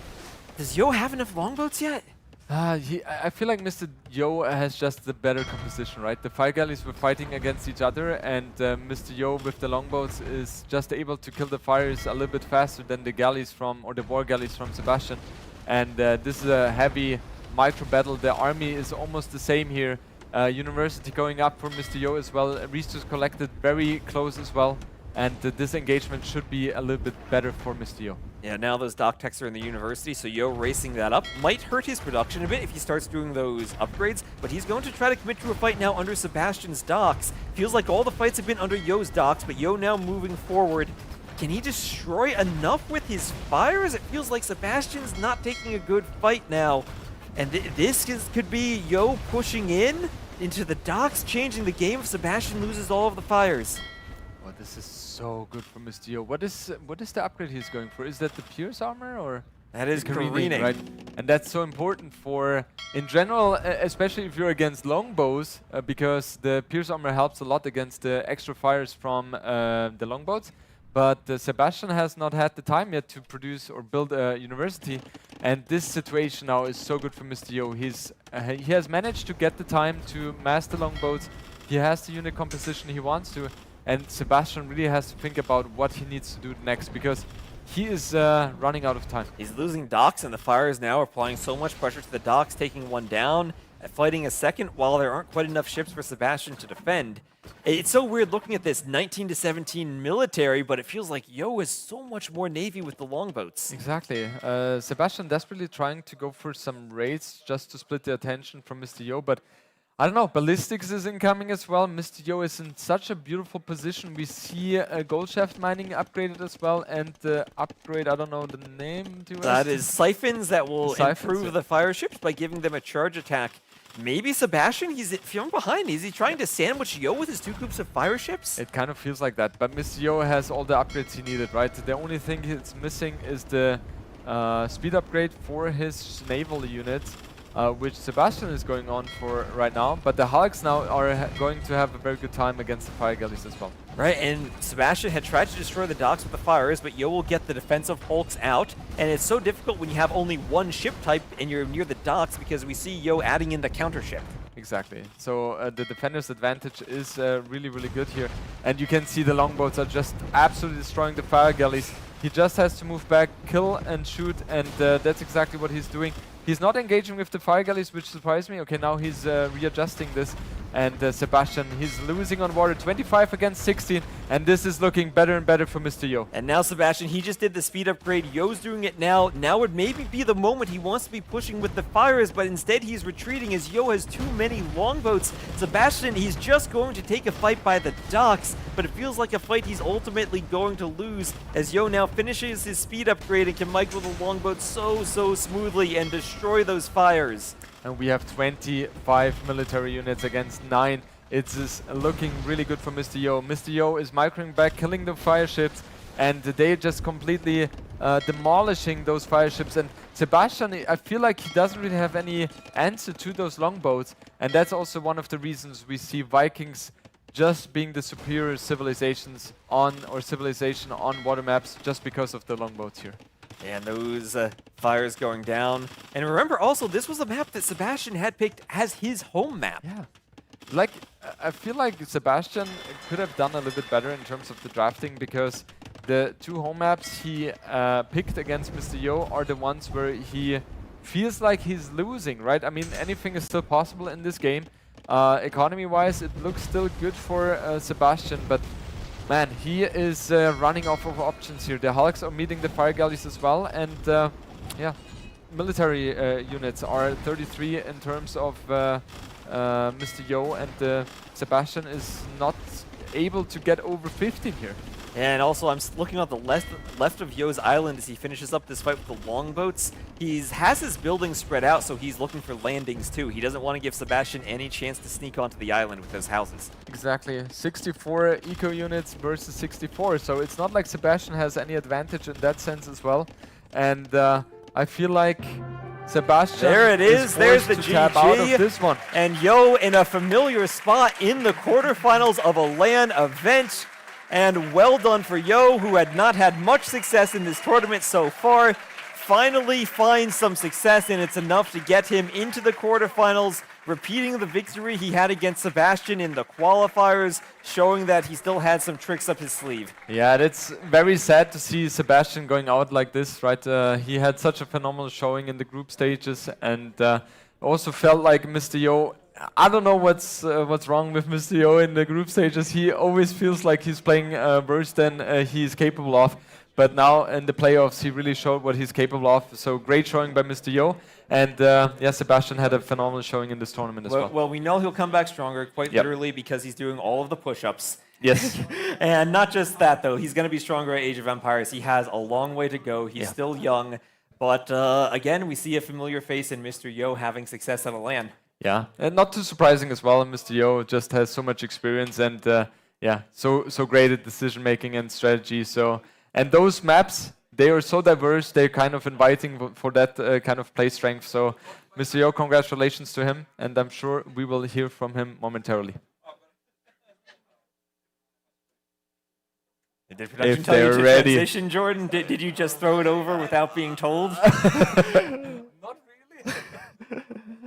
Okay, so we're live. So here we have Mr. Yo on the first playoff game of Mr. Yo. He shows and reminds everybody yet again why he's considered one of the best players in the world. Congratulations, Mr. Yo. Thank you. You had a pretty tough group stage in this tournament so far. Not really. And now, one day after, you just beat the only guy who was still undefeated in this tournament. So how are you feeling right now about your form? I'm quite happy about my today's performance. Like these 3 days before, I feel like I was playing really bad. And but today, when I wake up, I kind of feel like I'm gonna play well. What changed? What changed? What was I don't know. You just get this feeling, you know. Is it? So it's very psychological, is what Yeah, you're saying, yeah. basically. Okay. Yeah, maybe some good sleep or something. I don't know. Or maybe it's being on Brazil here in Brazil for several days now. You got used to the whole climate, to the whole jet lag, and you're just feeling better, I guess. Yeah, probably. Yeah. Okay, so I think we're ready for the replays. Hart, game one was Arena Costa Arena. All right. That was Wu for Sebastian and Muisca for Mr. Yo. Yeah, so we get Wu for Sebastian. I think this is a safe. I've seen him practice on this map a bunch. So I was surprised that it got through. But then I saw your pick, Muisca, right? Your unit from your castle kind of counters it. As we see Sebastian walk out, obviously, applause to him as well. Really good performance this tournament. But yeah, so I think you had I don't know if it's a counter sieve, but it matches up well against him, right? I think so. It's a counter It's a save. counter sieve? Okay. Initially, it was looking in his favor because he was getting bigger economy and so on, but you managed to go in. Did you have in mind that you would go fast him to pressure him from the beginning, or was it an adaptation to losing water a little bit? Always wanted to go 1 TC because you don't have space in the map, and fish doesn't mean anything because you don't have to go outside. Beside from the starting oyster, you only get 3. So yeah, the plan was going 1 TC all along, and I saw him making extra TC, and knew the games kind of be my favor. Yeah, because once you get to imp, you can produce trebuchets, you can take down his buildings, and also your unit with bracer is just unstoppable, right? This game. Yeah. So if you just upgrade them, you're gonna be in a good position. After winning this game, did you think okay, was an important game for the draft because it basically not only gives you an upper hand for the rest of the match, but I think it's also a key part of the draft to win this counter matchup, because if you mess it up, suddenly things are not looking so good, right? Yeah, true. You have to win your strong save. And also it matters a lot because I didn't win any game for the last 2 days, so the first win matters a lot. I think that's crazy as well, how you, Masmora mentioned it, but how you barely made it to the playoffs. You show up here and you beat a guy who did best in the group stage and was performing so well. So I think that's worth shouting out again. Very impressive. Yeah, game 2, I can remind you, Hart, you looked like you were looking for it. So there was Lençóis Maranhenses. There was Persians for Sebastian and Celts for Mr. Yo. And Mr. Yo, we've been seeing quite a bit of Celts in this tournament. So are they making a little bit of a comeback, maybe? Well, this is my first time using it. Yeah, but I mean from other players. Vinchester's been playing it. Tato's been playing it a lot too. I think Celts are strong. Many players underestimate it. But I learned from Huang, so I know it's a good set. Yeah, I think it's a tricky save, and I like the approach you took initially to go a bit forward, make it messy basically. Because if you have a clean game, let's say, Persians are just going to pull ahead. So you decided to make it messy, and you got yourself in a position where in Castle Age, Persians can struggle against Celts, right? Siege and Pike. Classic Celt composition. Yeah. I don't know, I'm kind of lucky that he didn't ward his wood to the corner. So I get to manage to make some towers and even sneak in some man-at-arms, but I think I might go really bad there. I should have killed more, right? Yeah, maybe. The game went long, and it was looking fine for Sebastian for a while, but you stayed long Castle Age. You tried to ram down his castles, didn't really work that well, but you still did so much damage. And it also allowed you to get to late Castle Age economy with Celts, where basically you hit him, and you can produce non-stop and make upgrades on them. Was that your plan all along? Long castle edge so you can get to imp in a good position to go for your heavy striking unit? No, the plan was going full Huang and finish him in like Castle Age, but it failed. Okay, so game number 3 then, that was Pantanal. That was Chinese versus Bohemians. You did try to go for a monk push, but aren't the Chinese just too strong on that map with all the advantage? Too strong. Okay. I think they are the #1 civ on this map. Yeah, I had seen Sebastian practice that matchup specifically, actually, a few times against Bohemians. Wow. So he kind of, I don't know if he knew beforehand that you would play them, but he, I guess, expected you to pick them. And yeah, Chinese obviously one of the best saves. I don't really know what else you could have done there, because that was just like clean game by him with a really good save. Yeah. His micro is amazing, and nothing I can do, I think. Yeah, it was clean game. All right, I guess we just move on. That's game number 4, last game. Fernando de Noronha, basically Islands. So that was Vikings for Mr. Yo, and that was Malay for Sebastian. So from your perspective, is this, again, just the Vikings being an incredibly good civilization on that map with the long boats? I think he's just a civ win, to be honest. Is it a mistake by him to not first pick Vikings? Well, probably yes, but I think I picked Viking pretty early. No? Yeah, like in my opinion, for Islands, I think both of you should have first picked Vikings because they're that strong, right? They're really, really hard to beat in a non-mirror matchup. I think he picked Persians before Viking. Which are also amazing, and you managed to beat them with your Kells, which like that has to feel good to beat his Persians and still have Vikings for Fernando left over. Do you feel like you were messing it up a little bit at any point? Like maybe he has the worst save, but he's putting on good pressure. Do you feel like he was slipping away, or were you confident that in Castle H you can turn things around? Well, it was dangerous all along because he has better micro than me, but Smarter. I don't know if he sold the storm. Did he? Yeah, I think he sold the stone to click up as well. Yeah, I thought he didn't because I was up really fast, way faster than him. And in Castle I got longboat, which is amazing. So when I see I was up faster, I knew I had this game. Yeah, Mr. Yo, that was, so you're going to be playing against Leary tomorrow for the semifinals. Last time you played against him, you lost 3-0. Yeah, nightmare. How do you feel about your chances for tomorrow? Again, sometimes with you, it's like a matter of just having a new day. Totally no performance. I mean, for sure, he's overall a better player, and I'll give him that. But I think if I'm playing my best, I think I should have a decent chance. That's great to hear, Mr. Yo. Really appreciate your thoughts. Good luck for tomorrow. And we're going to go into a short break. When we're back, it's going to be the Viper versus ACCM with Neely and Doubtcasting, if I'm not mistaken. So don't you guys go anywhere.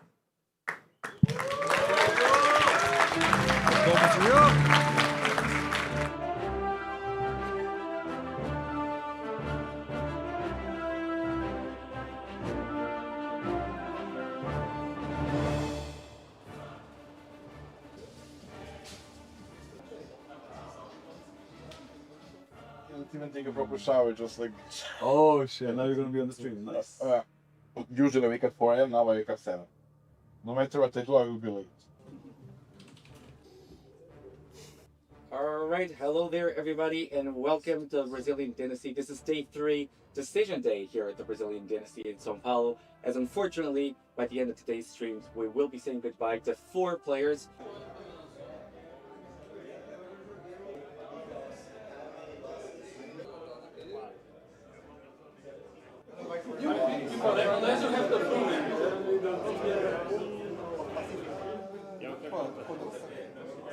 It's a small percentage, but it's still there to keep going in this event.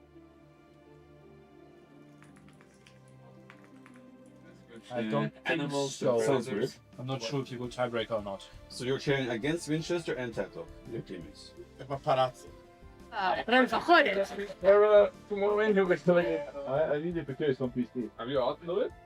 I don't know, like I'm getting told like different things by different people. You like Nitty's like, oh you're out, right? It's like you have a chance. Doubt's like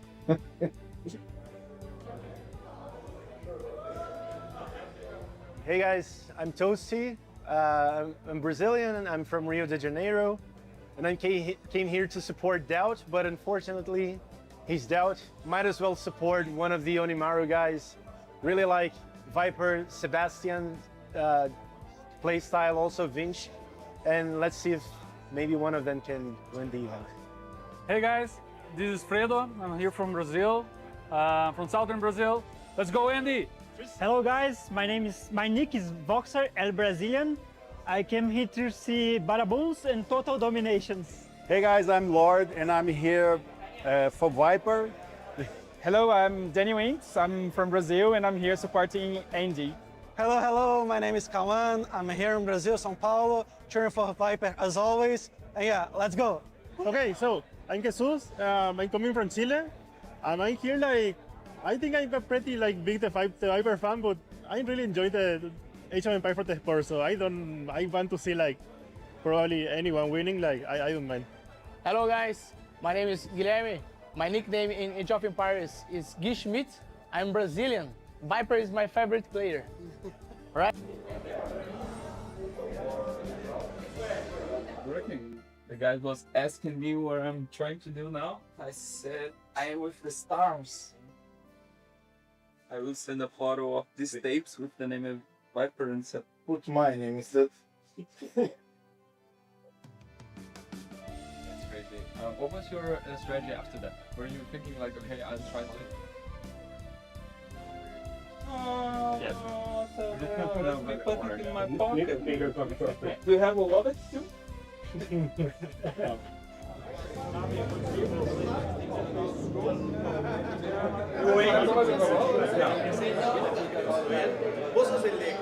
Back, everyone. One of our most anticipated.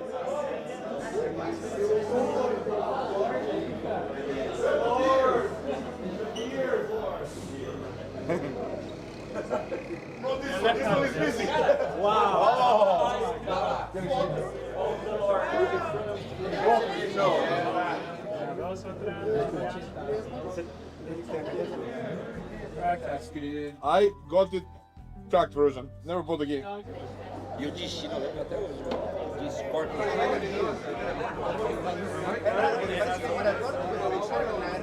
It's not as like heavy. It's light.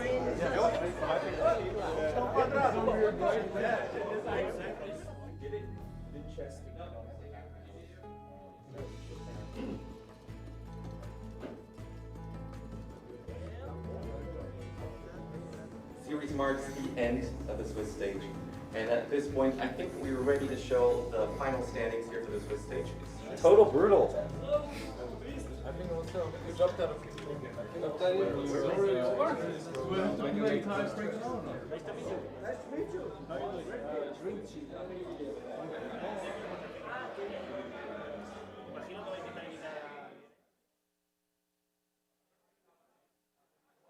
What's up, Brazilian Dynasty lovers? Hello, hello. I'm Nilly, and with me is Doubt, who is adjusting his microphone a bit more, I would assume. Thank you, Nilly. And we are having a crazy quarterfinal ahead of us.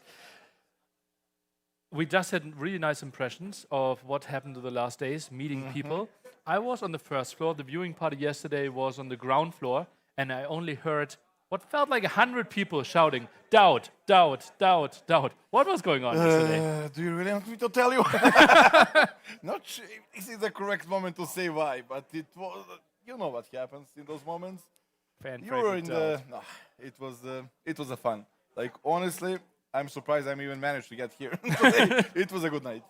Representing us, Doubt, the PC carrier. Not anymore. Not anymore. Not anymore. Ex-PC carrier. Also we have a ex-player, now caster. Ex-caster. Ex-caster soon.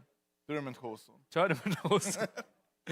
So, Doubt, we just had an incredible set. Mr. Yo, after in the group stage, going 2-7.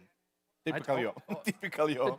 2 wins, 7 losses, and suddenly he beats the most dominant player of the group stage. What happened there? It's like, even yesterday when Yo somehow managed to pass through the group stage, we were like, that's it. Yo is in the finals. Yeah. It always happens. Like, he somehow survives the early tournament, and then bam, bam, bam, he gets to the finals, and today he played insanely. Yeah. I don't think Sebastian was in a bad day, just Yo was there. Yo played. Yeah, yeah. But how does that happen? Because everyone was kind of foreshadowing this situation as well. Like Leary, even in his interview after the first quarterfinal, said, "Yeah, I might play Mr. Yo," and like the odds were completely stacked against him. Like Sebastian tournament of his life on kind of home field. He was so prepared, beating Hera, beating everybody in group stage.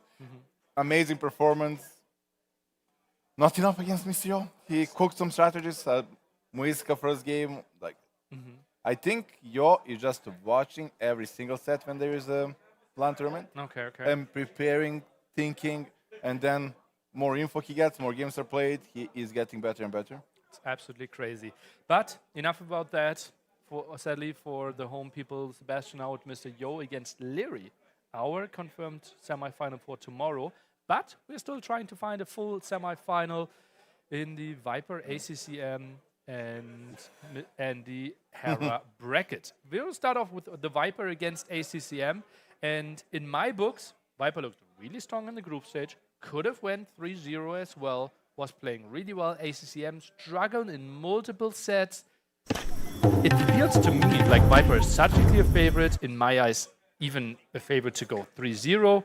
Tell me, why am I wrong? You're not wrong, but I can just tell you, Sebastian was a clear favorite last set as well. Okay. It's kind of similar story. Like Viper is having very solid tournament. I have been practicing with him as well. I seen him practice. He is doing really well. Reminds me of old Viper. He's confident. He's good. What some people said behind the scenes, like, oh, he was Viper back again, right? And but what changed, right? Because it felt like, okay, the gold. Oh, okay, he might be hearing us now. Oh, Viper! Let's go ACCM. He hears us. There was this very dominant phase, right? And then suddenly 2020, like different people were winning tournaments. Then the era of Hera started, and I think we're still absolutely in it. You forgot one era to mention, like the era where everyone won, including you, I meant. Red Bull 3. Let's talk about that one. Let's skip this tournament. You're skipping the timeline. We cannot just go like. Okay. So the dominant era of Viper, then the dominant era of Doubt that lasted. Before Viper, who was? Clan Chris. You did not say that. Oh, you did not say that. Now I can leave. I'm not a caster. And Viper feels like, at least in this tournament, the 3 sets, right? It's only 9 games, but we feel like he might be back to his old strengths. What do you think might have happened? That's the problem. I agree with you. We cannot discuss when we agree, right? Viper, something clicked. Maybe because he's in a boot camp, away from like family worries. With he got son, he got a kid, he got a lot of responsibilities there. I know how it is. I have 2 of them, and here. He's like full focus on the game, and we can tell. Yeah, that's actually true. The 1-week bootcamp, something that he didn't have for a long time, right? Only before the first 2 Heidelberg Red Bulls. And I would he think, did good there, right? Yeah. He performed well. And bootcamp helps. Who bootcamp helps. Yeah. Okay. Well, then let's talk a bit about the draft. Really old civilizations, I have to say, right? We are not seeing anything from the 3 Kingdoms civilizations picked. We don't see anything from the most recent South American. They're banned, but still, like, no Wei, Wu, Shu. Wei is banned. Shu is not that good anymore. And Wu got a lot of possibility on play on basically every map. On every map, yeah. And now let's remember, the very first pick is actually a parallel hidden pick. So the Mayans and Georgians could have been picked by both players. That is a bit of a surprise to me. Why are we focusing Mayans this early for the Viper? It's not Mayans anymore, it's Maya now. It's a recent change. Changed the names. Overlay. But I didn't want to point it out, right? So we have to work with production, Don't point out not mistakes, against right? them. But I'm a caster now. Casters point out mistakes, right? Oh, do they? Only from players. I was surprised as well. I was like, Viper Maya first? And he was like, oh, they're good. But I know he likes them. I know Hera prioritizes them very high, Leary as well. And that's it. Like those 3 really love Maya. Like against them, for example, I would ban Maya first. Okay. But I still don't think they are this level good. On what map do you see them? Is it Setao? Trying with the limited gold, or is it our park? Because you can wall so easily. Yeah. I would like to help, but I cannot pronounce the name of the maps. Like Black Forest type of Black map. Forest, the one at the very left. Ice. Yeah. We saw them already. I think Yo played them. Mayans there? I think he I did. remember the Mongols. Viper did a really good way game. We had Mongols war with Andy and Hera, but I can see them there for sure. There's a lot of hunt, extra resources. It's a good opening. The They're Eagle very- could Eagle, help as well. cool, yeah, Eagle for the at laming opening. there early on. Yeah. Yeah, I can could see absolutely that see one. them there. And it's also very important, I think, that Viper grabbed Vietnamese right after. Obviously, Vietnamese is top tier, but Vietnamese is literally a counter to Maya.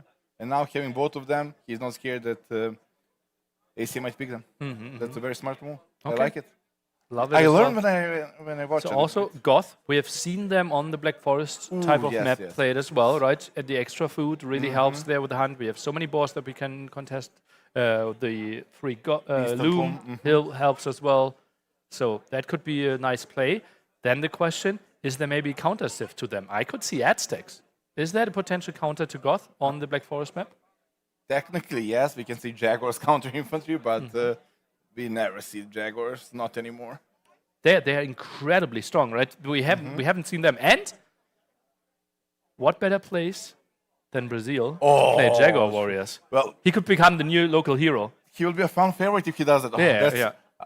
I need to think next time I'm in the LAN The event. crowd. I will. Typically, you are the man of the people, right? Now I will dress as a Jaguar and make them. Yeah. Actually, the trophy is Jaguar as well. Yeah. So Yeah.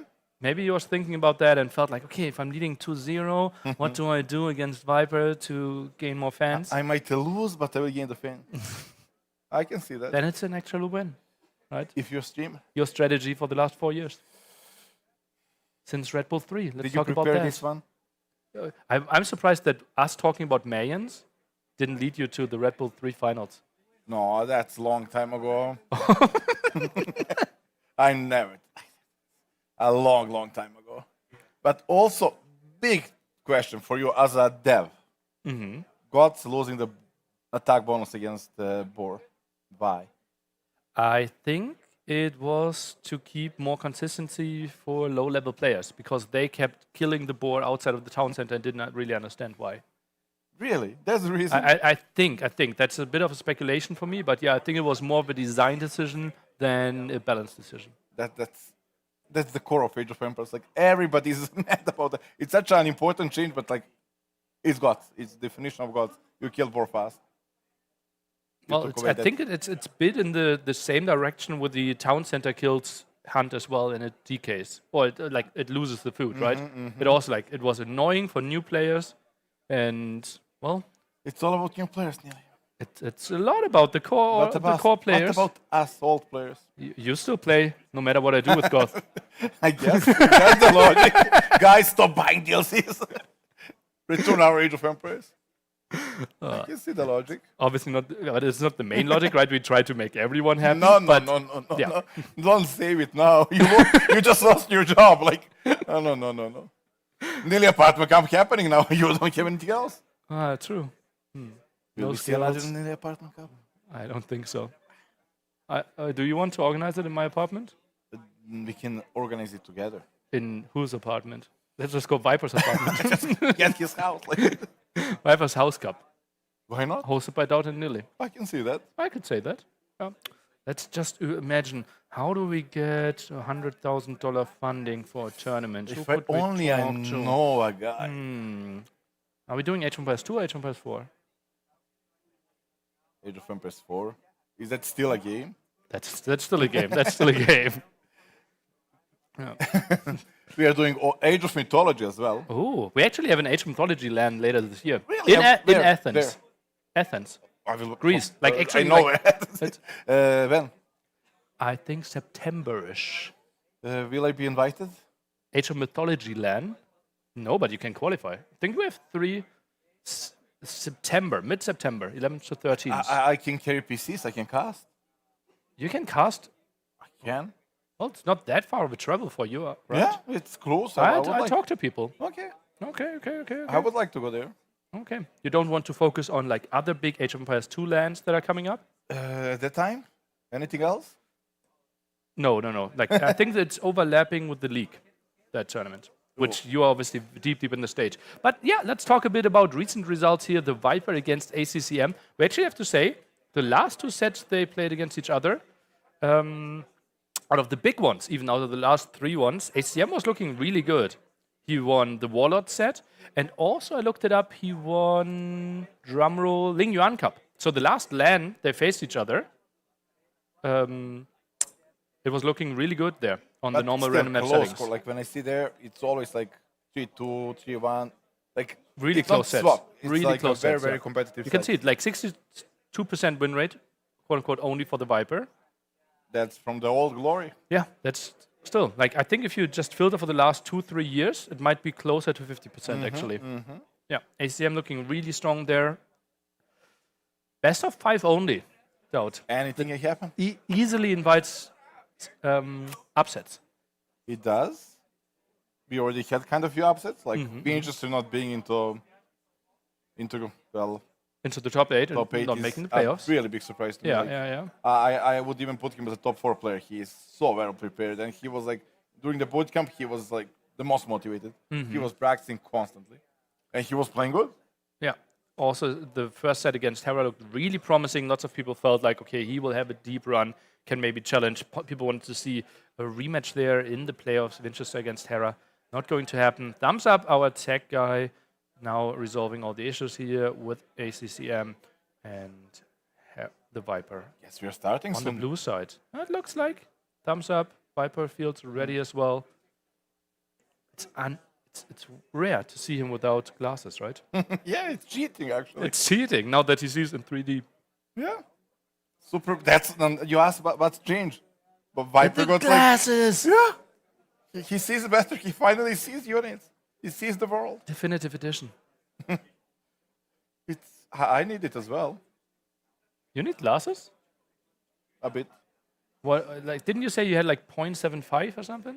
That was like 5 years ago.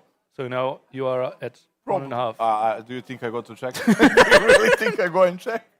I check when I have to do driving license. They said you're good to go without glasses, but watch out. And in 5 years, I do it again, and then we will see. When was the last time you were at a doctor? When before COVID? During COVID. During COVID. Yes. Okay. Why would I go to the doctor? Yeah, it doesn't make any sense, right? Only 6 people go to the doctor. Exactly. Yeah, that. you don't want to be sick. Do you take your car to car shop and it's working? No. I do. And you're working every year once. I take better care of car. So you take better care of your car than obviously. It's expensive if it breaks. But it's not expensive if you break. No. You don't care. I'm replaceable. You're replaceable. Car is not.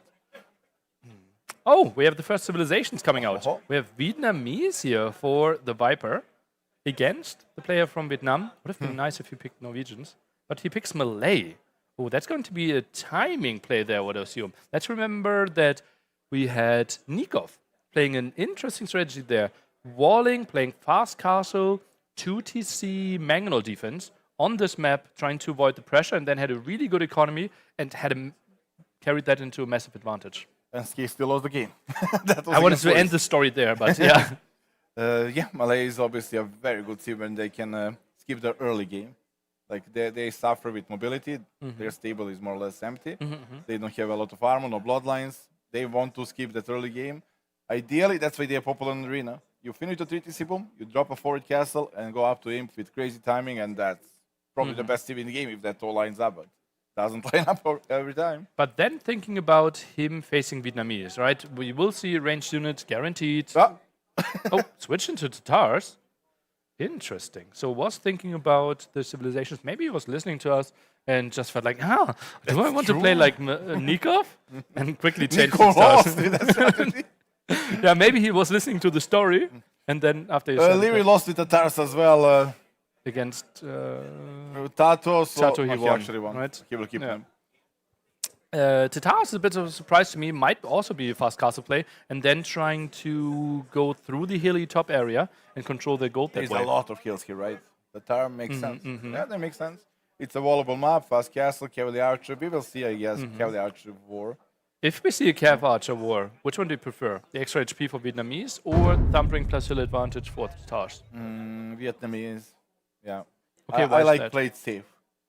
Like 10 HP more, it stays there. This is like Thumpering. I will research eventually. The heal bonus, well, you never want to fight downhill, no matter what. Okay.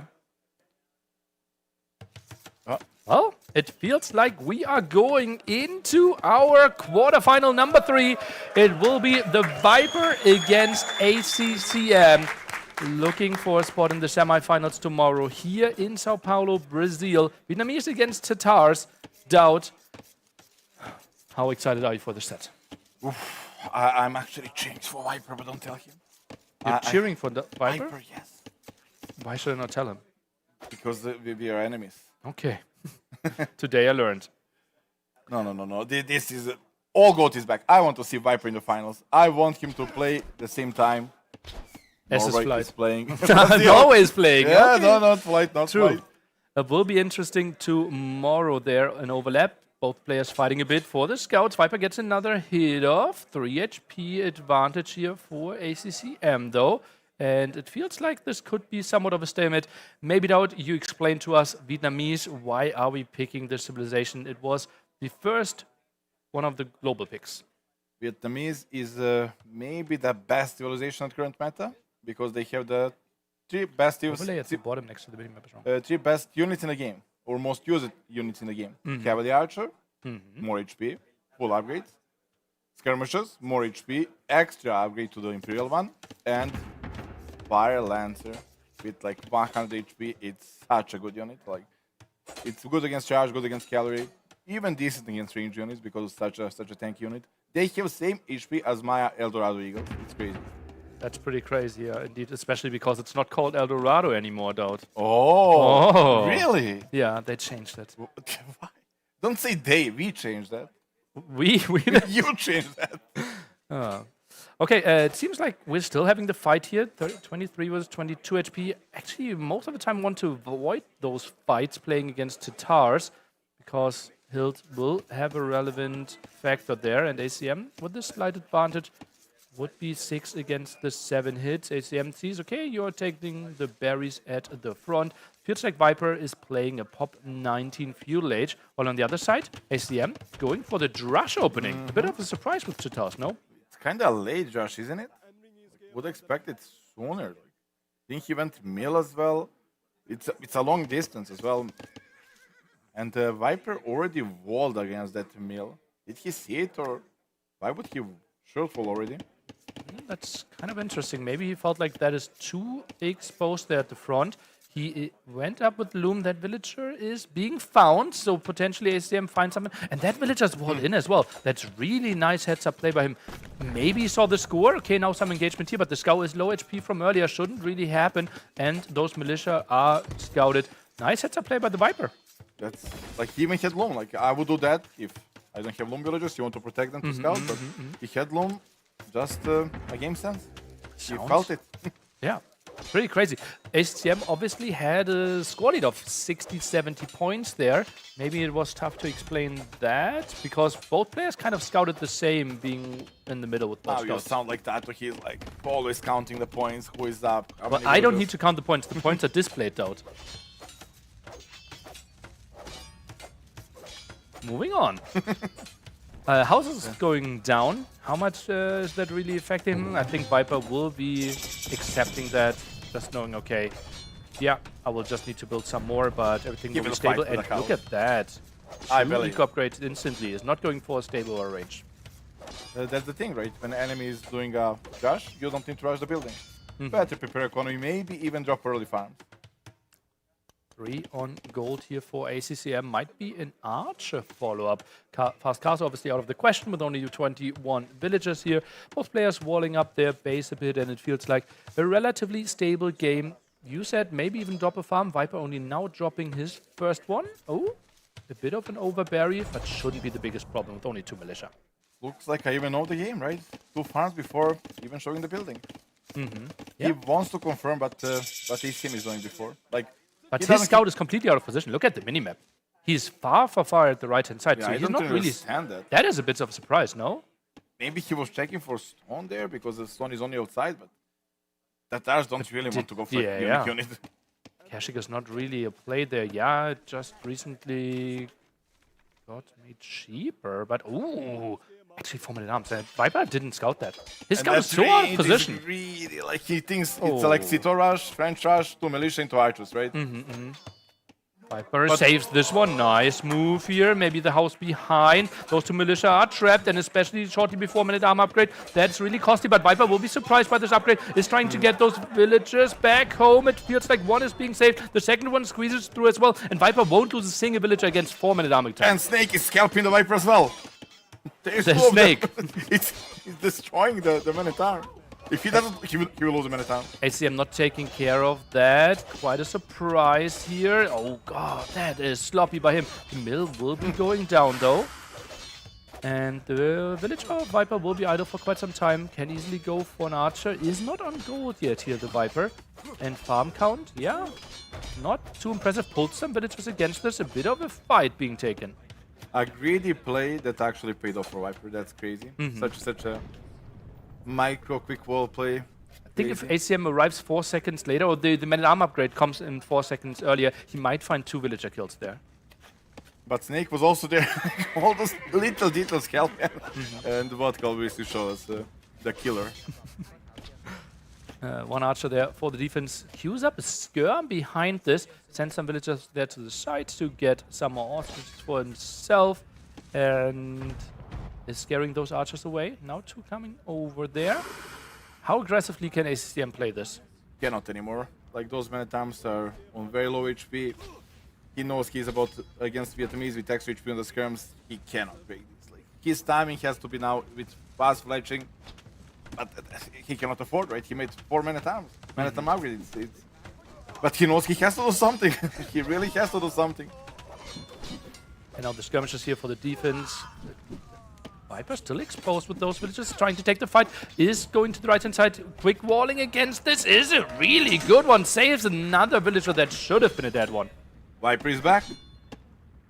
Those are the quick wards that we used to see from him in the 2019 era. And it's like skirmisher defense. Forgot mining camp. Oof. Sloppy. I think he might have been lacking some wood there. Is adding more and more farms. And Viper is skipping production. Right? He is at 3 skirmishers right now, and he's still missing wood. And kind of rare that armor. only he needs armor. He did armor. He did armor because he didn't have enough gold. Now he can go for fletching. Those archers still annoying, but shouldn't really find too much gold upgrade before fletching. Viper's playing so incredibly greedy, though. It's really untypical for Viper to be this greedy, right? But this time it works out. Everything is calculated. Only made 1 archer to stop an attack. Switch to skirmish instantly as a long-term unit. Like everything is working out for him so freaking well. Keeps track of it. Another skirmisher now arriving. Really at the limit when it comes to resources. HCM has more there. And this seems to be a stable follow-up. This style reminds me of Tato, right? He loves to play long extended feudal age. I don't see that from ACCM, and usually when you open many times, switching after to the stable, you just don't have enough food. That's too delayed to be a threat on time. Most of the time you can't really go for scouts as well because the men-at-arms are already forcing the opponent into the defensive. They're walling, they're playing archers as the defense, and therefore the stable. But now the perfect scouting by the Viper. He needs to run with the skirmishes. Everything is lining up so well for him. It's his day. Skirmishes are chasing the men-at-arms. Is only going now for some archers. 19 on food. Fletching is coming in for ACCM. Is going for at least 2 scouts. Aggression's coming. But with all those vaults that the Viper already did, he doesn't need too much more to be fully close. And now he just sends the skirmishers to the right-hand side, trying to buy more and more time for himself. He will lose 3 skirmishers. He's happy with that. He's on the way to the castle age, and now he can choose what to do. He doesn't have any unit. He can now go archers, upgrade into a crossbow. He can go add stable, play knights. He can go cavalry archers. Everything is in his hands when he didn't invest any army. Just very, very limited army. Viper's building a tower. That is interesting to me. That is even far away, building by 4 villagers. Wow, that is complete never opposite. saw that. Yeah, that's really, really atypical. That's like expecting massive aggression here, and he didn't want to underreact. He can wall, right? Tower is usually the last measure, And he had an easy wall in front, but... Does that imply that he might want to play like 3-range CA and play like low economy? Yeah, he is not planning to add a TC. He knows ACM is longer in feudal age. A long castle age can finish the game on spot. The Wonder here in the middle gives 25 extra age population once controlled, and ACM is using the market a lot. Sold 100 stones, so could only add 1 extra town center himself. Is going up 2 castle age, 1.5 minutes behind Viper.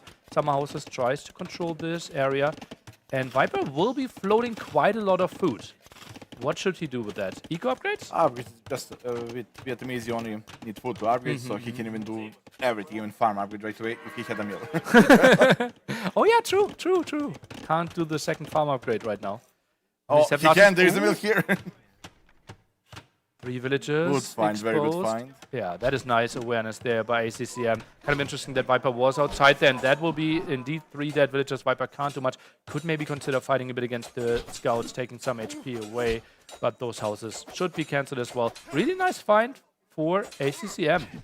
It's like Viper made a tower, played really safe, and then he leaves 3 villagers like, I hope he will not be there. There is no I hope. If And Archers are in here at the wood line, and overchop by ACCM. Viper's running in, is getting Botkin here as well, and crossbows villagers have to be pulled away from the wood line. Gold as well, could be another dead villager. 2 dead already. Is he finishing off another one? Doesn't look like it. ACCM, he gets away with murder there. Fewer losses than I would have anticipated. Maybe even worked out for him. Like now initial pressure is over. He lost a lot of crossbow. I think for ACCM that's Well, he dives on the other side, but that's really risky against tower with extra arrows. I don't think you can really do that. Maybe some walls there next to the woodline. And ACM is kind of trapping his army there. I'm a bit surprised. 3 crossbows. They should die against the first wave of skirmishers. And loses more next to the town center. Oh, full volley there. And that was really good for ACM. It felt like with the timing, 5 crossbows there in the woodline for the Viper. He could have done so much more damage. Now it's suddenly a good game, and I see the advantage for ACCM. Yeah, ACM did snipe those villagers next to the mill on top, and now clean up army of Viper for free. Like that could be an endgame move, but I'm not sure how he was. Maybe his range mode on TC is not working. Like that's so easy to avoid at this point. Cross is now killing this from the distance. 3 crossbows there. Upgrades are coming in for ACCM. Has the hill advantage there. Viper needs to dance a bit. Goes for more eco upgrades. Now 5 eco upgrades here for our Vietnamese player. Extra town center for ACCM. Tries to get the advantage that way. ACM is really happy to see that tower as well. He knows Viper cannot add a TC zone because the stone is outside. Viper up without market, so Viper is stuck on 1 TC for a very long time, and ACCM knows that. Would that incentivize you to tech into elite skirmishers if you're ACCM here? Not yet. You wanna prolong those expensive upgrades. First, use those resources to boom, and then when things are correct, timing is correct, then use the upgrade. Okay, goes for some more attack here at the front with the crossbows. Still some dancing here by ACM. 1 villager low HP. Just getting aggroed a bit, and Viper, he's really struggling clearing this one up, but now with ballistics, life should get way easier.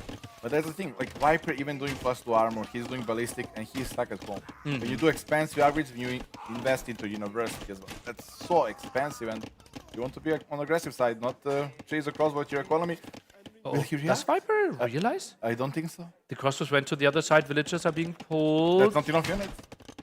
He has ballistics, he has +2 armor pretty soon. ACM, how is he dancing against this? He has Thumpering, Viper does not. Military count looking so much better. Villagers are being pulled, and some are dying already here. Viper with some moves there in the center, but intercepted by ACCM as well. Nice awareness, and that should be some more dead villagers here. It will be a tough hold. Viper is forced to go skirms to defend. That's not the place you want to be. You invest more into army, and you have less units, wrong units. ACM is happy to, and you're going scams, elite scam. Such a tough spot for our Norwegian player. Maybe he feels that both players fully committing to the ranges will help him the more HP, as you mentioned earlier, but now only 5 villagers working on food. There will be tricky to fort all those. Is going for some raids, but not finding that villager killed. Nice awareness by CCM again, and now trapping this army. Yeah, this is sloppy. There's no better word to say. Like Viper sending 4 units there, but he will think end the game. Like you will not end game, you will get sniped. That's not how the game works at this level. Some skirmishers here going for the clear up. Viper is sending the crossbows to the top. Main gold is running out. He will need to expand. The skirmishers will find the clear up there eventually. But Viper's macro slipping a bit. Idle villagers for quite some time there. And is now extending to the next woodline. It's floating 600 gold. Didn't really plan for the mass skirmisher production. 4 on foot for Viper. He will not catch up in economy. And the ACCM is even adding knights. He knows Viper is 4 on skirms. Really, really solid. Why the knight play. decision here over Siege Workshop? The mobility. You keep mobility. You can use knights to defend your home and to put the pressure. By Siege Workshop, well, you can only protect or attack one place. Even gets the town center there in the middle, gets a nice clear up there against the skirmishers. Expansion for the neutral golds. Crossbows are coming behind this. No armor upgrades for those knights though, so they will take quite some damage. Viper again with another small group of units. You seem to hate it. I absolutely hate it. Like, what do you think it will happen? Like, you need to get super extremely lucky, and he even got lucky one time and didn't do anything. Some units around here, skirmishers even getting sniped down. The numbers simply in favor here for ACCM, who's dancing. Not fully using the hill advantage there, but maybe feels, okay, I need to dodge more, and yeah, he's just retreating from here. Yeah, that's Age of Empires I don't like to see. That's people microing? Yeah, yes, the way they microing. Like, one unit up and down, up and down. Like, look, if I want my units to have seizures, I would not play this game. Like, that's not Age of Empires I grew up with. And a hole still at the bottom, not plugged, so more units coming in there at the woodline. Viper is moving out, did not see that. A knight and a skirmisher, at least announcing that they're coming in. But oh, that's a nice move. That's gonna be a sneak attack. That, luckily for the Viper, he's building that town center, likely going up there. But that could have been a game-finishing blow if Viper didn't build the town center. This is finished? I think so. We are at 80%, builds a market there, and maybe a villager lost there or two if Viper is not instantly realizing, but the town center is going up. Nice awareness. But this is a proper counter-attack. Like a long distance, not straight to the middle, most obvious. Like this was a kind of lucky timing for Viper, but like you said, this could win potentially end game. Now reclaiming the monument in the middle. You can see population might be switching a bit there, but not the most important thing. Both players having enough houses at this stage of the game. Army is getting cleared up. Still, Viper's economy feels underwhelming. And there is nothing he will change, right? Villager number is just increasing. Viper is only adding a second TC while ACM is working on 3 TC for a very long time. He even got outpost rushing here. Is that maybe in the handbook? Like disrespect? Disrespecting, I'll read through the rules there. That's questionable. I'm not sure if that's a misclick. Gets a lot of control there, gets a lot of vision. Nice tower here in the back as well, anticipating that that could be a good spot that he could get raided at. And Viper, he is just trying to make something happen here on the hill, but 30 villagers behind. He needs to make something happen ASAP. But what? What can he do? Intercepting all those villagers here at the left-hand side might have been an option, and suddenly you're only down 20. I have a better option. Which is? Yes. A castle. Oh, in his face. In his face, and then we go next game. Yeah, but but we only have 4 villagers on stone right now, so it will take quite some time till he can build that. Another TC there at the top. You're also facing Knight. You're facing a lot of vision, right? So the moment you send out the villagers, ACM has a lot of time to react. Still, I can only see Castle being a potential comeback. Or an amazing micro fight, but also he's the Tatars. Now he's choosing the fights and he will come the hills and get that bonus working for him. Maybe getting some villagers there. The TC kind of exposed. Magno's shot could maybe kill 1-2 more villagers. Feels like the town center is going up though. Full hit, but ACCM jumps in. Now, what a nice move. Poor sheep. Poor sheep.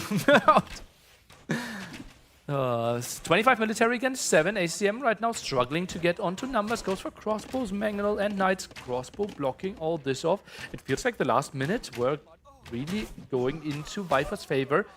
He's trying to put himself into the spot to allow himself the comeback. I'm telling you, army lead is here. Now is the moment.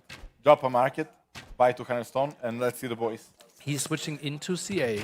Villagers obviously would be super far away. That's why we're playing such mobile civilizations here that can have really good CA, that can have potentially some cavalry for yourself here. Because the distance is so long and the vision is important for ACCM, and that could be somewhat at builds. Viper took the control of the game fully. Maybe ACM did the over boom. Like he was too confident in the late he had. And once you invest into bomb, it's not only like you lose resources by investing into economy, but you also have more places to protect. Like look at those two outside TCs. That 3 mangonel for crossbow push will be interesting, and that's the castle. I assume you wanted to see that one more aggressive. Yeah, that's not the castle. Well, it actually says castle though. No, the name is on it, but not yeah. the castle he needs. Not the castle he needs. I can see that. He's trying to control the gold. The push through the center still. It feels like putting on more pressure than the castle at the top. Also only building it with 3 villagers. It feels like you would take 2 fewer? Yeah, I respect that. I respect that. Mangonel push now coming in here. Viper. That is easier for Viper to play, I believe, this situation. He can decide better where he wants to put all his attention to. And yeah, this is tough to micro for ACM. Mangonel fights on both sides, and they are so crucial. If you win both sides, you win the game. If you lose both sides, you lose the game. Sounds fair. 1-4-0 trade for now. CA production continues. Spotted and trades off 1-for-1. And that Mangonel. Take a look. Trades off against the full HP one. So 1 Mangonel with barely any HP left. That fight is still happening. 2 villagers still around. Viper takes another nice hit. ACM could not find the kill and will get a lot of hill advantage.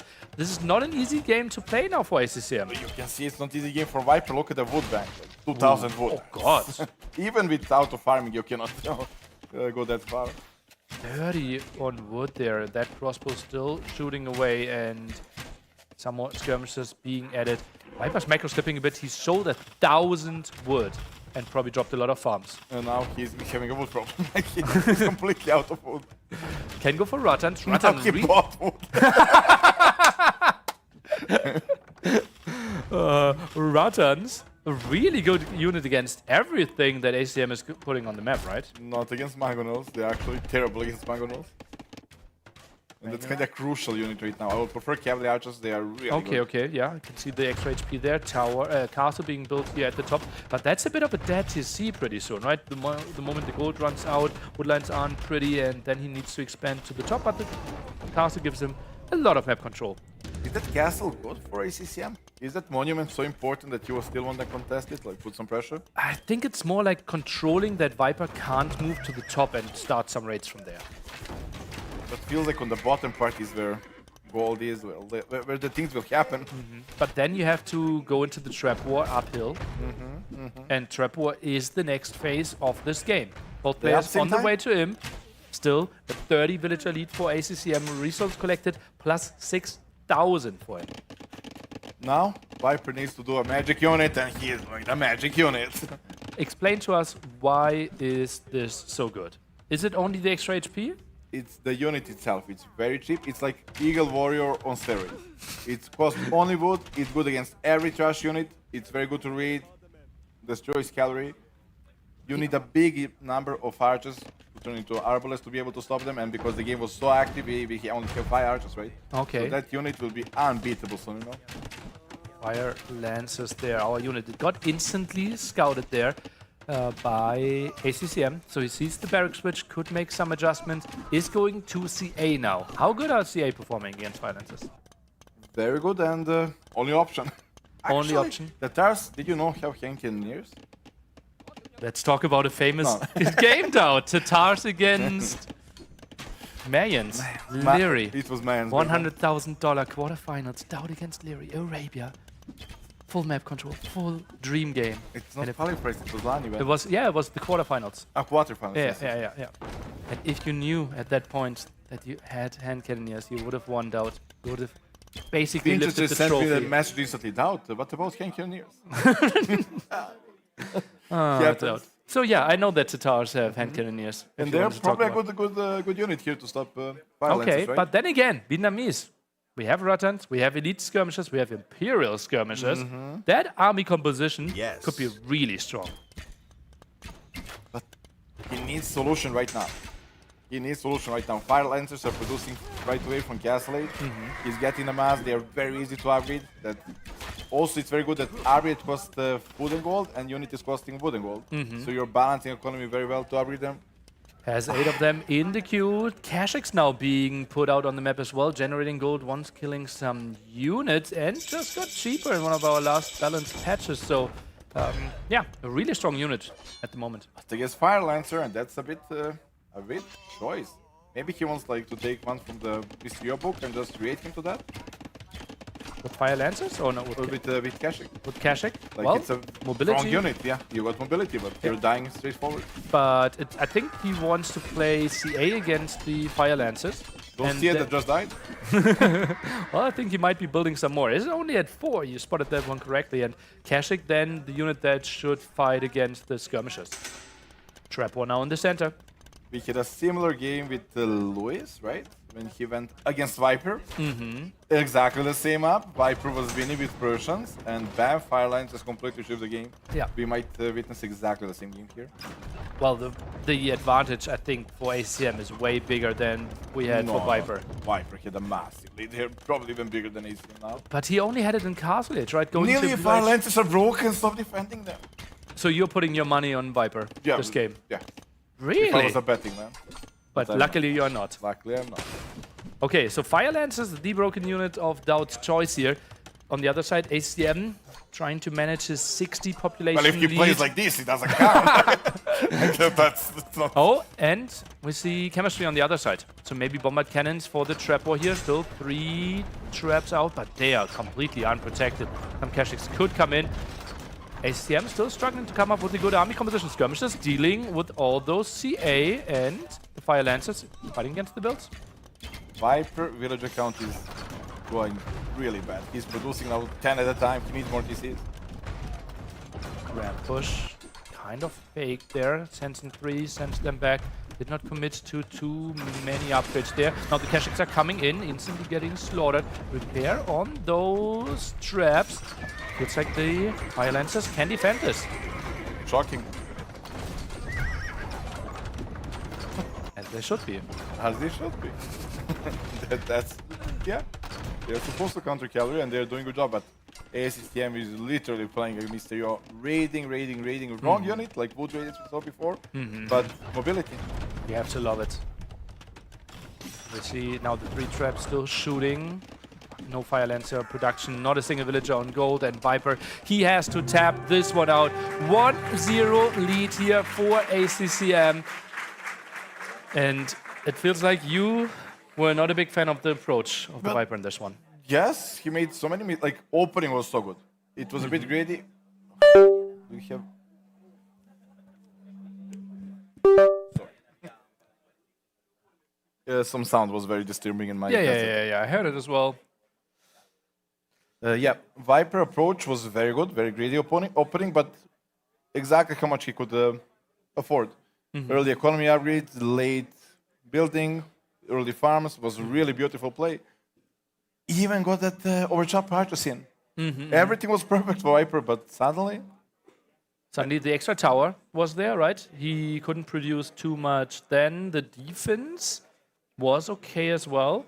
It just felt like he didn't really group up his army moving out from there. I think it started when he got ballistics. sniped. Those mill villagers, right? Those deer villagers got sniped, and he made a tower that was more or less useless. Like, because of that tower and stone is all outside, he couldn't boom, couldn't catch up with economy. Whole game he was struggling with economy. Due to the tower, he felt like he was forced to play heavy army, was forced into ballistics, and took more risk than he normally would have, you think?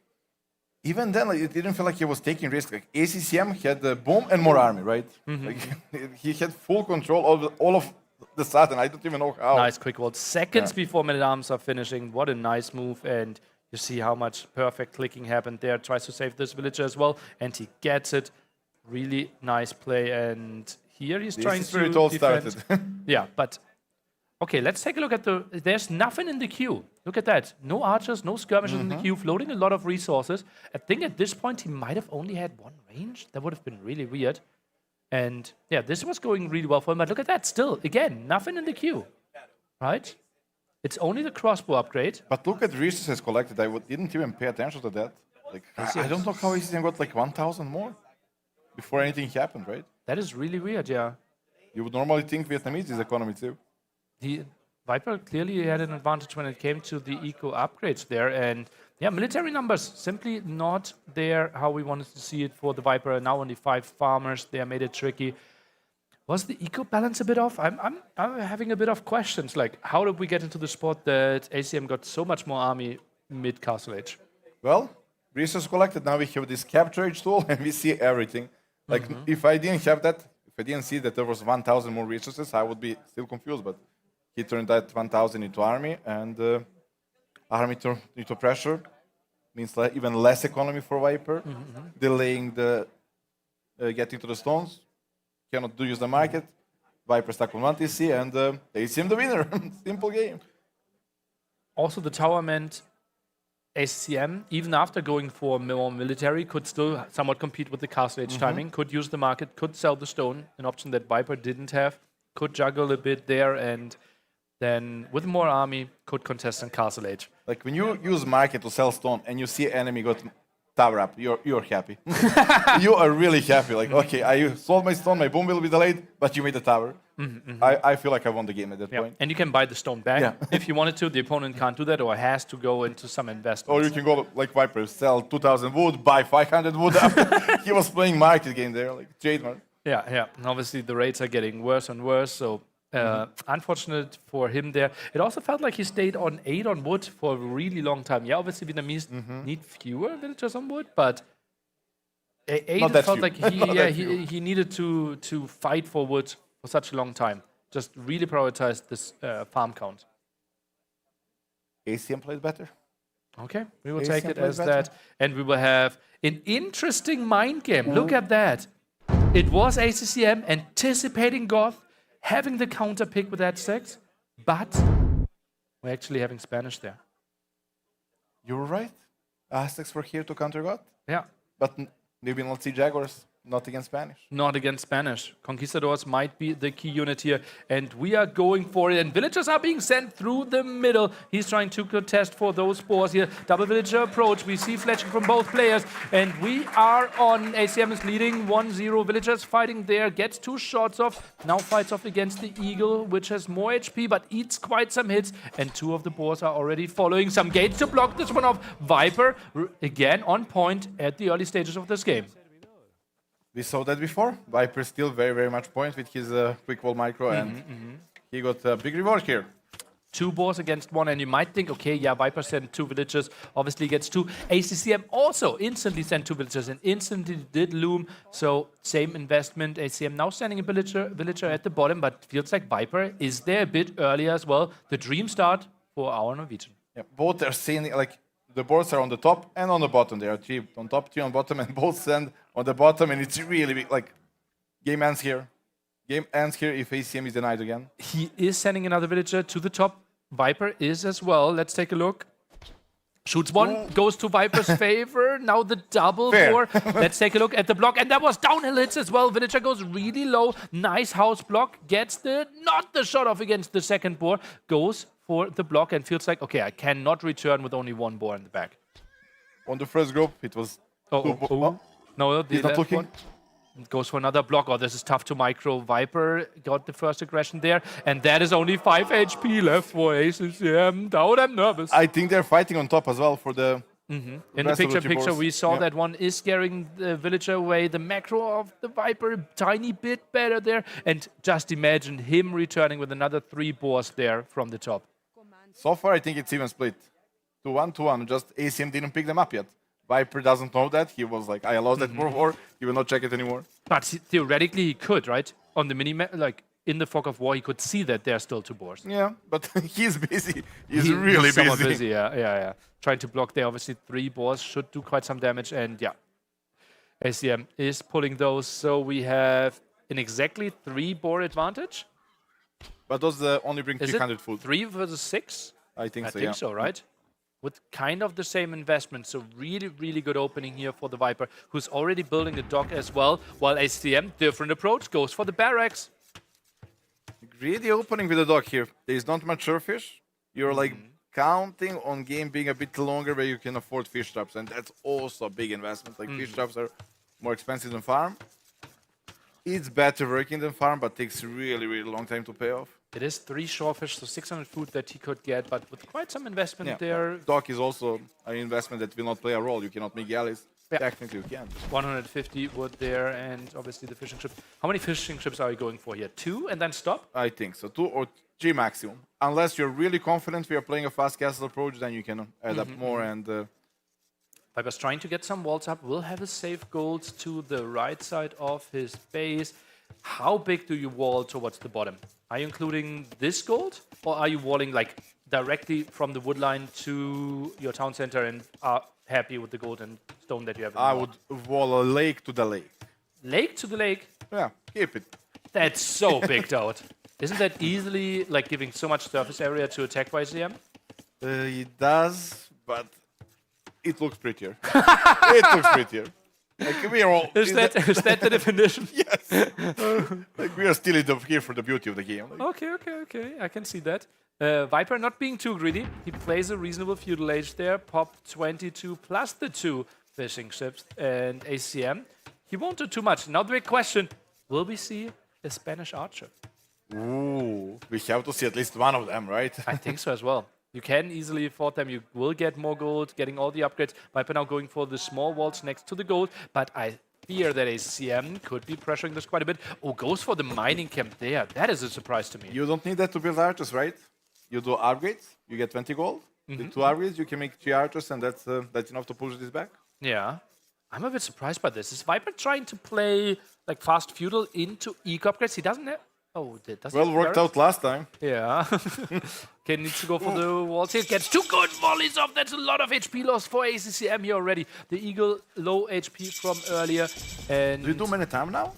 Okay, he still does it. He does. Okay, he also queued up a 4th Man-at-Arm, so lost quite some HP. Another ball there in the back, and that will be an archer range instantly spotted by the Viper. His scouting absolutely on point. Is it the spot where you build the tower next to the gold instantly? I want to say we have exactly the same game as before, right? Early Josh, transition into Man-at-Arm, add a few more, run into TC, lose HP. Exactly the same game. I love Viper spot. And yes, you want to tower. And Viper is building the tower. We can see that the stone count is getting the clear up here if he wanted to. Ooh, and but that's not the that greatest tower. That's a bad tower, and explain to us why. Because you will not protect your gold. There is always a tower that is behind the gold and will range the villagers, so... Oh, gets the kill. That is good for ACCM. And indeed, the tower of the Viper now useless. The Not gold useless, he can cannot still break be... in with many times, but doesn't protect the gold. Viper standing, still having the villager on gold, did not go for the archers. Food count will be really tricky for the Viper, right? Barry's at the front, does not have a mill yet, I believe. Can't build farms, can still get 1 single javelina, but this Castle Age transition will be tough to afford. This is like always a punishment you have such a good start. You have so much food under your TC, you don't think it will ever run out. And then you're hit instantly, like food running out, you cannot afford farms, your berries are blocked, you will collapse. Gets the blacksmith. We'll try to get some upgrades in there. 10 on food for now is carrying ACM away, who has no idle TC so far. Impressive. He's going for the seconds. mill. He really believes he can fight it off. He is going for the mill. Well, the army is going to the top. 5 skirmishes chasing this one down. Maybe it's to afford the farm upgrade, but would be really greedy. Wow! 6 villages on stone. He's building a tower next to the mill. He is going tower defense into Kongs. He knows his win condition is getting to Conquistadors, right? Aztecs will struggle against that. They don't have cavalry archers, the skirmisher is the only weapon. And I'm scared for the Viper here. It's Spanish builders. 3 men-at-arms, an eagle added as well, gets another eagle, walls around this. Is there a chance to dive this? Get some more houses in, but men-at-arms will squeeze in another gate. What a nice block. Gets the villager behind this one, tries to overtake the men-at-arms, but is a bit late. The tower will go up though, Viper. He survived this attack and actually dealt a lot of damage. I have to say it's really nice being with the audience and see how people are hyped when the quick walls are happening. Yeah, really, really sweet here. And people also anticipated, right? The quick ball wasn't ready yet. They saw the villager coming from the town center that could have set up the perfect trap, but ACM weaseled out of there. ACM saw that trap possibility as well. Fletching now finished for the Viper. We don't have the Blacksmith upgrades for ACCM yet. Eagles did not really get the value. He has 3 on the field, is trying to dive in. This will be some hits, and Viper a bit sloppy, loses some skirmishes. Is going for the regroup here, but that will be him playing with like 3 skirmishes Nearly now. pathfinding right there. How many tournaments do you cost us, nearly? Well, it's the blessing for one and the loss for another. Builds the galley there for the defense. There will be a lot of pressure, and there is one layer of palisades that is not reinforced right now. The tower tries to protect the water and this area. Let's take a look at the pathfinding here. Oh no, that is the quick wall. From Viper point of view, right? Yeah, indeed. Goes for the house there, and the house behind this. Then the gate blocks the man-at-arms, and now we see the villager from the town center coming out. Is he going for something? No. Oh, he actually did. That was just a random villager. That was just a random I was just villager. passing. That was just a villager being produced, and everyone was hyping up. Oh, how he envisioned the trap there. He didn't even click the villager once. Oh, God. Tower in range there. ACM will have a lot of map control. What do you think about relic control on this map? I don't think we will get to the game that matters with such aggressive play. Isn't Monks like one of the most important go-to units for ACCM here? Is it? I think so. Do you think never worked out for me when I want to convert the Conquistador. It never works. Okay, actually, like, if you get upgrades, you get more HP on those. I heard about that, Aztec bonus, right? Right. But he already got the counter unit. He already got skirmisher that he will upgrade. I don't think he needs a double counter unit. Okay, so the skirm defense would be your approach. Stands 8 villagers there, 7 actually, to take down the tower. Maybe walling this one in could have been an option. Low HP villagers being microed back. ACM needs to make sure to not get lured in there. And there's some eagles arriving. House a bit late, and Viper, I think he has to disengage with this. Maybe finding a kill here with the tower is ACCM. Okay, nice one for him. A bit weird play by Viper. Like, that tower is also, in my opinion, questionable. Like, you have dog that shot. It didn't achieve anything, right? That tower. Maybe Viper just saw the opportunity. Okay, army on the other side. Now, at least some villagers could be low HP here. ACM finding another build. No, he doesn't. Viper saves that one. Nice move. More villagers being pulled away from gold and wood because the army arrived from the right-hand side. Viper didn't wall this one in time, and now sitting at only 3 skirmishers resources, pretty close to Castle Age. But that's still so much. That's still so much army. Where's Viper? Like, what happened, nearly? Well, we are in his base now. He had 3 skirmishers. This whole game, it's 20 minutes and he got 3 skirms. Yes, Fletching there tries to fight. And Castle Age is faster for ACCM even. And he is now taking into more eagles. I wouldn't be surprised if we see a second barracks there. Maybe Monk follow-up. It will be stable by the Viper. So he's trying to fight this one off with knights. Is that a thing? Now being blocked off from stone? It's not a thing, but you are running out of options when you don't have stone, right? It's either that or monks, but monks are not that good against Aztecs. Could maybe go for some late attacks then. Alt now being added by the Viper. Tries to fight this one off on water. Skirm still doing their job. But ACM even taking down the mining camp there means that if the Viper wants to switch onto it later on, might need to build another mining camp or a spot for a town center there. It's a nice little bonus damage, right? You're already there, let's snipe a mining camp, maybe a house. Viper takes the stone mining upgrade. So that that's kind of implies to me he will go for like 2 knights and then try to make Kongs happen. But that will be tough because ACM is going for so much army. Viper might crumble against the aggression. Well, ACM is out of scrums. That's very good for the Conquistador transition. But Conquistador transition is so far away. With 0 stone, yeah, it's not that easy to do. He needs to buy 500 stone. Viper is new phosphor, apparently. Now reaching Castle Age here. Quick wall against that. Eagles plus 3 damage now. Reaching the Castle Age. Quick walls will be on point. Good job there. Tower finding more and more damage. Viper now reaches Castle Age. Still not properly on stone, and he is open. There's so many spots to raid. It seems though that ACCM only has 1 barracks at home. I think Viper needs to make a TC on that stone. No, he's making on wood. So I'm not sure why it's on upgrade. Triple barracks, but no production. Look at that. There's not a single eagle in production. Forward Monastery denied as well. Viper in shambles. So many things going wrong for him. Not in production because he got upgrades in the queue. Upgrades in the queue, that's why the production was there. Now production is back and yeah. Everything is idle. There are no Kongs. Monks will not stop this. One stable knight. Not really a thing. Goes for some missionaries. Wants to go for some style there. I don't mind it, but it shouldn't really be the answer against Eagles, which have multiple bonuses against that. You remember when we used to play always Eagle spam? Now it feels like it's a way weaker. It's a modern way of microing. But still, if you can overwhelm, Eagles are still best snowball unit in the game. Or one of Interesting the that he best. sends the villager back. ACCM, that was the forward villager, so he's not fully all-inning this. Even walling the left-hand side feels like counterattack could be a threat to him. Now the missionary at the front is trying to walk away. Cannot go into tower. Monk is better. And missionary dies. Another costly unit gone. Eagles are threatening the engagement here. 3 knights alone won't be enough for this. But as you said, villager went back. That means he will not go forward siege workshop. He will use that extra wood to start bombing eventually. This is not like do or die. This is a big pressure, and let's build economy after that.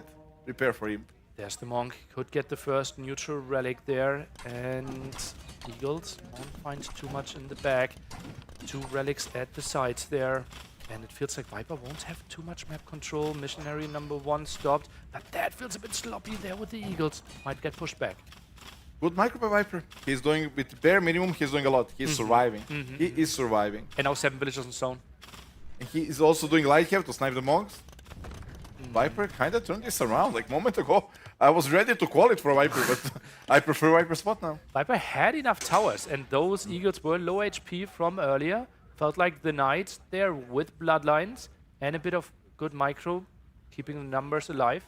Was really good for him. And missionaries now, they can yoink away some of those relics. It's so funny. Best change ever. It's running away here. He was missing the upgrades on those Eagles, right? It's only 1 armor.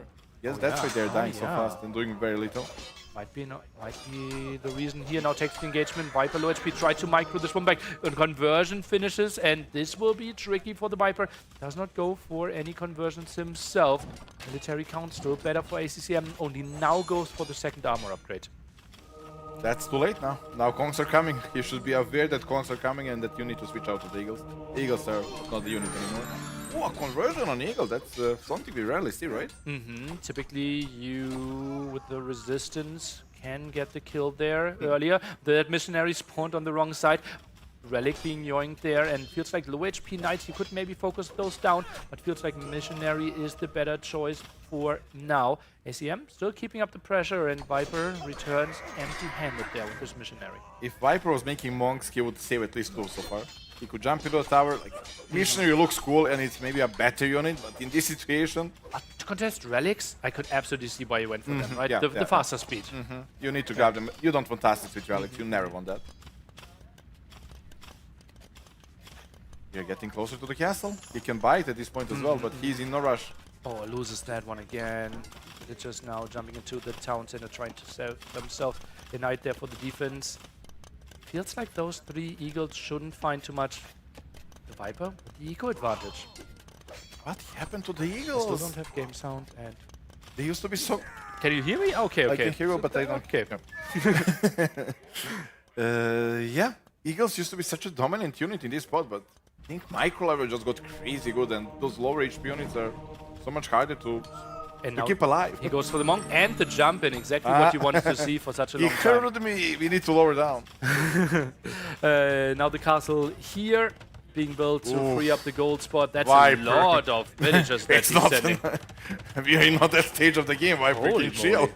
It's not a wonder. Like, Crazy. damn, Viper. Crazy how he's Chill. surrounding this. Okay, it will go up. And it's Spanish as well. Now everything to the goal. Like. I think the stone just ran out, and that's why he shift-clicked it. Wanted to get more control over this area, and now Sanctity coming in. Plus 20 HP for the Aztec Monk. ACCM is now adding archery ranges. He's going for skirmishes, as you anticipated. Yeah, but you want to have that tech ready before the threat shows up. Now, as a reaction, well, it takes time to build, and the Kongs got mobility. They will be able to snipe a lot of villagers. Viper is finally in a decent spot. Finally, he'll be able to see ACCM base. I don't think he ever visited ACCM base, maybe with the starting scout, and that's about it. Now, finally... Ooh, but we didn't see this. Rampush is coming. And Viper is doing devotion. Don't do the replay now. Yeah. Don't put the replay now when the big deal is going on. Devotion has to finish. Viper doesn't want to replace that monastery, that's for sure. Well, he at least will finish the upgrade. Relic ejected at the, for him, good side. Monks are scaring away those knights.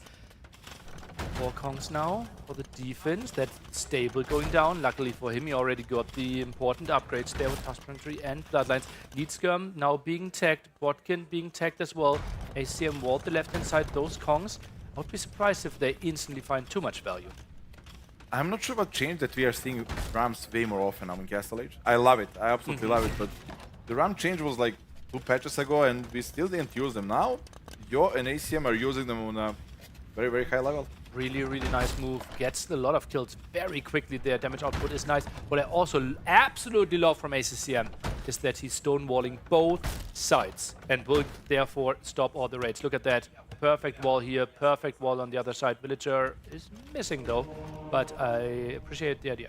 Yeah, that's the only thing that can kill him at this point. If he secures all the relics, if he is unraidable, just push one side. I don't think Aztecs can lose to Spanish. Is scaring those monks away, but they might find some damage here. Villager advantage still established for the Viper. Some more villagers in danger here for ACCM. Eagles not finding too much. Is he diving deep there? That would really surprise me. We know that a town center is behind us, even triple town center. Oh, ACCM, is he getting desperate? What's happening here? I don't think he cares about Eagles anymore. He just wants to find as much value and escort those monks at home with relics. If he grabs all the relics from Viper, okay, Viper is on a big timer then.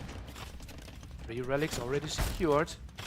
1 on the way home. Now the ram is being filled with those eagles. And the switch for the Viper into more stables. Is this a full knight attack in Castle Age? Is Viper not trying to make this a normal in play? Or is he going for light cap? Maybe he doesn't see like a long game after ACM grab all the relics. Maybe he just wants to finish in Castle Age before relics actually get to work. But ACM is building the perfect castle in the middle. He's completely zoning this out. Sends more villagers to the top. This will be really tough for Viper to find damage in Castle Age here. Some skirmishes to get the control first. And also the walls. He walled in the wall. Like walled is everything is on the ACM side. True. Only the 2 golds here in the middle, but those will be so contested. And Viper feels like he needs to do damage. Is going in against ballistic Botkin skirmishes. Monks there as well.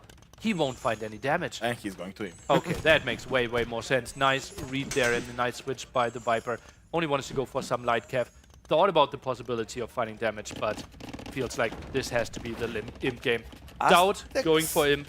What are the dream army compositions? Aztecs have fortified wall? Ooh, I would say no. You would really love it here.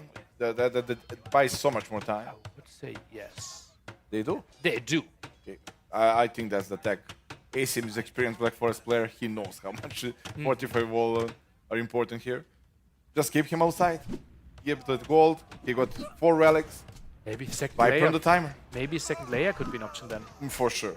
But you don't have time.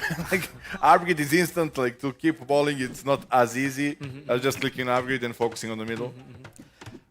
So, still thinking about perfect army compositions. ACM, it has to be something around block printing monks, I would assume. Atlatl skirms. What's the infantry choice? Are we playing pikemen there with Garland Wars? Are we playing Jaguar Warriors? Maybe Jaguar. That's actually the best DPS unit now from Aztecs. Even better against knights than pikemen. They're missing half upgrade, and that's maybe the change that needs to happen. Like they are lacking. They don't have stable, obviously, and missing half is such a big deal for Aztecs in post BM. But you don't have problem with gold, right? Yeah, that's absolutely true. 4 Aztecs relics in there for him. Has so much gold control as well. Is there a weird world where we might be actually attacking into some heavy siege for ICCM? Could we maybe see SO? Not against Spanish. No, Okay. Bomber cannot shoot faster. They have monks that convert faster. That's too expensive. Maybe Onager, but Siege Onager is just too much of investment. Okay. Yeah. Not expecting too many range units, not expecting end cannoneers there, I would assume. No, I think Viper probably has to go full Paladin and have one snowball go through the middle. He's completely zoned out. Like the ACCM played this Absolutely brilliant. perfect. Yeah. Such a strategic approach by him over and over again, and gets the early map control, benefits behind it as well. Now goes for the conversions. Lightcap coming in, but thinking better of it and retreating. So many knights. We have 5 knights out on the map for ACCM. Crazy. More knights amount for of conversions. ACCM. Yeah. Viper on 3 knights. Great, absolute madness. And now we see the switch into skirmishes here by the Viper. Oof, that's like resigning at this point. You want to go skirmish war against Aztecs that got full map control. You're just resigning. Attilatel coming in, +1 range, +1 attack for the skirmishes. Right now 16 on the field, on the right hand side they're getting attacked. Now dives in for those monks, a bit out of position. They have more HP though, but it feels like they should get cleared up and some might stay alive. Viper gets most of the snipes though. Not that important, but certainly satisfying to kill those monks. And okay, now I can maybe mix in some Bobber Killers because those monks get full obvious. They even get redemption. Yeah, we have 4 monks still on the map, 2 more in the queue. Elite Eagle Warrior is coming in here as well, so those would be good against Bombardiers, against the snipes there. And Viper, look at that, supremacy, making his villagers way, way stronger. Nice against the raids. Don't think we will use them at the fighting units. Well, he got 10 fighting units and 110 villages. I think that's the only unit he can use. ACM in such a strong position here, controls the full front, and oh, it feels like we are ramping up towards our second big upset of the day. Absolute masterclass here by ACCM. Strategically, like he saw, okay, against Spanish, you are trying to skip some corners, you already played with the dog, you are trying to get onto Kongs. I'm going for the man-at-arm aggression, and he played so aggressively there. And Viper, it felt like the first tower wasn't direction, the skirms were underreacted, the quick walls at the right-hand side weren't right, the walls, the attack on the left-hand side, the decision-making, not on point. And it's not like ECM prepared this. He reacted. He picked Aztecs only because he was expecting gods. Yeah. So he was put on spot here against Spanish, and during the game he created a perfect plan. Like that's really, really solid. I respect that more than dancing micro. This decision making, that's what keeps me still in the game. It's fun. Absolute madness. And the start was so good for the Viper.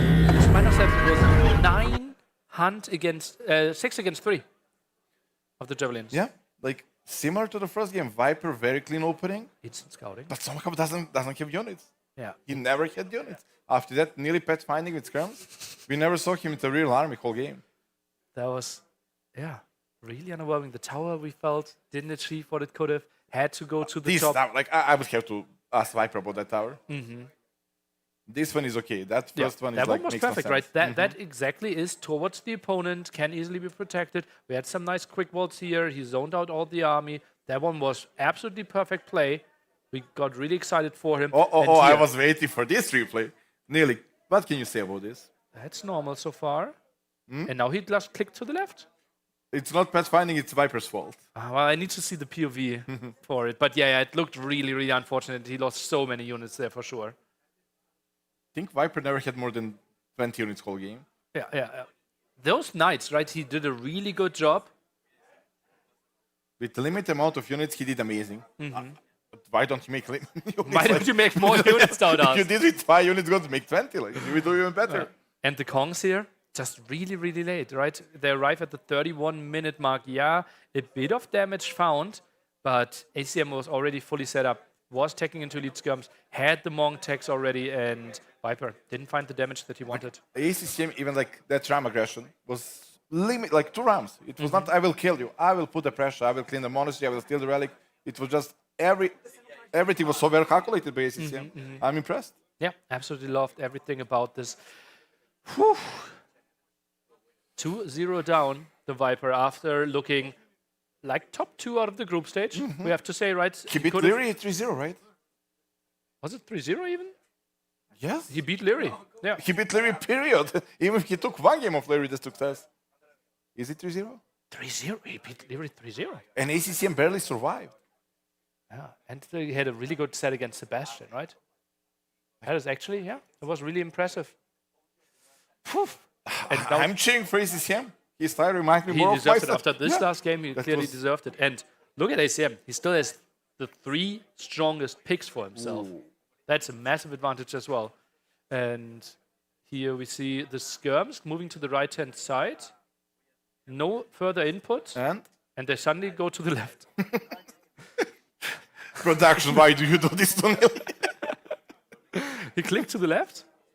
Production said, what? Let's take a look at it again. Let's slow it down. Quarter speed. Do you really want to slow it down? So it's now the right-hand side. Waypoint. Goes to the right. Some farms. Nearly. And now we click to the left. Doubt. Who's at fault? Viper! Hey! Okay, Nearly. But you have to... This game has perfect pathfinding. You have to understand, after so many wrong things, you don't think I make a mistake anymore. It was confusing, but it looked really weird. I agree with you there. But like the click by the Viper to the left felt really unnatural. I'm waiting for him to make that excuse, and now we have a proof. Viper, watch VOD. Let's watch the VOD. yeah. Rough for him. Really rough for him. The 2-0 start there must not have felt great because typically he's the one that can rely on his decision making. Not in the last game, and ACM looked so good. And as we mentioned, like 3 maps still to come potentially, and he still has pick 1, 2, and 3 for himself. ACCM, he has to feel confident. After the draft, I talked to Viper. Viper said I have like 3 very good matchups, 1 hard, and 1 50-50. He's not still on his hard matchup. Which one are the good matchups? I will not spoil everything, but I will just say he is not still on his hardest matchup. Okay. So, and he has to win every single game now. Okay, how are we distributing civilizations here? It will be Khmer against Berbers. So, interesting choice. Berbers is obvious, that right? Feels like a mind game. Explain to us why Berbers is obvious. That's a castle job map, right? And their unique unit is very good. Villagers are spread around the map. They're moving faster, also very good for Berbers. Are you moving faster, Darkage? 5%. Ah, it was 10% matters. and it's now 5%. Yeah. Okay. Yeah, I can see that. Yeah.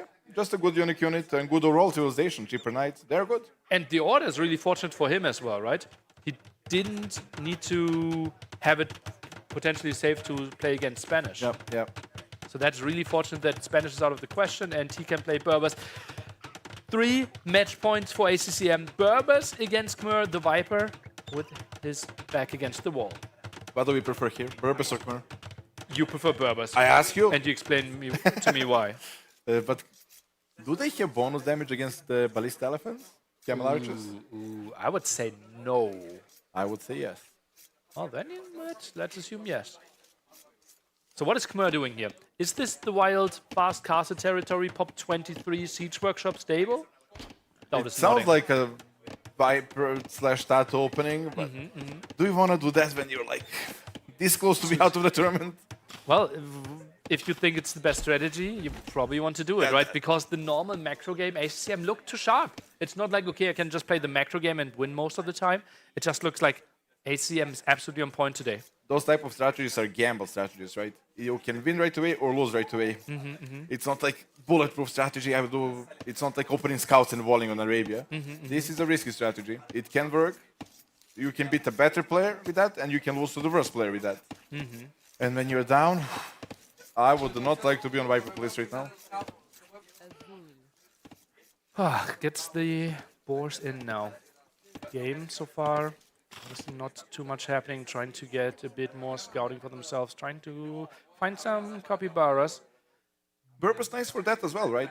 Lowering the boars a bit faster helps. Oh yeah, you need to work way less, right? Yeah, that's so true.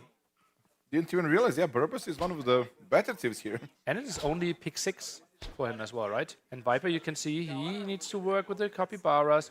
He needs to go for the house walls. He's getting 2 javelins for himself now. Or javelinas. And look at the easy job He's for just ACCM. running away. Oh, that looks so sweet. And he will lose now. No. So 2 hits there, and yeah, Viper, as we said, needs to work a bit harder there. Capybara is running out. For a Black Forest player, that's easy job, right?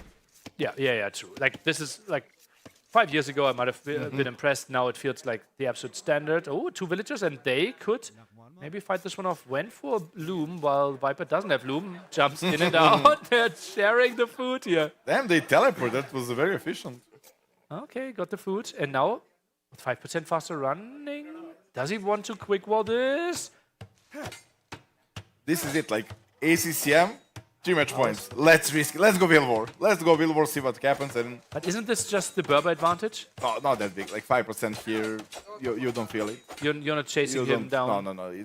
Okay. It's not like I will win because of that. If anything, this Hammer House helps way more than that bonus. I can see that. Viper now with a villager on gold, meaning archery range is not really a typical approach. We have to expect a fast castle from the Viper here in some form. Does he have enough food for it though? There is plenty of food on this map, right? But And you does don't he have need it like around? Because yeah, we see he doesn't know about this yet, does he? He doesn't know, but you can guess. You know, Okay, there is okay, like every 10 tires, there is a boar, Mhm. there is capybaras everywhere, and with Khmer you don't need a single villager on wood, right? Everything goes to food, a little bit gold, and you're good to go to Castle Age. ACCM trying to bury through there. And he's picking the perfect one, right? It would be the next step for the Viper, the first one that ACM can actually get to. And it feels like both players are going to play Castle Age. Now the big question again, Viper, what army composition is he going for? You expecting Camel Archers from ACCM? Yeah, that's for sure, and Viper needs to find solution to that. Scorpion is very good with extra range, can even fight down Mangonels with a good lucky micro. But risky. Everything Viper has to do will be a big risk. No Loom for the Viper, only one single villager on gold there. Do we maybe even see Loom only in Castle Age? Feels He very won't have likely. gold. He won't have gold for long before clicking up, right? Oh, sends 4 on gold now. That is quite something. I'm a bit surprised by that. Well, he needs 200 gold. Once he gets 200, he will just remove them and put them on food. Okay. It's easier to... You don't want to calculate. We're not all nihilists. Like, if I send one villager on gold at minute 4, I will have in this... No. We play by the feeling. Maybe I can give you a rule of thumb, Todd. Every 1 minute, a villager collects roughly 20 gold. I don't care. I play by the feeling. And if you need... I die by the feeling. If you need 100 gold, divided by 20, how many minutes do we need? I wasn't even listening. Oh, Fields and Nelly, man. I'm just so disappointed that they didn't go Vilvor. If this was a first game, that's a Vilvor 100% next to that. Yeah, there is maybe. 100%. Resource Both love it. collected really close, and we see the barracks opening. Is that a stable from ACM? Is there a world where he plays Siege Workshop stable? I think that just because you don't need market, you want to have stable for bloodlines, and maybe make a scout or two to see the map. There is not a single villager towards stone yet by ACCM. I think he might... Ooh, goes for it, but Viper should be hopping in. If he's not this... Oh, he tries to trap from behind. That was a debate. But he could elite mill, no? I don't think he could go through. He could eventually fight through with the berries. Viper on the way to Castle Age, perfect resources there for him. He goes for the stable. On the other side, ACCM, I'm expecting the stable with the blacksmith as well. Indeed, that is the play. So no Camel Archer played out. And this is even playing better for ACM favor if it's a stable wall, right? You have Camel. cheaper knights, and you have camels that are also cheaper. They don't even need to be cheaper, they will beat Khmer. Capybara trying to scout around, obviously knows, okay, Viper, you have to be in that area there somewhere and gets the confirmation that he is around this area. Is ACCM thinking, okay, if I was Khmer, what I would make to stop Berbers? Knights, and then he was like, okay, I will not go Camel Archers, I will go Knights myself. They're cheaper, I have Camel option. I checkmate you right there. That's very high level. How's the scouting on the outside? Did Viper... He has no chance to see the stones, right? No way. Oh, his scouting is really limited.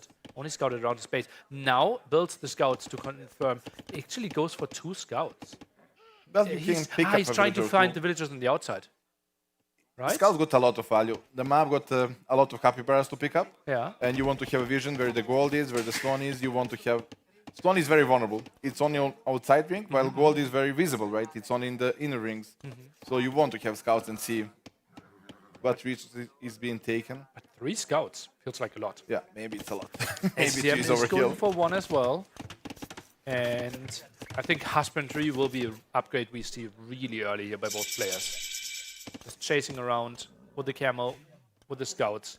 It's very important. And Viper, he's actively scouting and he's not finding any villagers on stone. That was his first check, right? He wanted to confirm the Camel Archers, and now he kind of confirmed stable, and now, well, Monks. Monk defense and the boom, right? For the Viper. But you're like playing into Berber's game. Berber scouts are also cheaper. Will be interesting. 3TC play by the Viper, maybe trying to have a massive advantage and then like a siege pike push. Is that an option? Distance between the two bases isn't that big. Goes for this now. Lightcap upgrade is coming in here. Yeah, I could see that. I could see that. Oh, finds the villagers at the side. Nice pick up by ACCM. ACCM gets always more value with that mini engagement. 1-0 Kitty. One is And three Beast is for collected ACCM as well. higher. Higher for ACCM. I don't know how. They play the same thing. I think Viper spent quite some time running to the town center there, right? 1.5 minutes of walking there for those 3 villagers. You can do the math. Both are playing mirror game. Viper is on again Ooh, on maybe the the timer. villagers at the top. Gets the house, gets the palisade. Nice anticipation. Yeah, he knows. He knows. Great play by CCM.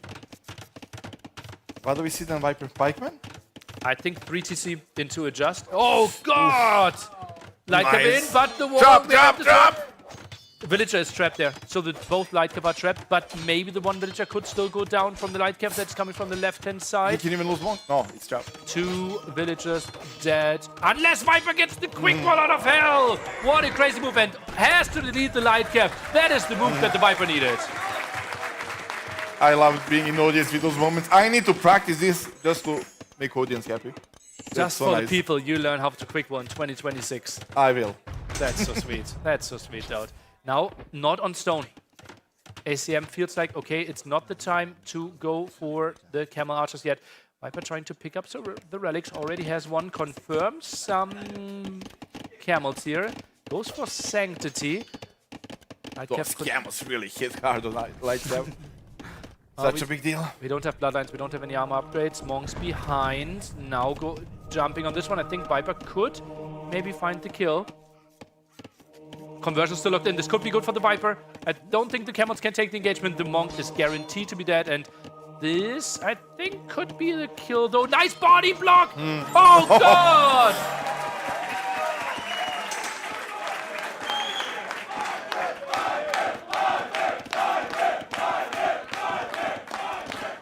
The crowd is loving it. The body block there. Could find another monk here to the left-hand side. 2 camels might not be enough. Villager a bit exposed. Viper might just do a drive-by. Gets the hit. Gets out of there without a single loss. Gets away. Viper setting himself up to extend the series. All this came from those scouts being trapped in. If it was 2 extra light cap for ACCM, once we get sniped, the game would be different here. Such a big value there. Tries to get to the villager. Light cap at the low HP ones at the right-hand side being microed back, obviously faster than the camel. Monk being locked in from the right-hand side. Not sure if ACM will realize that. That conversion could be really good. The macro of ACCM not on point. Now deletes it. Could go for some healing. They desperately need healing. Oh, Monk is forgotten. Where's the light cap from ACCM? He has 2 in the middle there. 1 now coming through. Tries to jump for the Monk. Could we see another body block? Low HP there. Goes for the block. The pathing is on point. Viper absolutely on point with all those moves. The Monk is idling out. Low HP. Light cap is even being microed back. ACM can't finish the job there. KD somehow is only 3-3. While we so saw exciting. 20 units go down. So many things happening. And Perfect farming here as well. Oh, what crazy moves here. Only 4 villager advantage, but it feels like emotionally Viper has to feel like he already won this game. Every single move went right for him. But 4th TC he now. lost 1 or 2 villagers with those raids. He lost 2 villagers. Yeah. Correct. That's but coming up. He got 2 relics. 3rd one is now coming in. Still the one on the left-hand side in his hand is getting some more healing. He has a lot of vision. HCM now 5 villagers on stone is thinking about camel archers, but Viper's eco advantage will be big enough. I think he might play a massive castle age attack and then camel archers. It's tricky to have them all in the same place and put out all the fires that Viper's trying to light. But massive castle age attack cannot be nice. Absolutely cannot be nice. And pikemen are not countering anything. Do you think it will be 4 TC into fast imp and try to go for the trap wall? I think it has to be a full castle age, but I don't know what unit. Ah, that's the question. Maybe monks plus pikemen plus knights. He needs to find a solution to the camels or berbers. I would assume it's something like siege pike and then try to find your angle. Like Mr. Yo with kills. I can see that. Probably the only solution, but... That's another. And Pike Knight is actually a really good composition against Berbers. They might be struggling against that, right? Unless you don't make camels, go full Berber Knights. They're very, very efficient unit. Okay. Then again, Pikes struggle on such a map, right, where mobility is not really an option. Monks are trying to defend there, but won't really be the greatest option. ACCM sees this raid happening. Maybe can save the villager. No. Goes to the left-hand side there. No conversion happening. Meanwhile, on the other side, we have the raid, and that will be a nice pickup for ACCM in return now. Yeah, they're trading villagers, but Viper economy is growing bigger, right? He's 68, 69 villagers. Could have had a house next to the stone there. Could have saved some villagers. That's actually a big mistake. Yeah. Trying to protect those villagers there. Observer gets debated for the third time in a row now, looking at the left-hand side where the houses from earlier.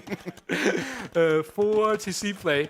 Now for ACCM, feels like, okay, there's so many spots that he has to defend, right? This is not necessarily for villager production. This is mainly for, okay, you're raiding me so much, I need more protection for my builds. And this is the push. This is siege, this is stables. This will be a knight, maybe? Oh, what do we think about Knight Scorpion Doubt? We like it. Hello, we like it. We like it. We like it. Yeah, Scorpions are good against camels. With extra range, they are actually very good against monks. It's only one extra range for the monk, and that's knightful. And I think it will be aggression into the forward castle. Yeah. On the other side.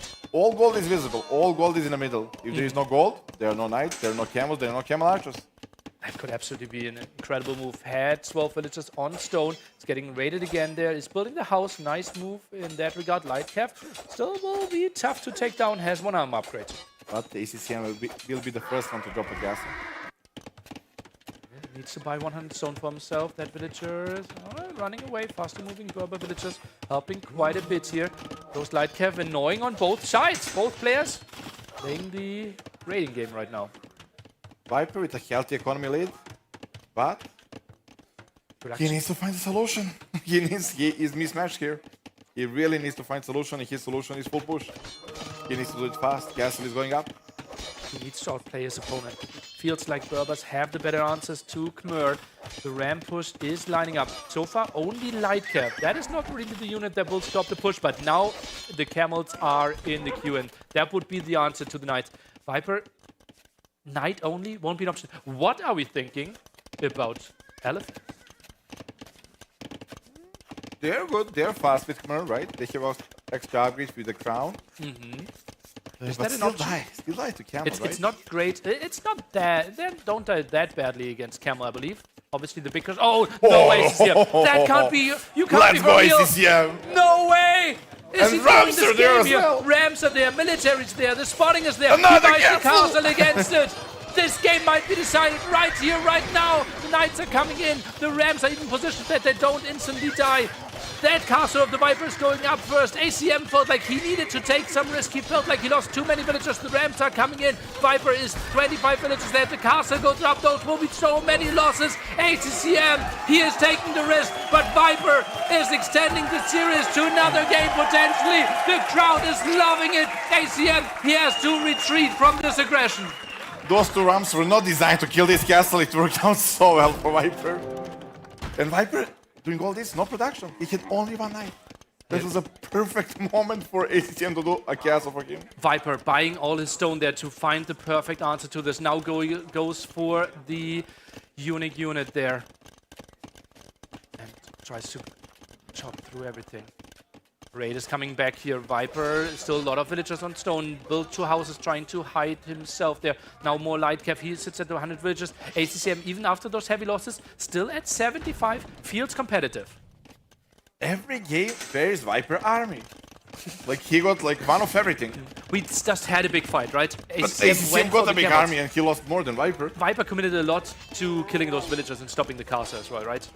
Yeah, but still... EcoKG is a bit better for Viper. Make something, Viper. Well, this is the Viper approach. Ballista Elephants now. Ooh, can he trap behind this? No way, no way!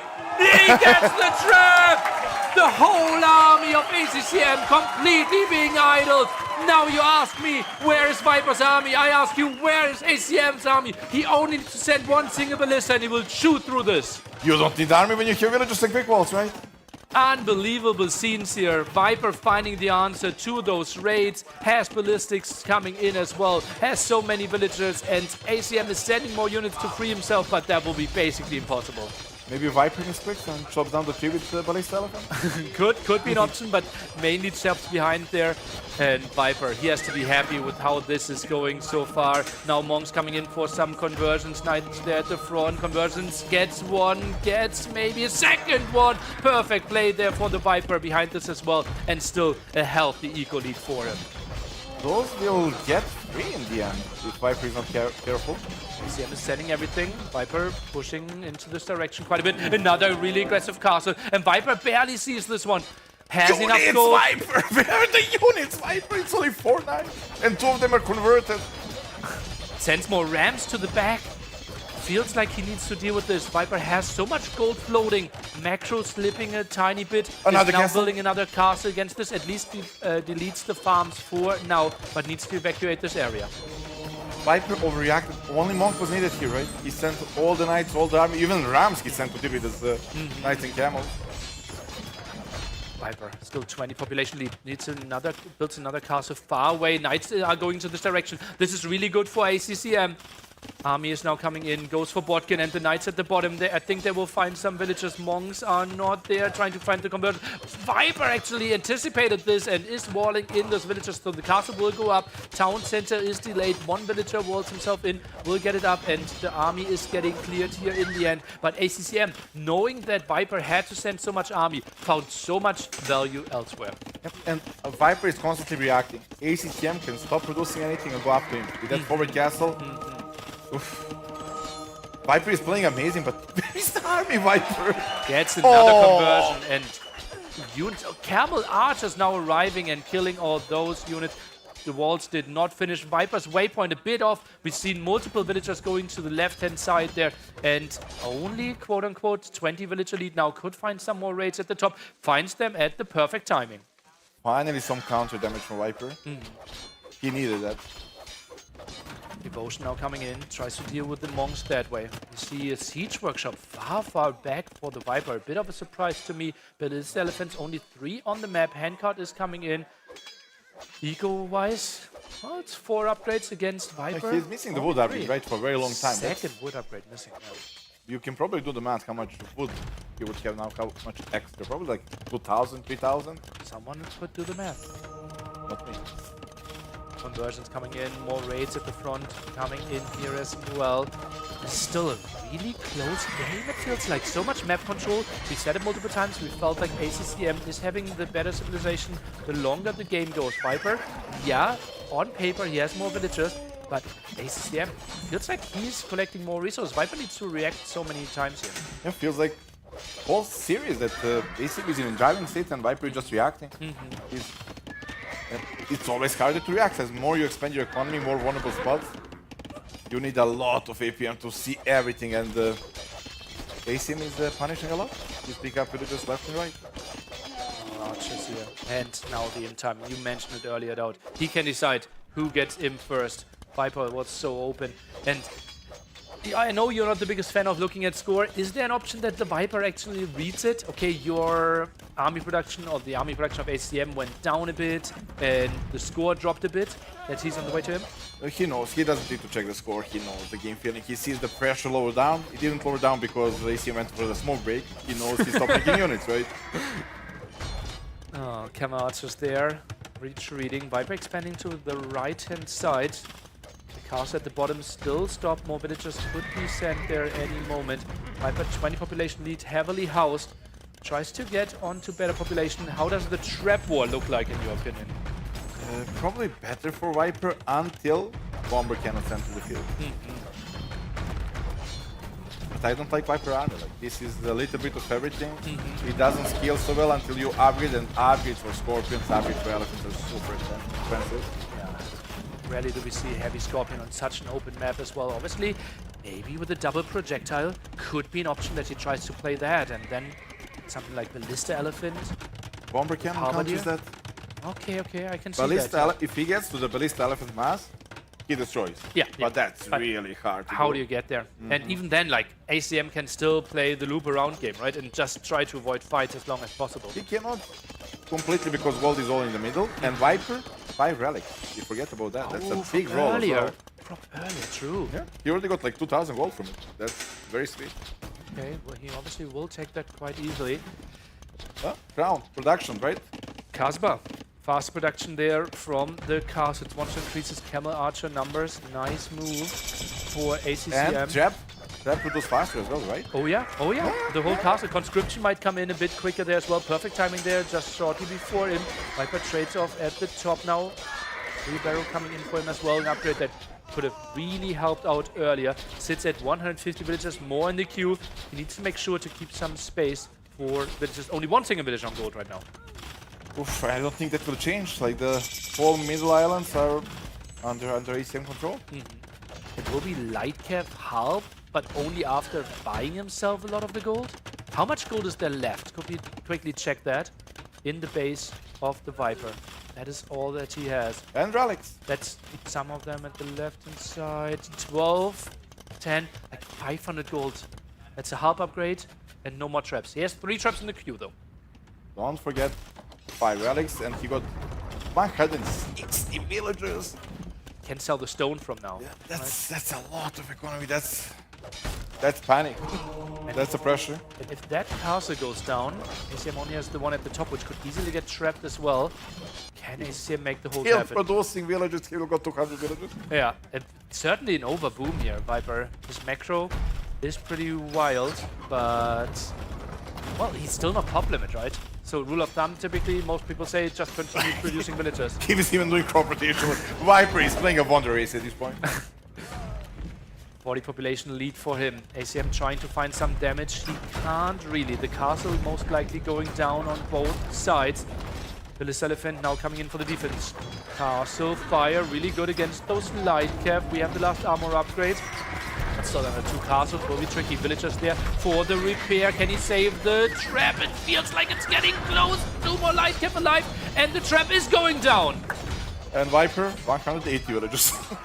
He is completely overbooming. What's happening and still here? producing. What is happening here? Does he feel like he doesn't have enough resources? Autopilot. Like, you know you're under pressure, you're producing, you don't think. At this point, it is a match point for ACCM and Viper, please give me a... Delete 20 villagers. For him, the best thing can happen is if he starts losing villagers to the raid. Yeah, 20, 30 villagers down. Maybe those villagers or the units then dying on the castle could be really good for him. Hazard tech coming in on the other side for ACCM, and villager kills are guaranteed. More farms being added by the Viper, and he will soon be at 180 villagers unless he loses quite a lot here. Still no real tech switch. He's now going into Spearman at the 42-minute mark. That's not what you want to have at 42-minute mark, right? Still more villagers dying there at the gold, and just feels like Viper not really having the answers there. If he loses his castle, the trap will be exposed at the front. No real answer. Still only 2 spearmen. Viper, his production is simply not there. His whole economy is villagers. 8 army, like every game, he's fully on economy, no units. Like his army is left over from castling, right? He didn't upgrade anything. 14 spearmen in the queue without the pikeman upgrade. 200 gold in the bank, only can't really tech into the things that he wants to. That economy is quite nice for him, can be graded a bit later. Viper down to 160 villager might give him a bit more space, but he's just getting overwhelmed in the middle. Where the relics Viper, that's like his mass protect position, right? Like 5 relics is something to fight for. It's worth playing if you control those 5 relics. If ACM traps them down, oof, not looking good for our Viper here. Halberdier now being texted, but still 50 seconds away from reaching that. The raid is deep. Camel Archer count at 4 is increasing, and those could deal with all the pikemen. 20 more pikes in the queue, but he can't really get onto the numbers. The production wasn't there. He missed his timing getting onto proper army. He's getting overwhelmed. Viper from pop limit to around 150. ACM is pushing this. Only 2 military units, like he's... And now he got villagers, but all those villagers are in the TC. They're not working. He's trying to expand to the left-hand side, but if he loses everything in the middle, he won't really get to the production there. Maybe just putting them into the barracks could have been an option, then trying to eject 10. They're coming out one by one. They're getting slaughtered one by one. And Kassar will not be a unit to stay. He will send them to raid. just fully focus on camera production and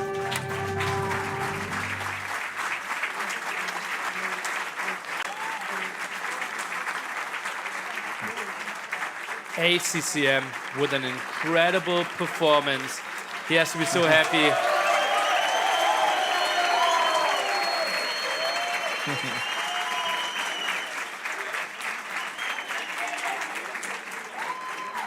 I need smoke now. Makes a break, makes a run into the semifinals here, into Brazilian Dynasty. Sebastian out, Viper out, the two big favorites here, the two best performers in the group stage. ACM has to be over the moon. And oh boy, did he deserve it. Decision making absolutely on point, the set. Like, I'm speechless how well decision making was from ACCM.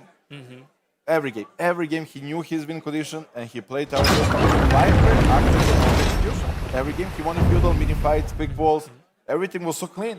Yeah. And then it's like, I don't know, he stopped playing. Like late Castle Age especially, right? It always felt like ACM just kept up the pressure and Viper tried to cut some corners, was a bit off here and there. And in this game again, right? Viper with a massive overboom, 180 villagers, needed to the castle, needed Even to the have night that pikemen. castle from ACM, he was in such a good spot. I thought the game was over. At that point. That was crazy how ACM kept in there, right? And how he also, in this castle, realized, okay, I can still retreat, save 10 villagers, and continue to the game from there. Yeah, I would just send 20 more and see how it goes. Go game 4. Go game 4. If it goes up, I win. But he actually like, okay, I back away and I make that castle, save some stone, make that castle on a different angle, take it from there. But Viper didn't use that initiative that ACM gave him for free.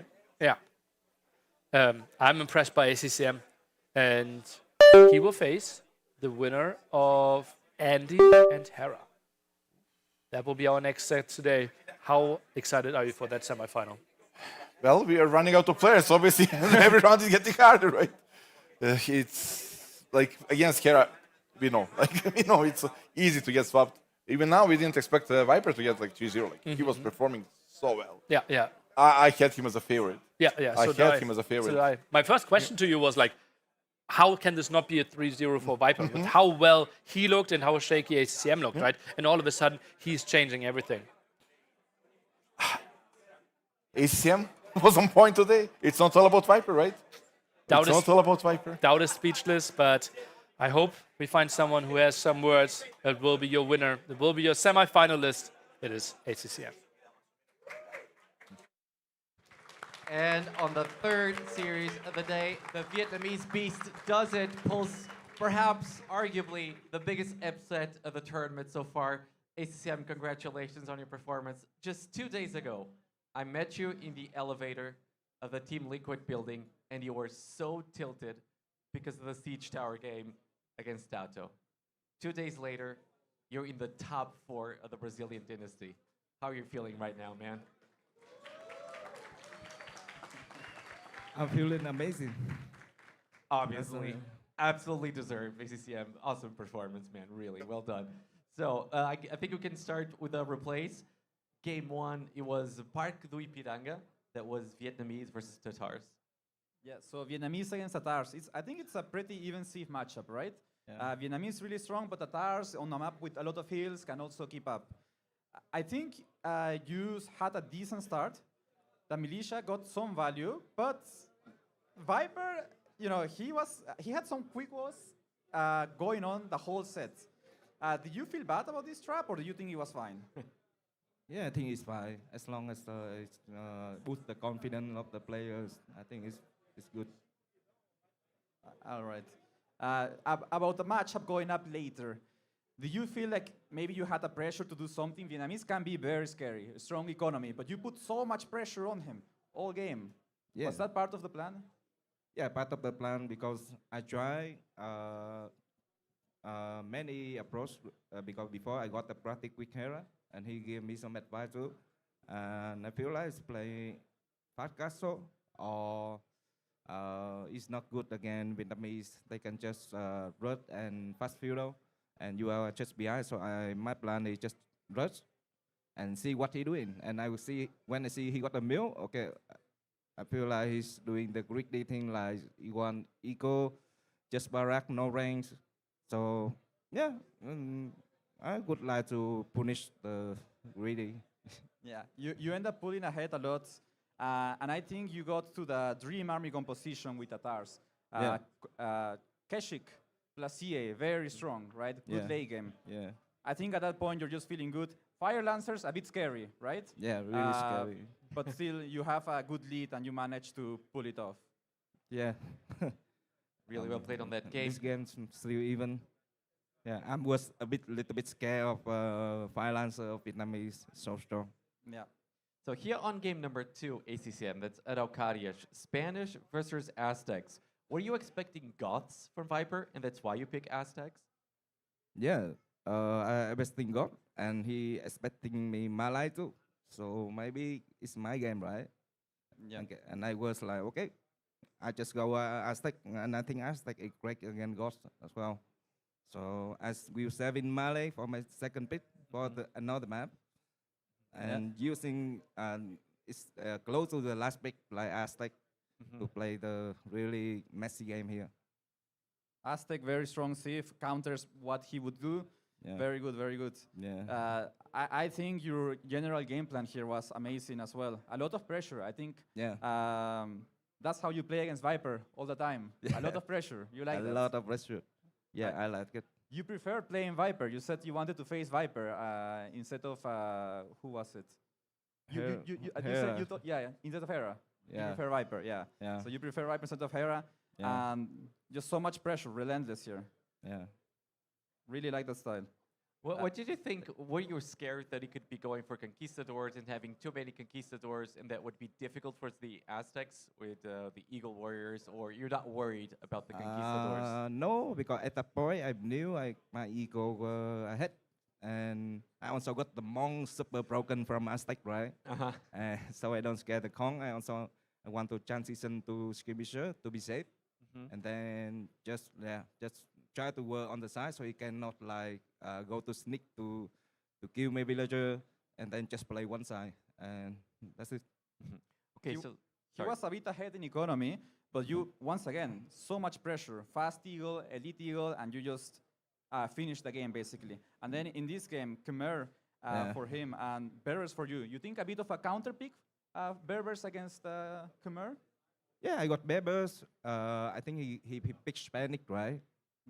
And he got Hun, Hispanic Khmer, and Man. But Man, I think he's gonna play on set out, so I can expect he playing Khmer or Hispanic there, but he already played Hispanic on Araucarias, so it's Khmer. But I think Berber is economy-wise, Khmer is better a bit, but I scale really good on the castle onwards, so it's okay. Yeah, cheap units and just I think Khmer really struggle against a city like Berbers. Cheaper knights, they have camels, so they go very well. Here you actually go for a forward castle, and he counter castles it. Were you panicking a little bit, maybe? No, because I know I were behind. I know I were behind because my scout is trying to run around the map, and I see he got 40 Cs a bit earlier. So I just like 3 TC, mass army, try to pressure, and then also add another 40 C to make sure my economy is good, and then just play from there. Here he gets an amazing trap. Yeah. It's a masterpiece by him for sure. Yeah. That was very well done by him. I think this game was looking really bad for you. Viper had a huge lead, but you went crazy, man. Just full knights, castle left, castle right, castle everywhere. Yeah. And you broke him. Yeah. Were you surprised that you were able to pull this game off?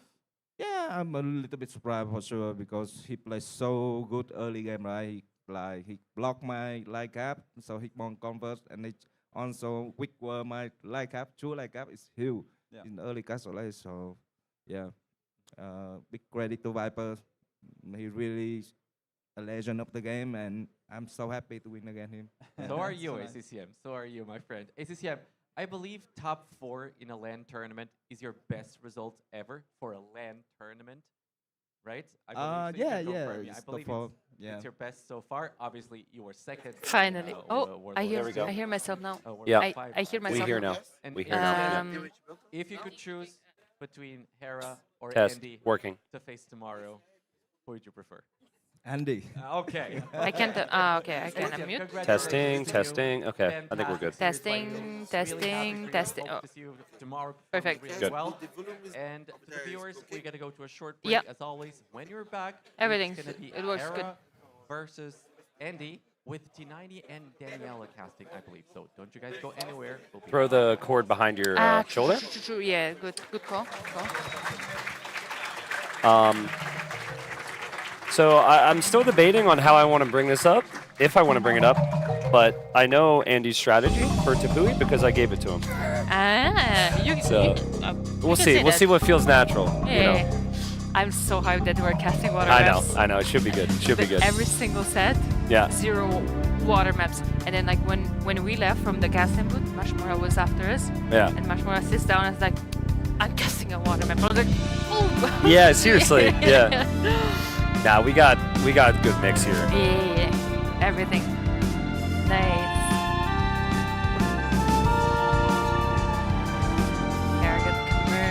Viking first pick next.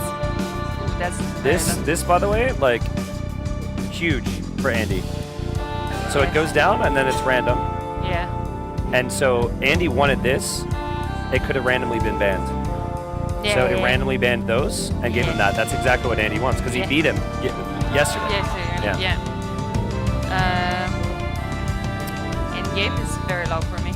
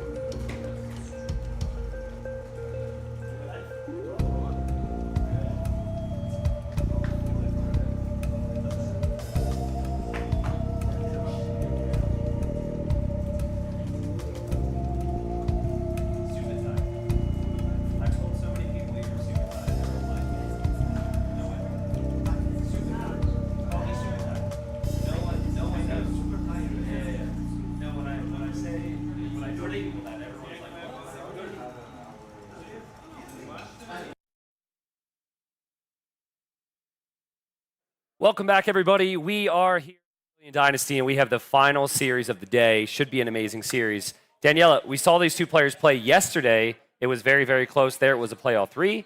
And now we've got the best of fives, right? Should be a big one between Hera and freaking Andy. Should be a big one. Thank you so much, Tristan.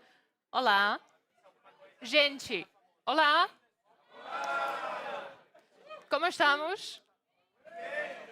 Tudo bem? Não ouvi. Não ouvi. Louder! Então. She tried to get me to speak Portuguese today, and I declined because I'm really bad at it. I'm so sorry. It's been great to meet so many people. There's going to be lots of opportunity to meet the fans here. So many people here, so much great Age of Empires. But I got to say, in terms of expectations, there's been some surprises today. Based on the group stage performances, there's been surprises. We had our 1 seed, Sebastian, going down. I think Viper was 2 seed, maybe technically 3. He went down as well. So, I mean, anything could happen here. And we got Hera. Expectation is for him to win anytime he enters an event. Andy, I think, will understand just how insanely good Hera is. But I don't know. We talked about it the other day in a cast of freaking Andy. He's got something special here at this event. Yeah, it's going to be a heavy set. Andy went into yesterday with two wins, lost to Hera. Yeah. That was the only loss, which is pretty respectable in my eyes. Exactly. In a playoff 3, however, like you said, we have a best of 5.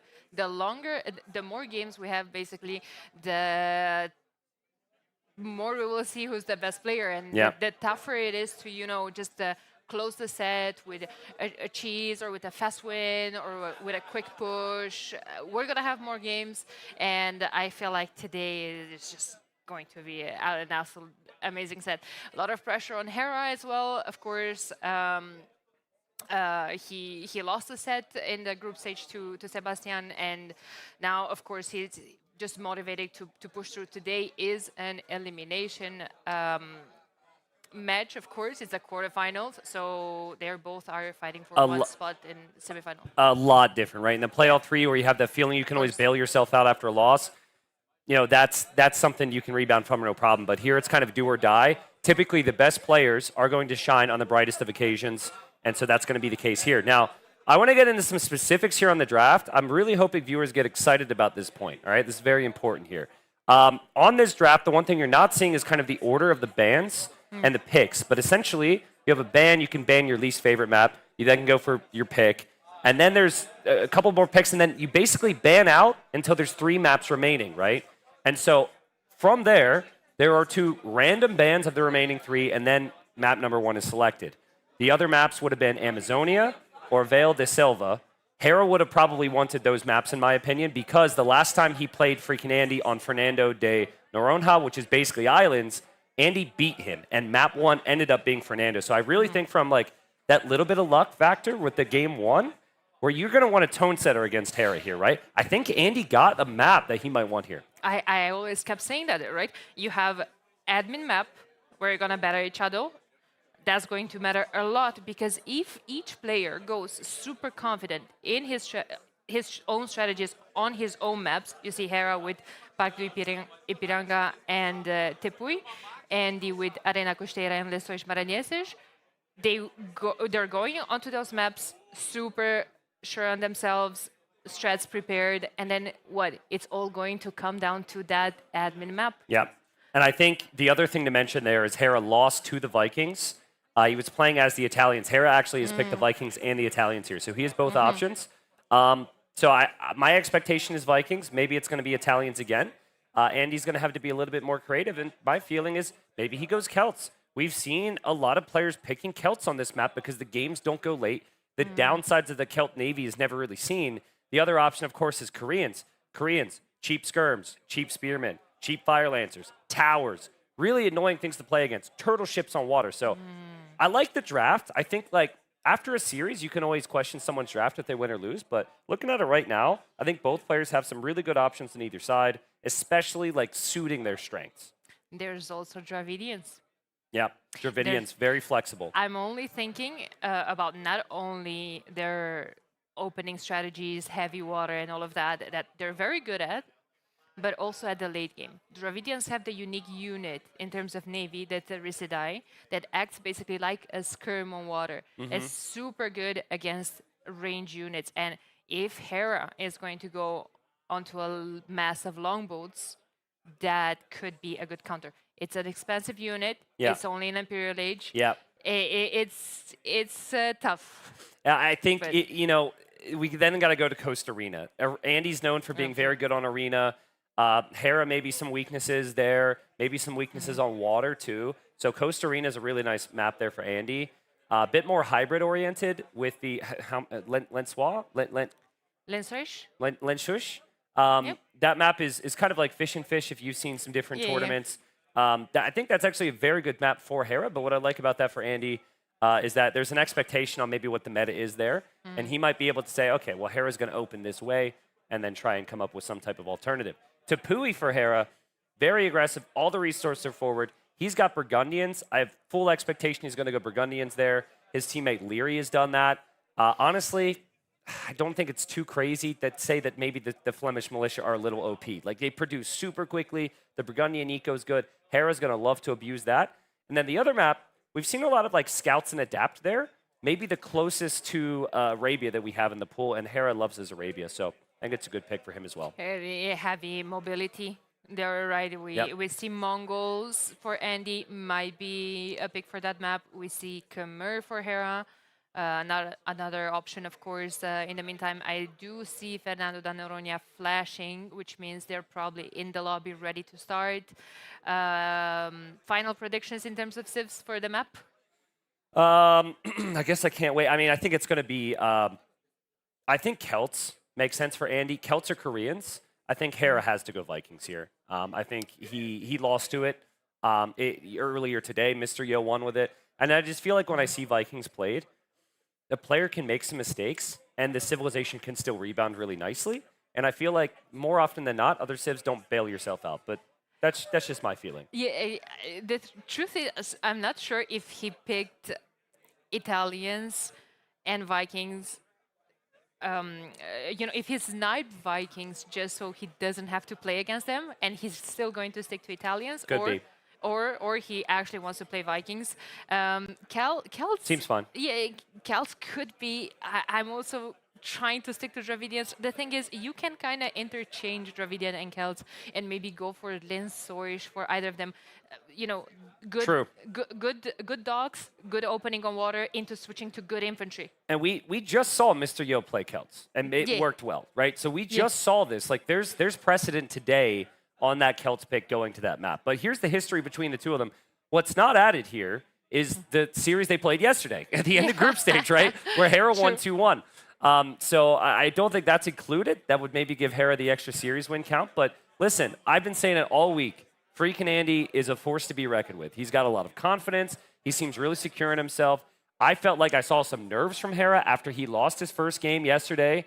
You know, he ended up rebounding and winning 2 games. But like Andy's been real chill about this whole week. I'm real excited to see what he brings to the table here against a player that most people are going to predict to be the champion here. Tristan, Andy has been preparing so much for this tournament. Like we were talking the other day how just how confident he was looking. In between the games, he was just camera was on him. He was smiling. He enjoyed being there. He's prepared. Yep, absolutely. So we're going to get into it soon. Yeah, Danielle, it's been a fun event. Again, I want to say thanks to everyone who's watching in the crowds here. I know some people just filing into their seats, but nice to meet so many people yesterday. There we go. There we go. We're going somewhere. We're getting closer to the end of the quarterfinals, and the crowd, I feels like, is just getting warmed up. Yeah, thank you to the dozen people that brought me a beer yesterday. That was amazing. You guys are very hospitable here. A dozen people brought you only 1 beer? Well, I lost track after a certain point. I don't know. Okay, so it was a dozen. No, it was a good time at the watch party, and many more people to meet here as well. We've also got some good Age of Empires 2 players out there watching, some who maybe would have been close to qualifying, but there's freaking Andy, and he's getting ready here. Again, I really think for Andy to win, because he is the underdog, every map that's got water on it, he has to win, right? Like, Fernando is perfect. He beat Hera there. He has to win this one. If he starts off with a victory here, a very real chance. I know that people, understand Hera's skills and expectations and all that good stuff, but that's a lot of pressure, I think. And so in the moment, you never know how good someone's going to be. I was talking about Viper in the back room, and Mr. Yo was saying, listen, sometimes it's just not your day. Sometimes Mr. Yo said, especially as you get a bit older, he's like, you can't be as consistent. And I think every player could run into that situation where consistency is hard to find. If I remember correctly, one of the other pro players, I think it might have been Cito, in an interview to a recent tournament where he said, listen, sometimes you wake up, you open Age of Empires, you do your first click, and you just know, like, Yeah. I can't play today. I'm not going to play well. I'm not going to perform. Yep. One's in chat for everyone watching live, if you understand that feeling very well. You know, so you get in, you watch, and you're like, oh, this is going to be great. I can do that. You watch the high-level play. Ooh, man, I can't wait to execute that build. And then you're housed, and then you lose a villager to a boar, and then you're like, why am I playing this game? I'm going to go watch a stream instead. And then you lose the villager to the boar goes back, and does enemy scouts, lames it. Yeah. So, like, it's just... It's a very punishing game. And if you're not 100% sharp mentally, it can snowball on you very quickly. So... Yeah. I gotta go back to what you were talking about earlier, though, when you were saying that Fernando da Noronha, Amazonia, and Val di Selva were the last 3 maps. Yep. So, of course, 2 of them get banned, and the other one automatically is the admin pick. One of them full water, one of them kind of hybrid, but the water matters a lot on Amazonia as well. Hera had low chances of getting his Val di Selva in there. Yeah, maybe. Yeah, I mean, but it's you only have so many bans. I'm a little bit surprised, like some of Hera's map bans, which doesn't show on screen, are maps which are a bit more land-oriented. But maybe some of them have the fish boom. There's the one with the barrels, the exploding barrels, where Hera also lost a game. So, there's a lot of maps here. Yeah. But I've just felt like if Hera's got a weakness in this tournament, it has been the water maps. Beyond that, if you have a standard land map, he's able to pressure you big time. I think he's got some really good civs for it. And again, we're waiting for word here, but we should be into game number 1 very shortly. Yeah. So we're going to see after game number 1, like you said, that win for Andy would be huge for his mentals. Yeah. But I will also say if there's one player that has probably some of the strongest mentals in this scene, is Hera. 100%. If we're just bouncing back, looking a tiny bit at Red Bull, he opened the Red Bull final. Yep. Was it a best of 9? He opened it 0-3. Yep. Leary won 3 games in a row. He looked like he's on a speed run.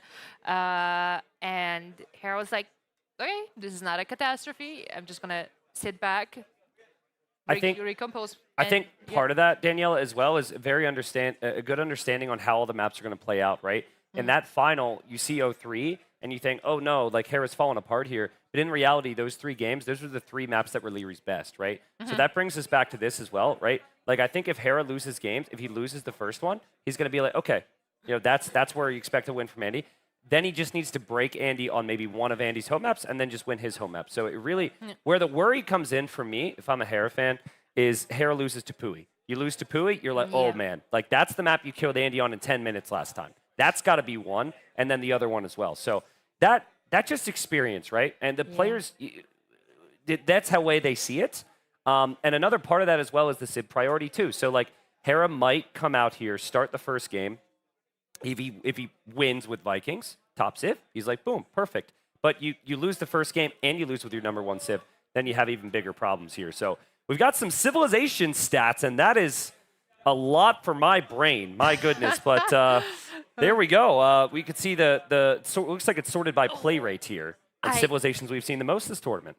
My eyes are just dropping straight up on Kels. Yeah, true. 100% win rate. I mean, we had people banning Celts yesterday. I think after seeing some others playing it pretty consistently. Then we had the Celts win today. That's 4 wins and an S-tier LAN event. So that's pretty incredible. I think it might be the first time I've seen that in years. Huang is sitting there smiling somewhere. Yeah. You know, which civilization has really struggled though, right? Like you look at Malay, like that's a civilization which typically is like a must pick for people. Malay only 3 losses, but still not a civ that's been as strong. I was looking through the list here and try and see. Of course, we've got the stats for the picks as well. Like poor Jurchens have been picked twice. The bottom right of your screen, played 0 times, banned 5 times. Tupi's been banned a lot, though. That's the other thing, too. Like, they do not want to mess around with the Tupi, the Mapuche. 16 times. Lots of bans. Yeah. Muisca, 7 times as well. It sounds like the South American civs are not very, very popular. Yep. Hera's getting ready. They might be starting soon. Yep, I think, can't tell, maybe, oh, it's actually, I thought someone was behind Hera. That is an image of Hera behind him. Hera's looking over his own shoulder right now. No, they're trying to get set up here. As okay. I think I heard some communication, so they have to have some in-ears, right? Yeah. And then they have the headphones over it to cancel some of the noise. Right. I think they were getting that sorted. With those in-ears, just for the public that doesn't know, those are like, just to hear either the production or the admins, communicating with them, and the headset on top to just block any noise. Like, yes, the crowd is close to them, but they cannot hear anything. I was actually talking to Viper yesterday about this. I was asking, like, do you guys really can't hear anything? And he was like, something super slow, muffled in the background, but it's just like you can't see. I saw someone in the chat saying like, "Oh, the players are just playing right there with the crowd yelling." Classic Twitch chatter. Classic Twitch chat. the player made the right decision. He must have heard it instead of playing 10,000 games. But no, I mean, so from my understanding, it is slightly different every LAN. But when the crowd gets animated and excited, then they might hear something, but they don't know specifically, Exactly, like I was watching the previous game and the crowd was going insane at one light kept dying. Yep. And I was like, oh my god, if you're that player with that light kept then you just lost it and you just hear everyone cheering for your unit to die. This would be extremely unprofessional, but I've always wanted to just be like, hey crowd. Let's troll the players right now. Freak out real quick. Like in the Dark Age, right? And then both players will think the other guy lost the villager to a boar or something. Can you imagine? Yeah, I mean, very unprofessional, but I'm very tempted to try that at some point. I guess the thing that we have done is we've looked at like a random deer getting pushed into a corner or something like that, and crowd has reacted. But we're all professionals here at Brazilian Dynasty, so we would never, ever be tempted. No. Yeah. I didn't look at my name today. How many L's did I have? Since we're talking about Did they add additional L's on your name last time? I saw they called Dave. That's a lot of L's. But we're all professional. I'm very glad they didn't call me something worse than Caster. I think they called Dave Egghead earlier, which is pretty rude. But I think now I'm in. I think now. Yeah. I think I've now challenged them. That was not a challenge. I'll be very offended. Still waiting. We're waiting for the audio issues to sort itself out. We'll give you an update if we have one here. So for the time being, we're going to have to stare at us, sit here, and chill. But Danny, how have you enjoyed Brazil so far? What's been the feel of the week? Honestly, I'm not even thinking that I'm in Brazil right now. Yeah, true. I haven't even fully realized that I'm in Brazil. To me, right now, is that, oh my god, I'm at a freaking LAN. Yep. Like, oh my god, I started to stream this game to stream like out of pure hobby and passion to stream my 900 elo 1v1s to 3 viewers. Yep. And I'm at a freaking LAN. So that's how it should be. I love that. Like, I don't know if I'm ever gonna catch another one. So I'm just like trying to, soak it all in. Soak it in. Yep. Soak it in. The moment. Soak in those audio issues. Yeah. And just soak it in. Dude, who cares? Yeah. I'm at a LAN. Yeah. No, it's so special, right? And I've been fortunate to go to a lot of them, but I agree. Like, people ask afterwards, how was the city? Oh, did you enjoy it? And usually it's like, well, what city? I enjoyed Age of Empires, because we wake up. We got here rather early today. We're hanging out with everybody. We're looking at the games, talking about the games, and focus on AoE. Eat, sleep, AoE, repeat. It's the same thing as when we're at home, except we're just in a different country. Exactly. The cool thing, though, about the LANs is you do get to meet so many people from different areas, and that's been awesome. So, again, thanks to all the fans who've been so nice. That was awesome so for rewarding. me. I got to meet not just like all the other casters that, collaborating for a couple of years, you already kind of feel like you've been knowing each other for a while. But, like, if you haven't actually met them in person, it's just not the same. Different. It's different. Yeah. It's different. And, like, I expected, since everyone else knows each other for a long time and for a couple of years, I kind of expected everyone to be like, this close circle that I'm just going to be there awkward, like, hi, like, yeah. So I don't know. I don't even know if you know me. But, Yeah.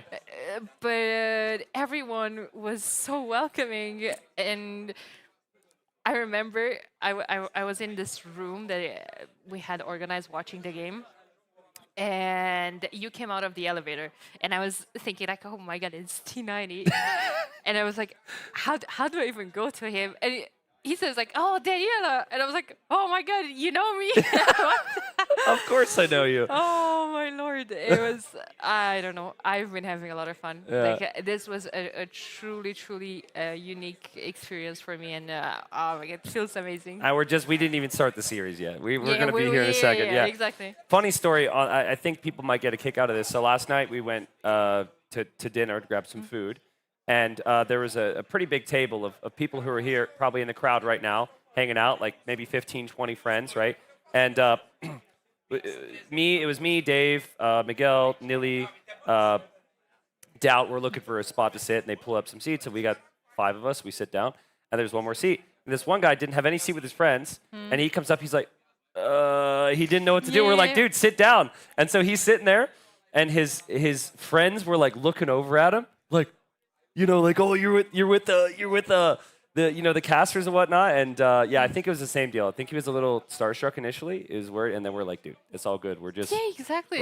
We're just here to hang out. It's not a big deal. We all love the same game. We all have the same passion for it. So it's just, I don't know. It's amazing to see how cool the people from the community are. Absolutely, best community on the internet, man. I mean, internet can be really wear you down and be annoying and be frustrating and be a lot of different things, but Age of Empires is special. I'm very proud of the community we built and everyone who's out there watching.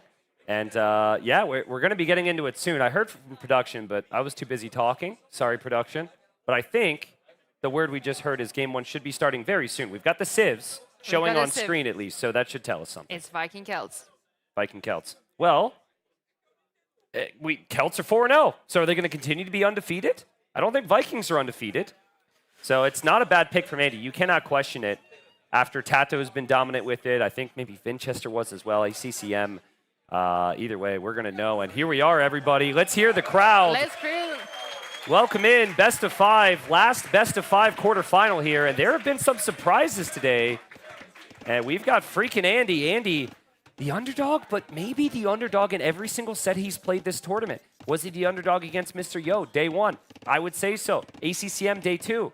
I would say so. And then up against Hera, day 3. And he won his first 2 days. He then took a win off of Hera on this very map before dropping 2 games. So a little bit of a rematch.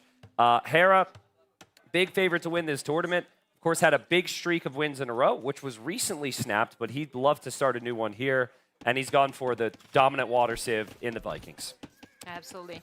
In terms of a map, we have a similar map with islands. Maybe for the Eye of the Public, you have 2 main islands where the player starts, and then you have 3 islands in the middle. The difference here is that these islands are bigger. They have more resources, 2 piles of stone, 2 piles of gold, sorry, and a couple of wood lines as well. They're bigger, so they're not, as easy to harass with random galleys or navy from the water. A castle on one of those could give you a lot of map control and cover a lot of resources. Yep, a map with a lot of potential if it goes late.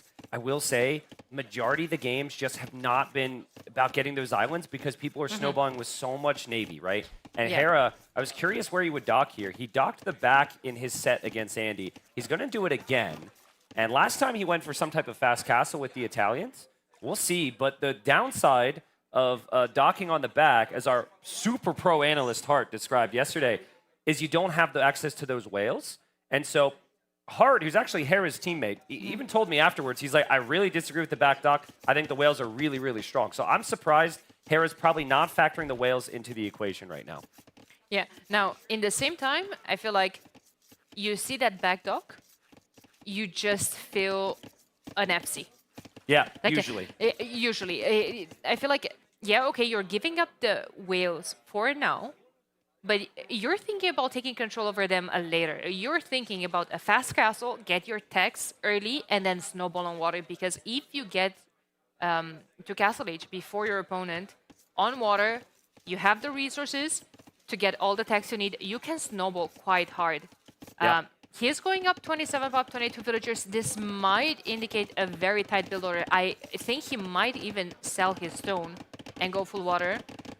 And Andy's up to the next stage as well. Now, you were saying earlier that we haven't seen usually this map going late. I don't think Celts want to take it late. Yeah, that's hugely important here. Yeah, like Celts missing Bracer means that Galleon is pretty much not an option for them. Absolutely. So as Andy looks for and will find those whales, yeah, I'm with you on that. Celts need to win this game late Castle Age.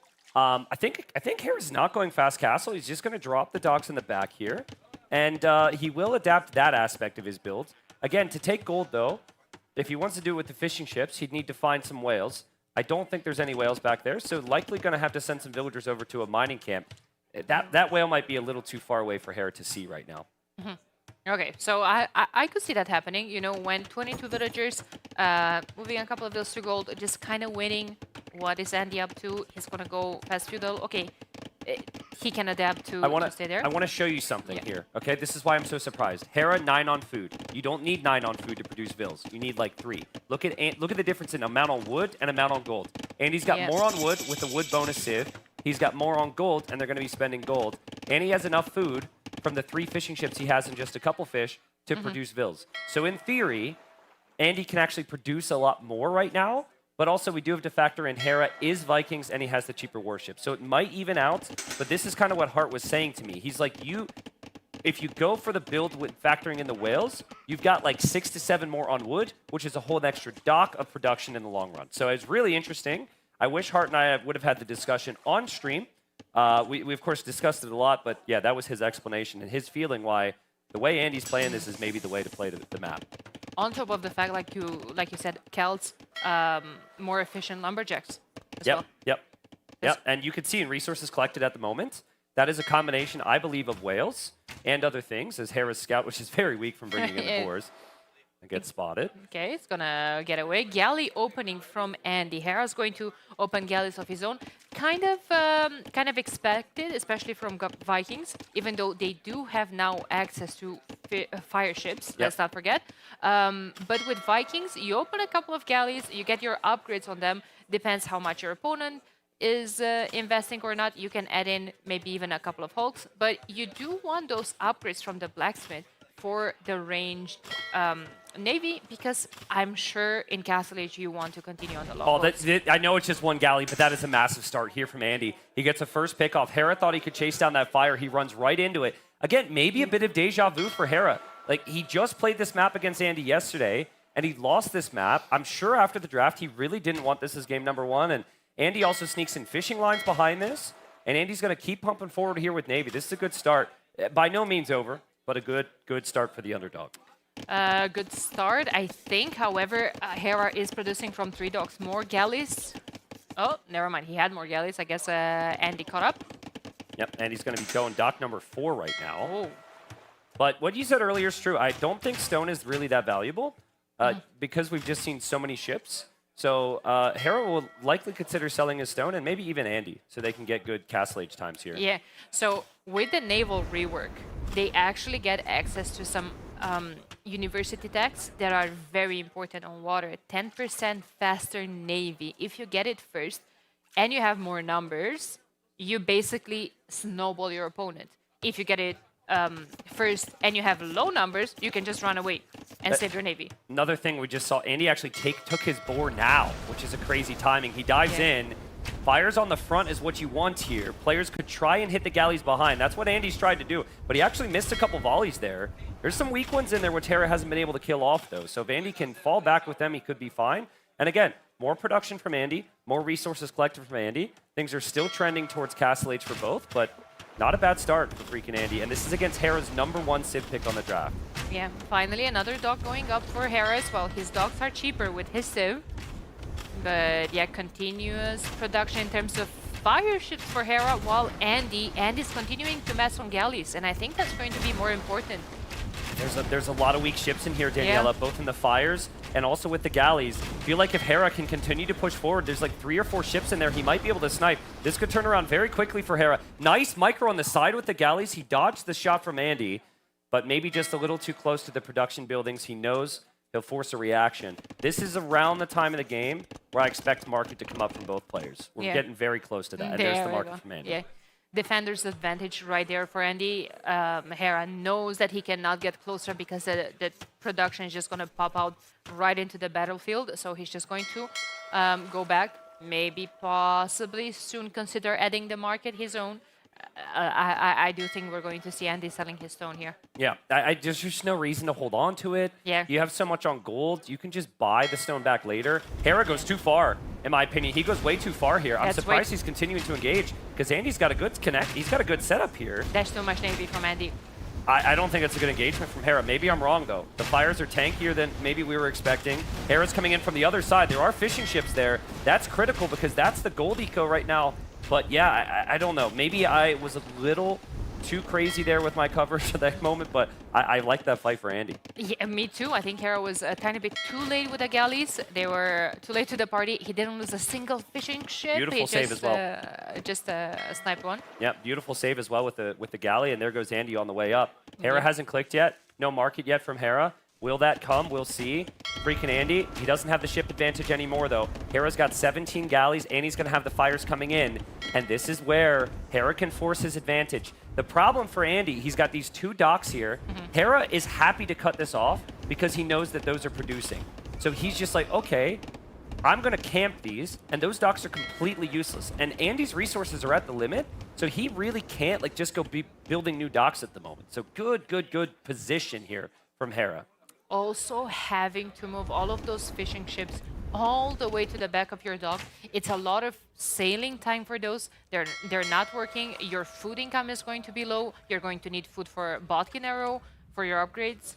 Maybe this is too fast of a castle age from Andy. Like, he sold resources, and he kind of used the market, but he doesn't actually have continuous production. Hera's docks have been continuously producing, which is really nice, but the docks do fire some arrows here, and Andy, who's being rather patient, is going to loop back in and will aim to save some of these docks. But man, I cannot stress to you how big that is from Hera. To take those docks down is everything here. Absolutely. Only 30 seconds left until Castle Age, but look at Andy's resources. He has none. Look at Hera's resources. Market's going up in his base. He's going to just buy 200-300 food, and he's going to go up to the next stage without selling his stone.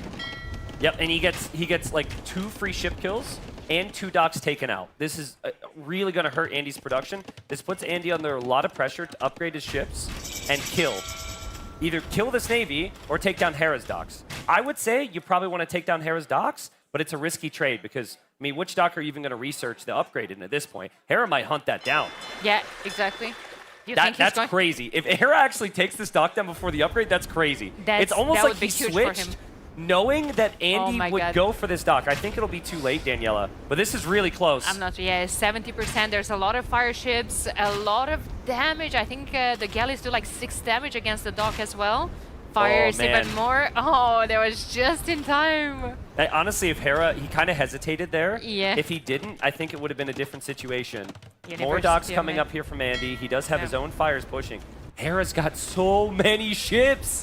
He's got so many ships. 16 war galleys, well, soon war galleys, and 20 fires. These numbers are ridiculous. Yeah, I mean, look at the entire pop. Hera is 20 pop ahead. I mean, Andy's just putting down a university, but like I said, you do not have the food to produce any of those. And Hera, you know, medium warship is going to come immediately. Botkin Arrow, that Andy's missing, by the way. Andy's getting ballistics before Botkin Arrow. This is Vikings, okay? This is why Vikings are insane. Look at resources collected bottom right. Yeah. I know Hera has got a slight KD lead, but resources collected is the same. And Hera has produced this many ships. It's been incredible. Yeah. And he's done a really nice job. He's so many, not having the tech advantage isn't really a big factor. So we'll see. University going up. Clinker construction coming up soon. Careening coming up soon. Hera can afford everything. Hera got free wheelbarrow in 1 age earlier, and now he has free handguard. Yeah, ballistics being in early is good for Andy, though. He is primarily war galleys. Yep. Hera will get his upgrades, but there's some time here for Andy to get some nice hits. And I'd love to see the HP on some of these fires. Those fires are over there, but over here, Andy's hoping there's some weak ones from Hera. There are, but my God, Hera's navy is insane.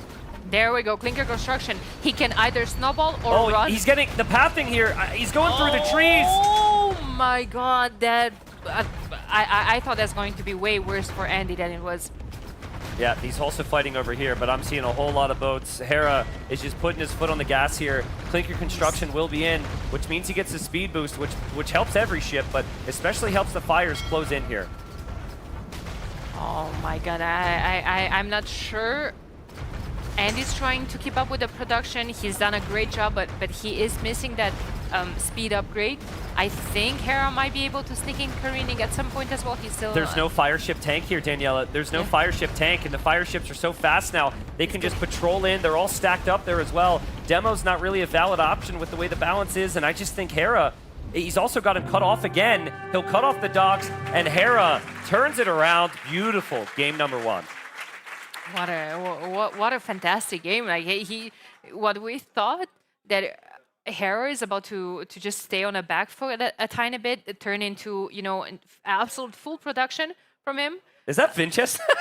Vinchester, the biggest fanboy in the crowd there. Hello, Vinchester. Yeah, no, I agree. I think initially things looked very, very good for Andy. Andy fell into the classic trap of trying to rush to the next stage while cutting production, right? You need to naturally get to the next stage while still producing, and Andy stopped producing to click up. And against the Vikings, it's just far too dangerous. Again, this start was great. I love the fishing lines behind it. Andy's probably kicking himself a little bit right now, Daniela, because that felt like a very smooth opening. We might even see it soon after this. You just look at the amount of production, right? He's got 4 docks at the top right. Those little dots indicate his production. That was 4 docks against 2. And then right around here, this engagement's still good. You're comparing. It's 4 production, now 5 production for Hera. And now 3 production for Andy, and then I think the market comes up soon after, and he's on like 1 versus 5 docks, and just gets completely overrun.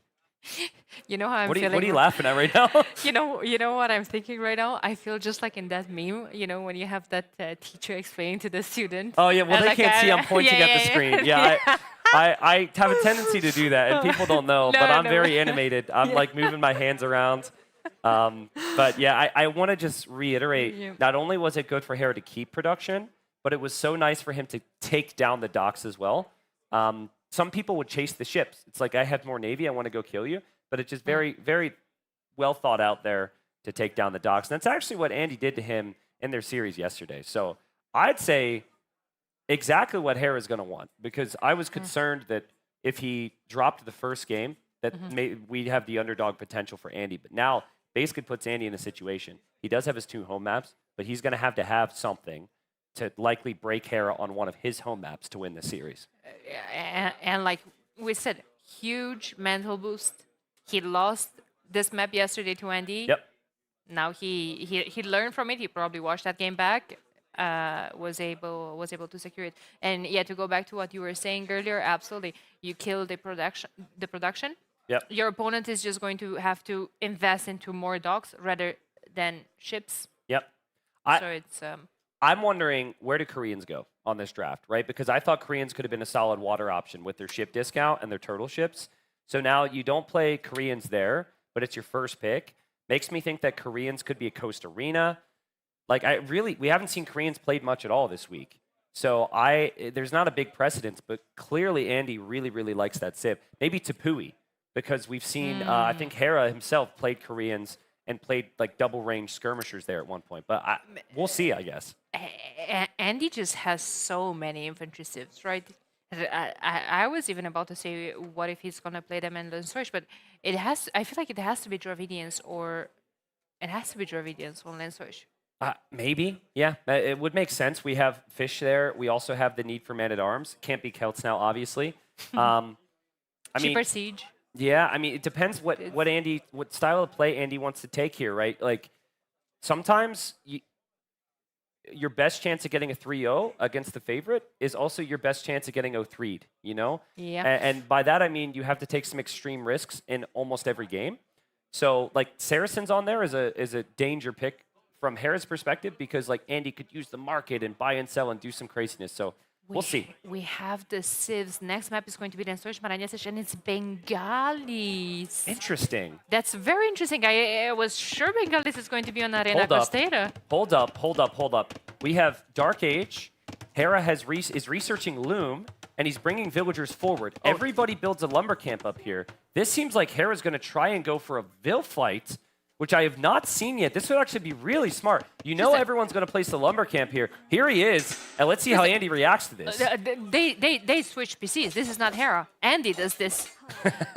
Well, Andy should be really good at defending from it in theory, but Hera's like, oh, you're Bengalis? You're going to get 2 free villagers? No, you will not. I'm going to take these villagers down in the Dark Age. Will he manage to get a quick wall? Oh, it's not done yet. It's not done yet. Hera misclicked. Diagonal hit. Oh, man. I think it's an interesting start overall. That villager has to stay alive for Andy. No, my God. Oh, that's rough. And look at his face as well. I love watching Andy at LANs because you can see him react. And he like has a grin on his face right now. Like, this is what I mean about Andy. Like, he's having fun up here. And I feel like so much of the fun gets removed because it's like, no, winning is fun, you know? Yeah. But like, I mean, still not good. But at the end of the day, Hera's villagers could get trapped here. I don't know if Hera wants to be here right now. Wait, he's like, oh, you want to do this? Wait, no, Andy can trap him. Like, he can't leave. That's what he's trying. He's trying. The scout is weak, so it can't block that much. And Andy, he just misses the opportunity. Hera had no way to go the other way out. I feel like this is the last thing you would expect Hera to do. Can we see the shoreline real quick? We got something happening on the shoreline as well. Hera's trying to harass there. We actually had the villager get walled in, and that's on Andy's dock, I believe. Hera sent his dock villager. That villager walked the whole map to build a dock and is now trapped there. How does that even happen? What? Yes, that is precisely what one should say in this moment, Daniela, which is like, I have no clue what to say.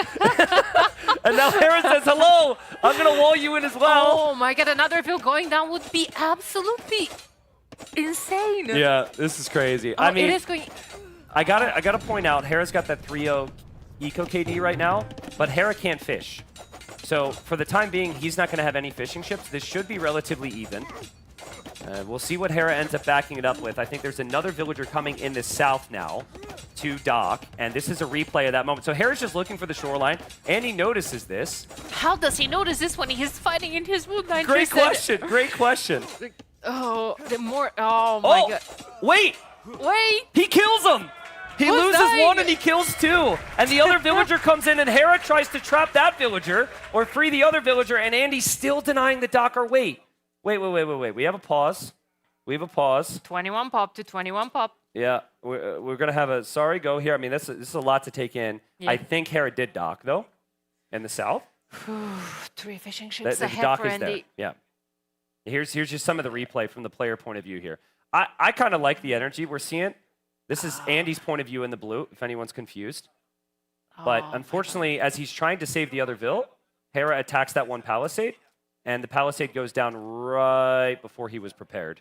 Yeah, he was trying to save the other villager as well, and he was... Yeah, I'm not sure what's going on. Not sure if we're having lag, audio issues or something, but I think we're going to be into it.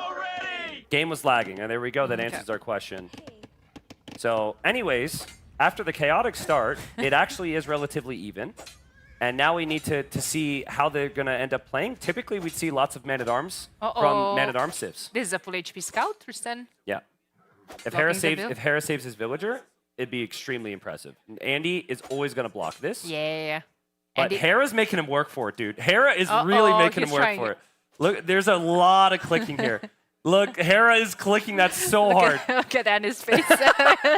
But you just, listen, you don't attack with the scout. You always block. And he gets the kill. Andy says, get off my lawn, kid. Get off my lawn. We've got Vils walking all around for Hera right now. So important to note here, Hera still has his scout alive, which I thought it was super low HP, and he might lose it. It's very important. It's not just scouting information about what your opponent is up to, what's going on the map, but there's a lot of hurtables on this map as well. If you, in packs of 3. So if you lose it, your opponent gets away with all of them. And okay, on top of the fish being harassed, and there's going to be early fights on the fish. That's a full HP scout, but the villager has low. Villager does have Loom. I'm curious, though. We need to know, does Andy know that Hera docked the other side? Because you would not really expect a second dock at this point. It looks like there's going to be enough information. Hera's going to go for a trap. Hera goes for the trap, so that should be another dead villager. Really sucks to be a freaking villager, but it's great to be a viewer right now. It's a really bad day to be a villager, I swear. Oh, man. All right. Yeah, Andy ran away from that Vill because he didn't want to trade his scout HP. And Andy is going to be on the way to feudal. Faster, which is kind of impressive, but Hera is melee. Yeah. He wants to delay 2 vills. That's it. Because you were saying earlier that, oh, Bengalis do have those extra 2 villagers. So do melee coming from the uptime. Just because they go up so fast. All in all, eco should be the same for Malay and Bengalis. Yep. It kind of feels like both are just going to play water here as well, Daniela. We have Andy coming with another villager to build a second dock. Andy does know that there's 2 docks from Hera. Hera also built his docks on the other side of Andy's fish. So maybe because there's been such weak economy with all the villagers running around, and also lack of like traditional scouting here because they've been quite literally all over the place. Man-at-Arms just doesn't feel too viable. And that's 7 eco for both players. They're going to be exposed on the water. So yeah, my expectation is we see Andy, interestingly enough, place the docks like that. My expectation is water. The reason I like those docks, you can actually garrison fish in both of them. And if ships come in, the arrow fire is going to be double there. So it's really tough for Hera to push that position with even fire ships. Yeah. However, the maximum amount of damage that a dock does to ships has decreased significantly, especially in the early stages. But I mean, I still like what you're thinking. Yeah. You know, you want the production, you want them close to each other. You want maybe you're gonna lose water. Maybe one of them is about to go down. You can just hop your fishing ships in the other dock to save them faster. Scouting here is pretty critical, and scout HP is low for both. Andy's checking because the typical build is man-at-arms. So he's looking on the front. He's not seeing anything. He does know Hera's fast feudal. So he's queued 3 fires. And Vodka back there in the spectating room is freaking out. He's like, oh my god, he's going fires into Hawks right now, T90. You could tell with his mouse cursor here. And yeah, so Andy's got to notice that like Hawks are coming out. And so I would feel that after you go 3 fires, you have to go Hawks yourself. Hera gets 2 very quick kills. I would prefer galleys instead of Hawks behind those 3 fires. Yeah, you just don't know. The issue I have with galleys, you need fletching. It takes time to mash, and it's super close quarters right now. And Hera's just like he did in the Dark Age, right? It's just like super fast pressure. And he wasn't able to save the fish in the way he intended with those docks, I feel. And those Hawks from Hera, I mean, they're doing a pretty damn good job. Another pick-off there, another pick-off after that. Will pull back the weak ones. But his ships are getting pretty weak as well, and maybe he needs to fall back to a dock. Yeah, regrouping there wasn't quite best for him, and that's what we were saying earlier about fighting, you know, next to production. And these fire ships just hopped out. He's mixing in Hulks of his own, and had to push Hera back. Yep. Yeah. Once you've got, see, the thing is about the fires, if you keep them in the fight, they still have a bit of range to help your own Hawks. But then on top of that, you can actually take down the docks, as we saw in the previous game. But Hera's like, screw that. What's a fire ship? I'm just going Hawk here, and he's not stopping. So they also have access to a lot of ponds in the middle of the map where they could choose, you know, 2 mill or 2 dock. I like seeing Hera putting down a mill. I see a lot of people putting down docks, and again, I even talked downstairs with a couple of pro players asking for their opinion. Why are they doing that if they're not going to fishboom later on? It's about the walking time, of course, for the villager at the drop-off points and so. But I still do feel like you're quite exposed, especially in the earlier ages. Oh man, that's a lot of Hawks stacked up there. Kind of tough to judge, even for me at this point. There's more HP there for freaking Andy. Hera's resources are looking insane behind this. Like, his eco is super smooth compared to Andy's. His micro's so good. He's just going to stack them in between all of those. He's going to patrol them in, and I'm not sure. Also, Andy has all of those hogs right next to Hera's dock. Yep. Yeah, and Andy's fishing ships have just not really been working, so he hasn't had the food eco he needs here. Like, Hera's been able to transition onto the shorefish. Hera's going to be in Castle Age in 90 seconds. That's incredible after this start. That's insane. Andy has double-digit resources in the bank. Yeah, I mean, Andy needs a fight now, right? In the previous game, Yeah. we saw how getting to Castle Age faster, sometimes you cut production, and then you don't have the control that you want. So Andy needs to push right now, take those engagements. Still looking like Hera's producing from these docks, though. And you can always just garrison the fish. He's done so nicely here. Absolutely. Just waiting 34 seconds left till Castle Age. Hera could even go back to the docks, wait for the upgrades to come in, but he does have the numbers right now. Yeah, I mean, this is where I would fall back for a second, right? But Hera has just not had that approach at all today, right? He's just come out with such force. It really feels like Hera's like, I'm going to just assume that I'm going to win every fight until proven otherwise, you know? The thing is, I feel like, yeah, okay, it makes sense to fall back when you're looking at your resources. Okay, I have barely enough to get my upgrades, you know, I need to fall a tiny bit back. But he had like 8 Hulks in the queue and still had resources to click his upgrades afterwards. And Bosaw already on the way, and second TC already on the way. So like, those are steps you typically skip to get these really, really good uptimes. Yeah. But Hera's been able to get his upgrades. Here he goes. Now it's going to be a bit of a scarier fight here for Andy.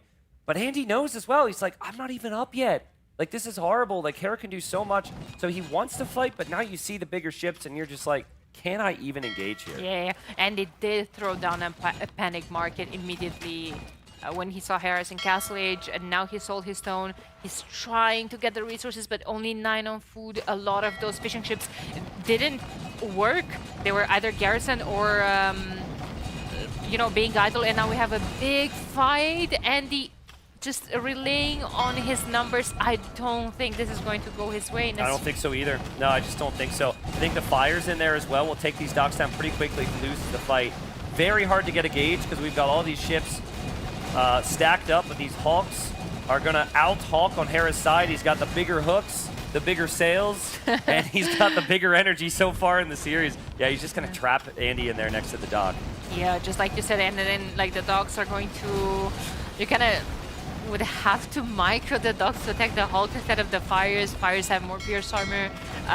They don't care about being next to the dogs, and like you said, they take down production quite easily. And Hera's fish are he's got 6 fish working and 2 town centers. So he doesn't need to add any more fish. He just needs to ensure that he doesn't like freely give up the water. Yeah. He's still producing, and he's still booming here, Daniela. So 52 eco. I will say Hera doesn't have a lot of farms. He's got to bring in some sheep. Like his eco management, that's taken some time.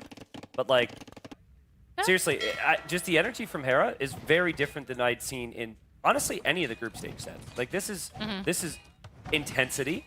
And I love the energy. This is exactly what you want from a favorite in a tournament. It's like, you let someone hang around, especially freaking Andy, give them some time. The underdogs can make some things happen here, so he's just not allowed that at all. Absolutely. He's setting up his eco. He got Horse Collar to sit down a couple more farms, adding more ships. He's just making sure he's not over-investing here as well. Like you said, he put down his second TC, added more farms, set up his eco back at home, because you don't know what's coming from Andy. What if Andy has 14 on stone, gives up water, and throws a castle in your face? And then we all know how Ratas perform. Also, I want to look at this from Andy's Fog of War for a second to just translate this for the viewers. Look at this. Look what he sees. Okay, darkness, and then scout right outside his walls, right? Attack signal. That could be, there's a house there from earlier. You're thinking like, is he siege pushing me? You know, is he going to bring something else? He's not, but the fact that Andy's scout is dead, Harris is still out there, it's so good. Hera can actually scout the map to see what resources he's taking and just like bake some pressure while he simply booms behind him. Of course. Pop is getting ahead for Hera. 78 to 59. That's the dock researching the medium warship from Andy. Yeah, it could be a doubt medium warships, and it is a doubt medium warships. Oh my God, that's big. Oh, that's so brutal, man. That's so brutal. And Andy's like, okay, I got the upgrade. Now we fight. The upgrade I clicked. As Doubt is now looking at me, he's come up behind me and he's staring down at me very menacingly. Andy thinks he has the upgrade right now. So he's still in feudal age on water and he doesn't realize it. That is just making things so much worse for him. He even got the forging upgrade for the Hulks. Those could be good against the Fires. I think he has 1 dock left. this could, sorry, but it could be a doubt if we need more ships again. Ships are on the way.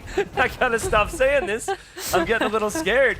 But yeah, I mean, these fire ships take down the docks so fast, and oh no, it's at 60%. Oh. 65. No. 70. Oh, Tristan. I think it'll go down. I think so. I- No, it will. Oh my god, dude, 95%. Andy. Oh, he has 9 military left, and there's 1 monk. Yeah. I mean, Oh, my that's been the theme. That's what Hera's done today. He just takes down the docks. He just eliminates them from the equation, and now Okay. he's completely one water. Now he can freely fish boom with the melee, and he's got 73 eco versus 50. Okay, but you're Andy. You're in quarterfinals. You can't give up. Yep. 2 monasteries. Third one going up. Siege Workshop. We go. You're Hera. You have a crazy score lead. You should think, as long as I don't die to an all-in, I'm fine. Yeah. And then you see a forward villager from Andy. And then you see 1 mug. And then you're about to see the other one. Yeah. I think Hera, well, for all the praise we've given him on water, I think he did forget to scout. He lost that scout a while ago. And this is a lot of pressure coming in from Andy. It's like- So things are about to get interesting. It's like, uh-oh, he does have, he had 7 on stone, just moved 3 more. Or like, Yeah. I need a castle. I need a castle in front of my farming eco, in front of my gold. I need to defend against this. I want Andy to build some spearmen here. He sees the stable. So often when you're monk rushing, you don't see your opponents adding the stable, and you get surprised by Lycav. I know you're Bengalis, and I know that your monks are strong, but just a couple spears could be so useful in this situation. Man, there's too many monks. I do. They're just gonna get conversion. I mean, okay. I listen, I mean, that's some style points there, but you've just lost a monk, and that's Yeah. really important Yeah. to convert a villager. I'm not a fan of that if I'm Andy. He's going to push the TC from Hera, and Hera's been saving up the stone. He's just purchased some stone. He knows this is dangerous. Oh, and he'll this is drop a gonna be bad. castle there. It's gonna be bad, but that castle is going up just in time. He's protecting his market, his barracks. TC going down could give him a free way to the other TC though. Yep. I mean, Hera's not really protecting the bulk of his villagers. Yeah. Right? Like, the bulk of his villagers are to the north here. So as Andy... Oh, God. He almost kills his own monks there. Oh no! Oh, shoot! Almost. Well, he loses some monks, but yeah, Andy's going to try and make the push. Here's the thing, Daniela. Karambits are arguably even better than going Lightcap because they're super cheap, so you don't worry about losing them to a conversion, and they mass way faster. Yeah. Like if you're, you basically force a Bengali monk to convert what, half of your pop. Yep. Yeah, but Hera's got to get a response quickly. Hera's got to get a response quickly. That was a good mangonel shot. There's still not a lot of monk control, but I mean, Andy he does see the Karambits coming in. Can he land the attack rounds? Hera will dodge. Hera's running with his villagers. It's actually working though, and the Karambits are going to go in. The siege is dead, and now I think the monks will go down as well. The TC is going to be down, however, as well. What I love that Hera has been doing has been adding efficiency. He has 16. Those are big time carrying his food eco right now. I really think Andy needed to keep those first couple monks alive. It might not have been enough, but like losing, 4 or 5 monks before this push started made things really difficult. He did take down the TC. This is a guy who's on 1 against a player who was on 3 and still has fish.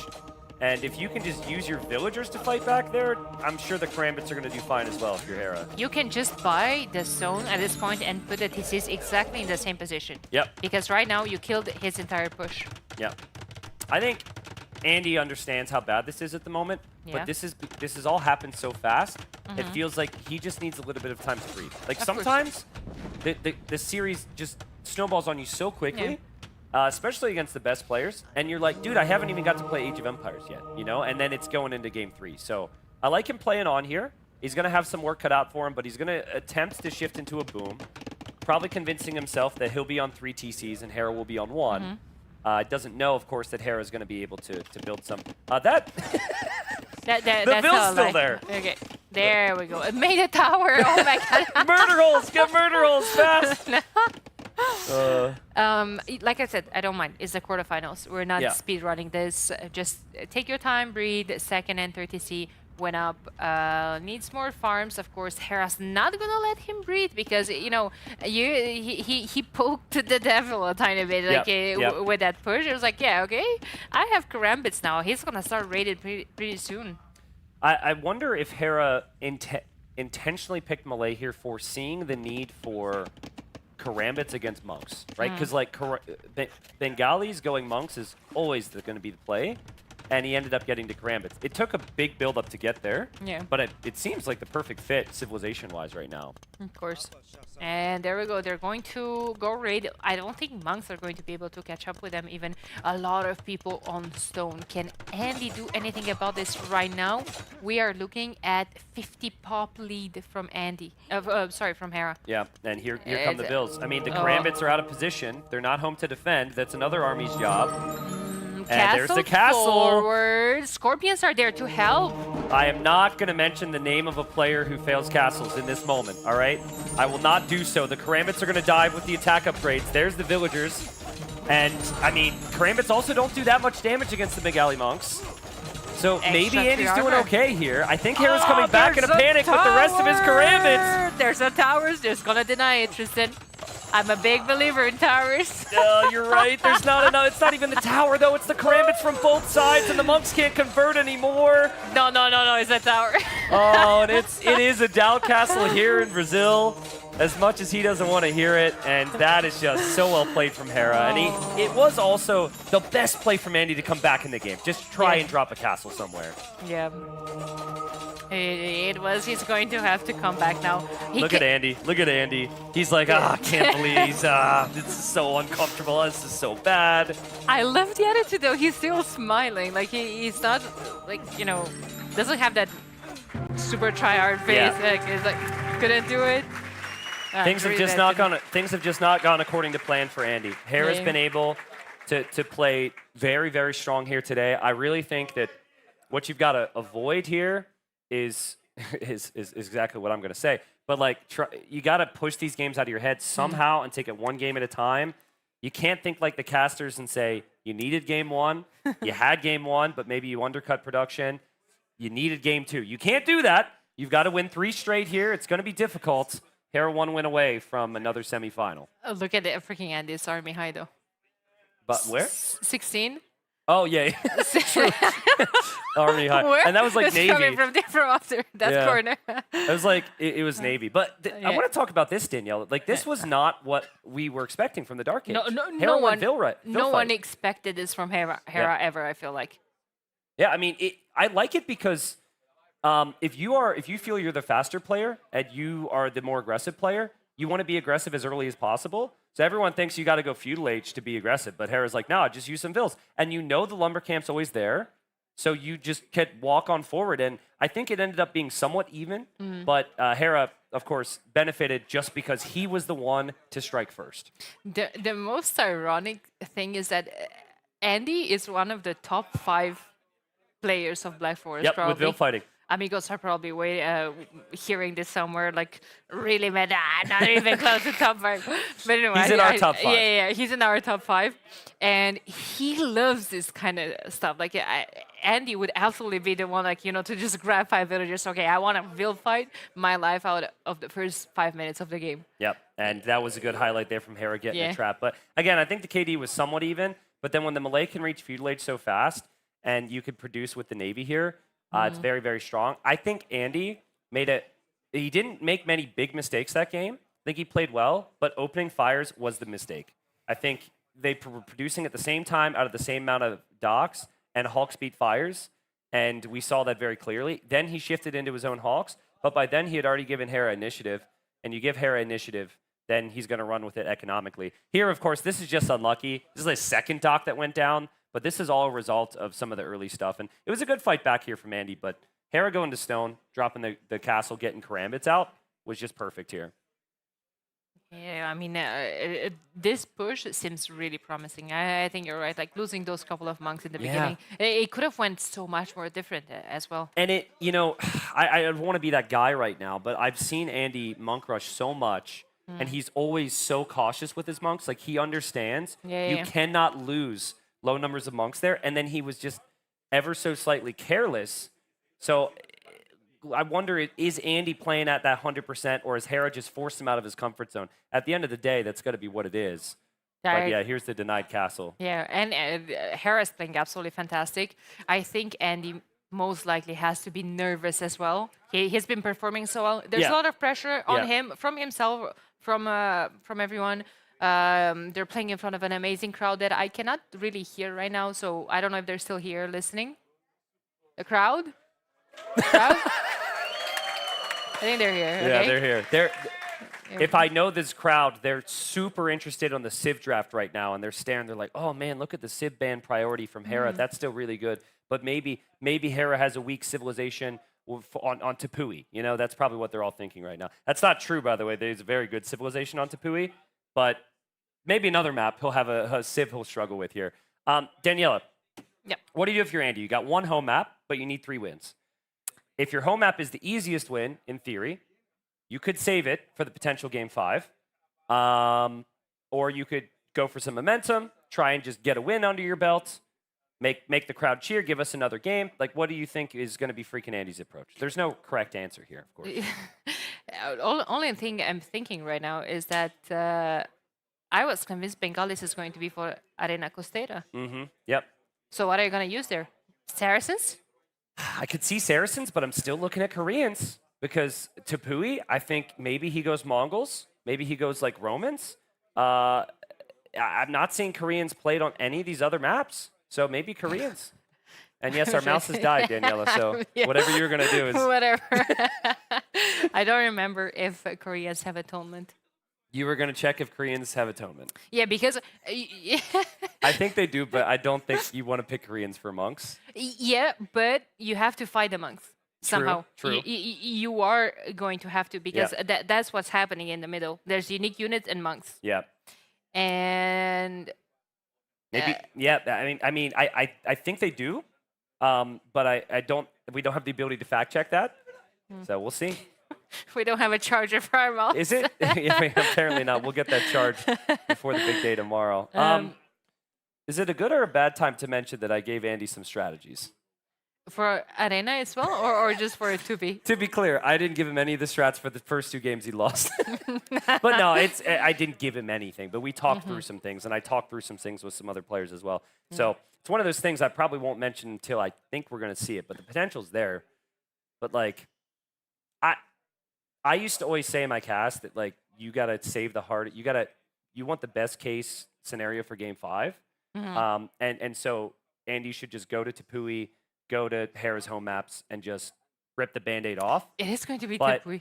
Okay, he's going to go for Tepui. Yeah. So at the same time, like, momentum's a big thing, and like having that feeling that you could beat your opponent after they've beaten you 2 games is nice. So getting a win's nice, is my point at the end of the day. So Tepui, curious to see what civilization he goes for. Koreans, towers, spears, skirmishers. Romans, man-at-arms. Dravidians, skirmishers, man-at-arms. Mongols, hunt. Lots of options. Now that you were mentioning Koreans and spear skirms, that could make a lot of sense. They do have that discount in terms of wood, but aren't like Flemish militias completely blocking both of those? It could, yes. Like I am 100% certain that Hera will play Burgundians here on Tepui. So and it's looked like maybe the best Civ. It beat Bulgarian man-at-arms with armor and everything. So, but we'll see. I mean, maybe Roman man-at-arms could compete. You get the double armor effect there, and you have potential timing attack because the Burgundians can't produce the Flemish militia until they're in feudal age.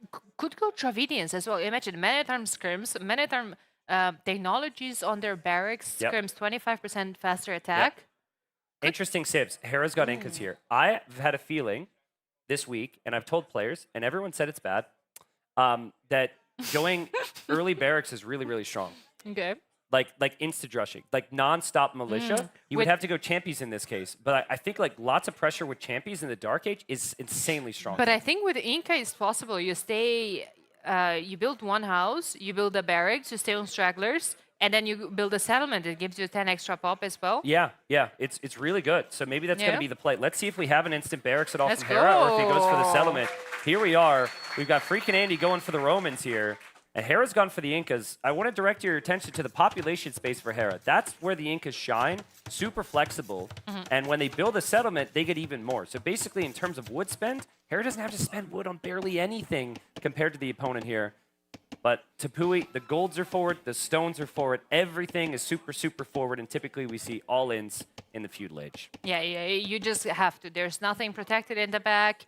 Gotta stay aggressive. You can't just like wall, go AFC and pray to come back because of the technology. There's simply not some sort of situation. There are some foxes on the map, and that's quite important because usually you do see 1 or 2 villagers roaming around, looking for some extra gold, maybe even potentially thinking about that early militia or respectively Champy rush from Inca. Okay, question for you here, because I think I'm pretty certain I know what's happening here. Yeah. Okay, Andy's following some tips.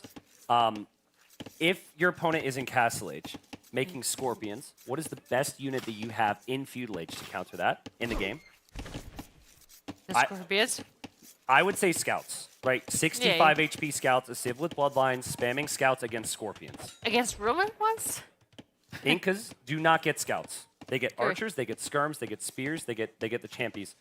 I believe, and I could be very wrong on this, but I believe that Andy might consider, he's already down 0-2, a super risky, fast castle, low economy, double Siege Workshop Scorpion, like full-on Phosphorus style. We'll know if he overloads the berries here. If he like pre-takes the berries, expecting to lose the berries, I think that's how we'll know. Let's see. So, Phosphorus style, you overload the berries. The idea is you need to save as much food underneath your TC as possible because Hera is going to pressure you like an absolute maniac. And so you need to take those berries before you lose them. And I know there's some people out there thinking, oh, but T90, you have no gold. This is stupid. You've got foxes. This villager has brought in some gold from the foxes. And you can use the market to buy and sell to get to like maybe 4 or 5 scorpions to potentially push this back. I don't know if it'll work. I know Andy practiced this. And his opponent, after beating him, said, wait, you chose that strategy? That's so bad. But we reviewed it. And it actually had potential to work. It was the other guy on the other side could have died to it. So let's see. I just feel like he's got nothing to lose. The build order is 21 loon. And then you click up here. Let's see. He's got a lot on berries. He's going to go 20. How many? Because Phosphor was teaching Hera's students for his tournament that 8 is saturation. Yep. I think this is it. Hera's going to play Feudal Age. I think he wants to play Spear Skirm, which is actually the worst possible thing against this build. The worst possible thing is Spear Skirm. You would want like Man-at-Arms or some type of aggression here. Hera doesn't have any champions in queue. Oh, I might go Spear Skirms. They're super cheap with Inca. Let's see if Andy pivots though. Like you could build a barracks now and justify Man-at-Arms. That's your typical thing. It'd still be good for the Romans, but I'm not seeing it yet. It could go 20 vills, 1 more in the queue, you get 1 more. Loom. Yep.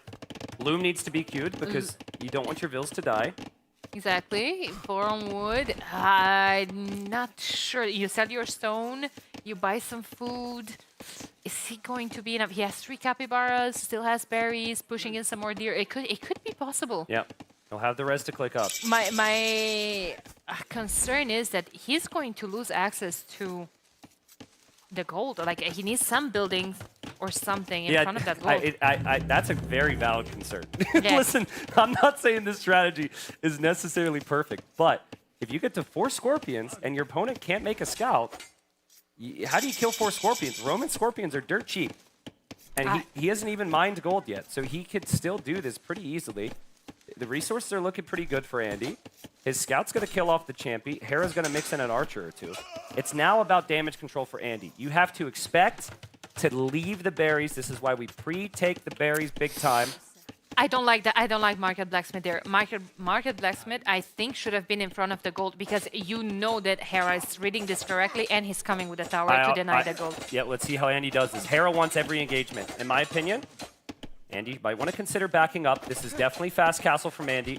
If Andy wins with this, I want all the credit. If Andy loses with this, I want none of the blame. All right. I mean, I love that. he sees two archers right now. At what point you got to run away here? Now.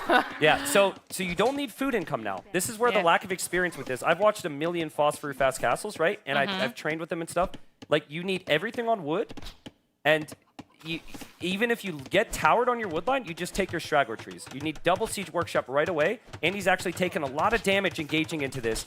Great job from Hera to pressure, though. He realizes that Andy's doing something that just isn't completely standard, including this villager. She's on a mission. Let me see. Is Andy adding farms right now? Where's his wood going? Another lumber camp. No, another lumber camp. He needs... well, he has the market. He needs to sell the food until he gets like 2 scorpions out or something. And afterwards, he needs that access to gold because, okay, a market is going to be good for a couple of them, but not good in the long run. You do not produce villagers here, by the way. Yeah, no, You sell your food. Yeah, producing bills, that's your gold economy. Muscle memory. Yeah. No, cancel. Because the idea, guys, is your eco is crap, but it doesn't matter because you kill your opponent before their eco could do anything, right? And all the wood and gold and everything's rather forward on this map. So the hope is you get there faster. So let's see what Andy can do. This is a 9 villager start, so the time's not like that standard game, but still 10:30 fast castle time. Yeah, workshop going here. Oh my god, will he manage to do it? I don't know. Like, I mean, look at Hera splitting every single one of his units. Oh, Andy, literally, we just talked about this. Double Siege Workshop, don't take gold before you have scorpions. Yeah, okay, well, one scorpion is going to be enough to push this away. He needs to save that Vil, though. Yeah. You need a lot of numbers here, Daniela. But yeah, this is where Hera... See, he's kind of forever feudal, right? Yeah. And this is where if you had, like, Khmer or some civ that could make scouts, you could make scouts now. Okay, there we go. But the thing is, it's also freaking Hera. He's going to micro those 2 archers to oblivion, while these other 2 are going to be super annoying in Andy's woodline. I don't know where this game is going, Tristan. Yep. Yeah, Hera's going to try and pull him out of position, right? Hera's like, okay... Your Scorpion's on the front. Well, I'm going to attack your woodline. And that's where he is right now. Scorpion's on the way here from Andy. Andy adds another Scorpion, though, and now he's going to come out to that gold. If Andy loses 1 Scorpion, remember, he can't produce any more Vils. This is going to be very, very bad, but he keeps the Scorpions alive, keeps these Vils alive. Hera could have some problems here. The thing is, Scorpions are all, you know, out of position. Like, they're not together to do a whole lot of damage. I need to see the other side near the Siege Workshop. Yeah, okay, we got the archers there. We got a lot of scorpions around. Hera's micro is amazing. Can Andy repair? He doesn't have gold. Oh my god, that was a really good save by Andy. Oh my god. And he only lost 1 more villager there. Hera has archers against now how many scorpions? 3. And it's going to be a ram here from Andy. I'd still like to see more scorpions. But, you know, this is a bit of an adaptation.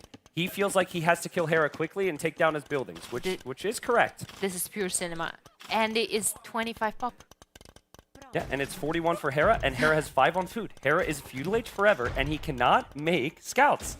So he's making archers against scorpions in feudal age. It's extremely complicated to counter this. The thing is, I was going to say it's only 3 scorpions for now, but he is adding more, and now there's the low HP villagers. That's so good from Hera, though. You're like, okay, you're going to push my base? Well, then I'm going to just go raid where I know you're exposed. Andy's going to come forward now, maybe take the gold in the middle of the map.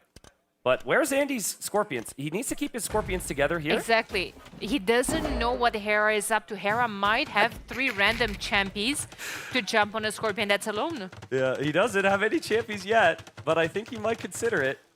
Hera's just telling himself, my eco is superior, I just have to avoid the scorpions. And he would be correct. Archers are on the wood line. Scorpion is waiting for him, though. And he's losing some of these archers. Oh, but if this could find that... Oh my god, they're running back. I didn't see it. But there's, like...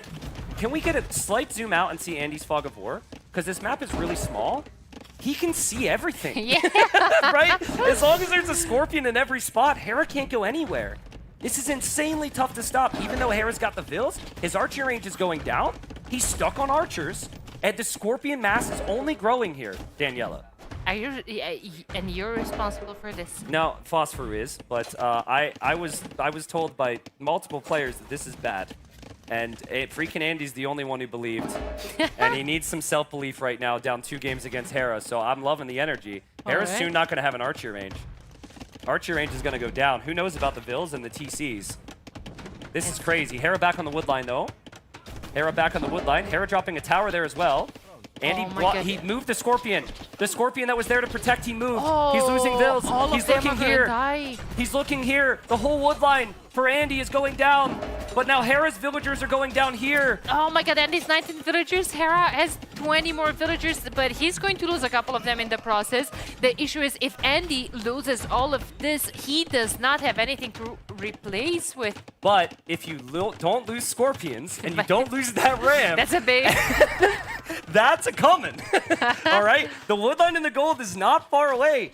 So it's very realistic that Hera could lose 20 villagers soon himself. I would love for Hera to delete 5 vills from the Q and Q3 champions. Yeah, I agree. I'm very surprised that he never switched into a couple champions. Because his barracks is about to go down. Yeah, and his archers are going down, and he can't believe it. He's like, I can't believe it. My opponent's been a Castle Age. I've had all this army, but he can't counter the Scorpions. It's working for freaking Andy. He has nothing on gold. And it's working. And you see, at this point, right here, right now, you kind of can counter all of that because there's 4 Scorpions in the same place. But some of them, like, there's going to be a random one. And the champions are fast. They can just wait for one to be alone, snipe it, and run away. I think you go for the tower here and not the TC. I think if you take the one tower down, it can be good. But Hera's doing the right thing. Any bit of resistance he can find to slow this down is the best because his eco is obviously way stronger here. But there he hops out. He's going to try and hop in and out of this tower here. He's building a market. What is that? If he's building a market, he doesn't have... well, he could buy, of course, the wood for a settlement. Nice job from Hera. Nice job from Hera. He'll still lose Vills. And I think Andy needs to back up. You got some weak Scorpions in here that you can maybe replace, but it's going to be extremely difficult. 17 villagers for Andy, 35 for Hera, but not very efficient at the moment. Scorpions have extra pierce armor. It's just so hard to kill. You can't kill them in feudal age. Yeah, you can. Not with archers. Oh my god, here comes the tower. This is... Oh my god, Hera still at 44 population, 26 from Andy, but the Scorpion number is what is increasing, and Andy can repair them. Oh, Hera's archers, Hera's villagers on the tower. Hera's army is down to 4. He's got no army. He's got 1 archer. He's got that archer. I can't look. Oh my god, 1 archer and a dream kills a villager. A second one possibly might go down. Oh no, villagers are so weak. Oh man. My god. All right, Andy's going to add a mangonel now. Hera's on the way to Castle Age. In Castle Age, he can make a siege workshop, and he can make mangonels or monks. He's got a holds now, and Andy will have no distraction. So if Andy can fully focus on the front, he has some opportunity. But the thing is, I want to just quickly glance at Hera's main eco. He's done a really nice job. The towers are in good positions. I think he needs 1 more on the other wood line. But like those towers have absolutely kept him alive somehow. This is insane. Hera has double the amount of vills, but 0 army right now. He has 2 towers in his base, 1 forward, and a dream. A dream to get to Castle Age, a dream to get 200 wood in your bank for a siege workshop, and maybe 175 and these more for a Scorpions mangonel. are very weak here. Sorry to interrupt. They're very, very weak. And oh my goodness, he needs to repair them. Yeah, he's going to repair them now. He's getting too greedy. He's going back to the tower with the low. Once in front. He's calculating it very nicely. Yeah. He's also, that was pretty nice from him. He was extremely paranoid that he was going to lose access to that gold. So he's pushing down that tower at the same time. Will Hera get a mangonel out at the right moment here? 40 seconds away from Castle Age is the question. And Andy, no gold. Andy, no gold. He can't repair. Oh, he force drop now. Just in time. Jesus Christ. Like, 17 vills. He's repairing everything and like 2 HP left. When there's a slight chance, could we check the damage on the forward Scorpions on those that Andy kept repairing? I think he lost a couple of them. Yeah, they're all spread out at the moment. They're all spread out at the moment is the issue. And Hera's made it to Castle. Hera needs an immediate siege workshop. Uh-oh. Botkin arrow for the towers is pretty good. Against the mangonel, eventually, if you really want to kill the mangonel, you could still... Does Hera... I'm sorry, Danielle. I'm getting so excited. All his wood's on the front, right? Can he take wood right now to get to a siege workshop? Getting wood from there. Yeah, it's kind of tough. I thought he would buy it. But there he is with 2 archers again. I like this. He needed some counter damage. So he's still going to give that a shot as he might lose some villagers here. Champion runner in the queue for Hera. Yeah, and sniping some vills. Nice job, nice value from Hera. He's got 34 vills. It's the weakest 34 villager economy he's had, but he does still have 34 vills against 16 from Andy, and Hera remembers these villagers are weak from before. Okay, am I crazy to not like the champion runner upgrade right now? I would have liked the mangonel. Yeah, like just add your own mangonels, maybe sell the stone, and buy wood. But I guess maybe guard tower and champy isn't too terrible. I don't like, I don't mind, I mean, at all, guard tower. But first of all, well, this tower is yesterday's news. But the ones in your base, okay, they're there.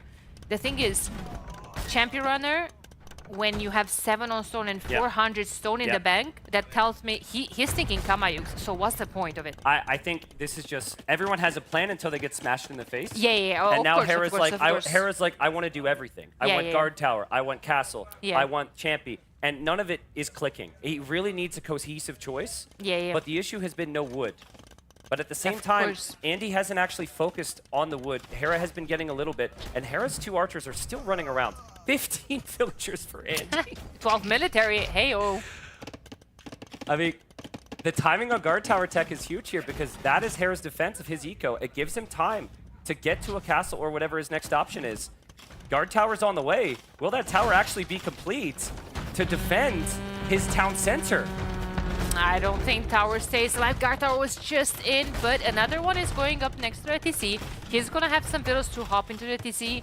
A couple of them have to kind of attack the Rams as well. A lot of Scorpions going down. Yeah, a lot of Scorpions going down. Andy knows that guard tower means with this eco, he might not have enough, and he sacrificed every Scorpion underneath the town center. Now there's nothing to protect the Rams. Hera could just eject, and he can take down the Rams, and he's got 35 vills, and he can hold. And Andy, the smile's returning as I think he's realizing he was so close here, but he's kind of run out of steam. It's a match point for him, right? He loses this game, Hera takes the win. Yeah. I mean, it's so much potential here, but I think the theme above the unit type has just been Hera fighting, and Hera's recognition that my eco's got to be better here. So he just has worked his way into this game, getting those Vil snipes, making it very difficult for Andy. He still can't really push Andy, but guard tower and Bodcanera means that Andy can't ever push a tower. He doesn't have to push him right now. Yeah, true. He knows Andy's eco is inexistent behind all of this. Yep, and the score as well, which was in Andy's favor for a very long time, is now there for Hera. And Hera, I think, it understands the game state enough to know, that's his whole eco. And I'm up 2-0 here, and we've got a live fans in the building. So let's just try and put on a little show here. Why not? Why not micro 2 archers against 3 pieces of siege units? And look at Andy laughing. Andy's Andy. Hera's so locked into it. Hera's like, oh, so serious, and Andy's having a great time. Yeah, I mean, that was pretty impressive from Hera. Oh, what a game. What a strat. I really think this is what you needed against Hera today, right? You needed something crazy. That's the danger situation, though. The Siege Workshop. Yeah. And you lose the Mangonel to the guard tower as well. Yeah, Hera should be able to make Mangonels now. The Scorpions can't really push.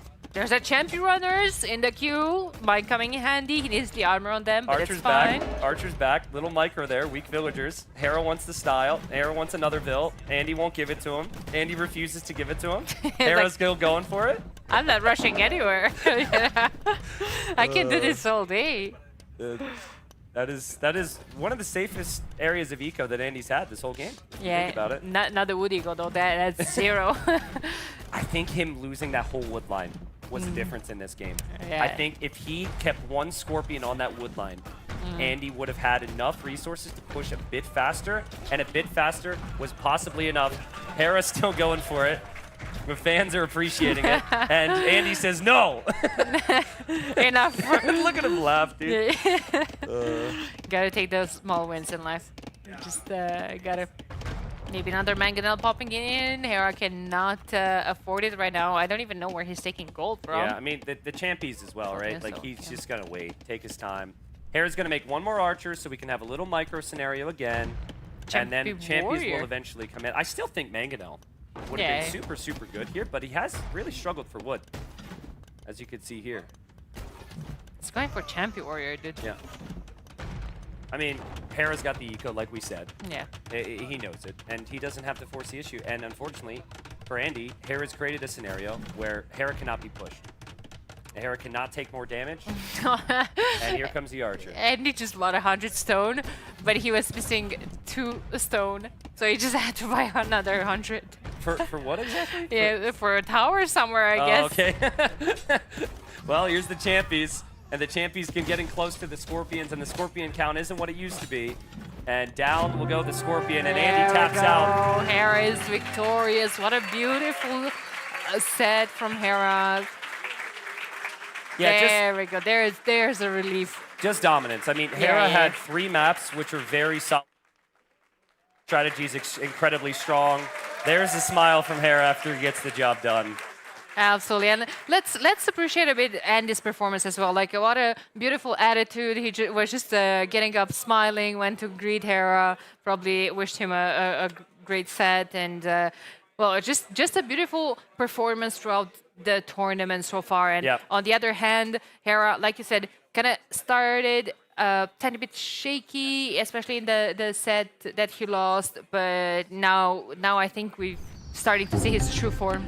Let's just recap the situation here with Andy in this tournament. He won his first 2 sets. He then lost to Hera in group stage. And because Hera was at like first seed, which he typically is and whatnot, he then unfortunately had to face Hera here in the quarterfinals. Yeah, exactly. I think Andy's performance was way better than the scoreline suggested, and he could have easily ended up maybe making a semifinal run. But with Hera being the favorite in this tournament, extremely difficult, of course. And yeah, Hera wins. It was a fun set. It was a dominant display from Hera, particularly in the first 2 games. And we'll see what he has in store for us tomorrow, the final day. Absolutely. We're going to send it over to hear from Hera now with our pro analyst, Hart, and our pro host, Mazmora.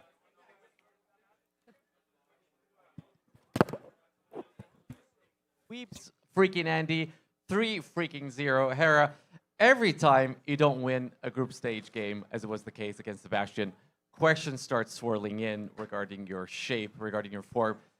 But I wonder how much of that actually applies to you as well. So when you don't win a round like that, do you start questioning your training? Do you start questioning whether your preparation was enough?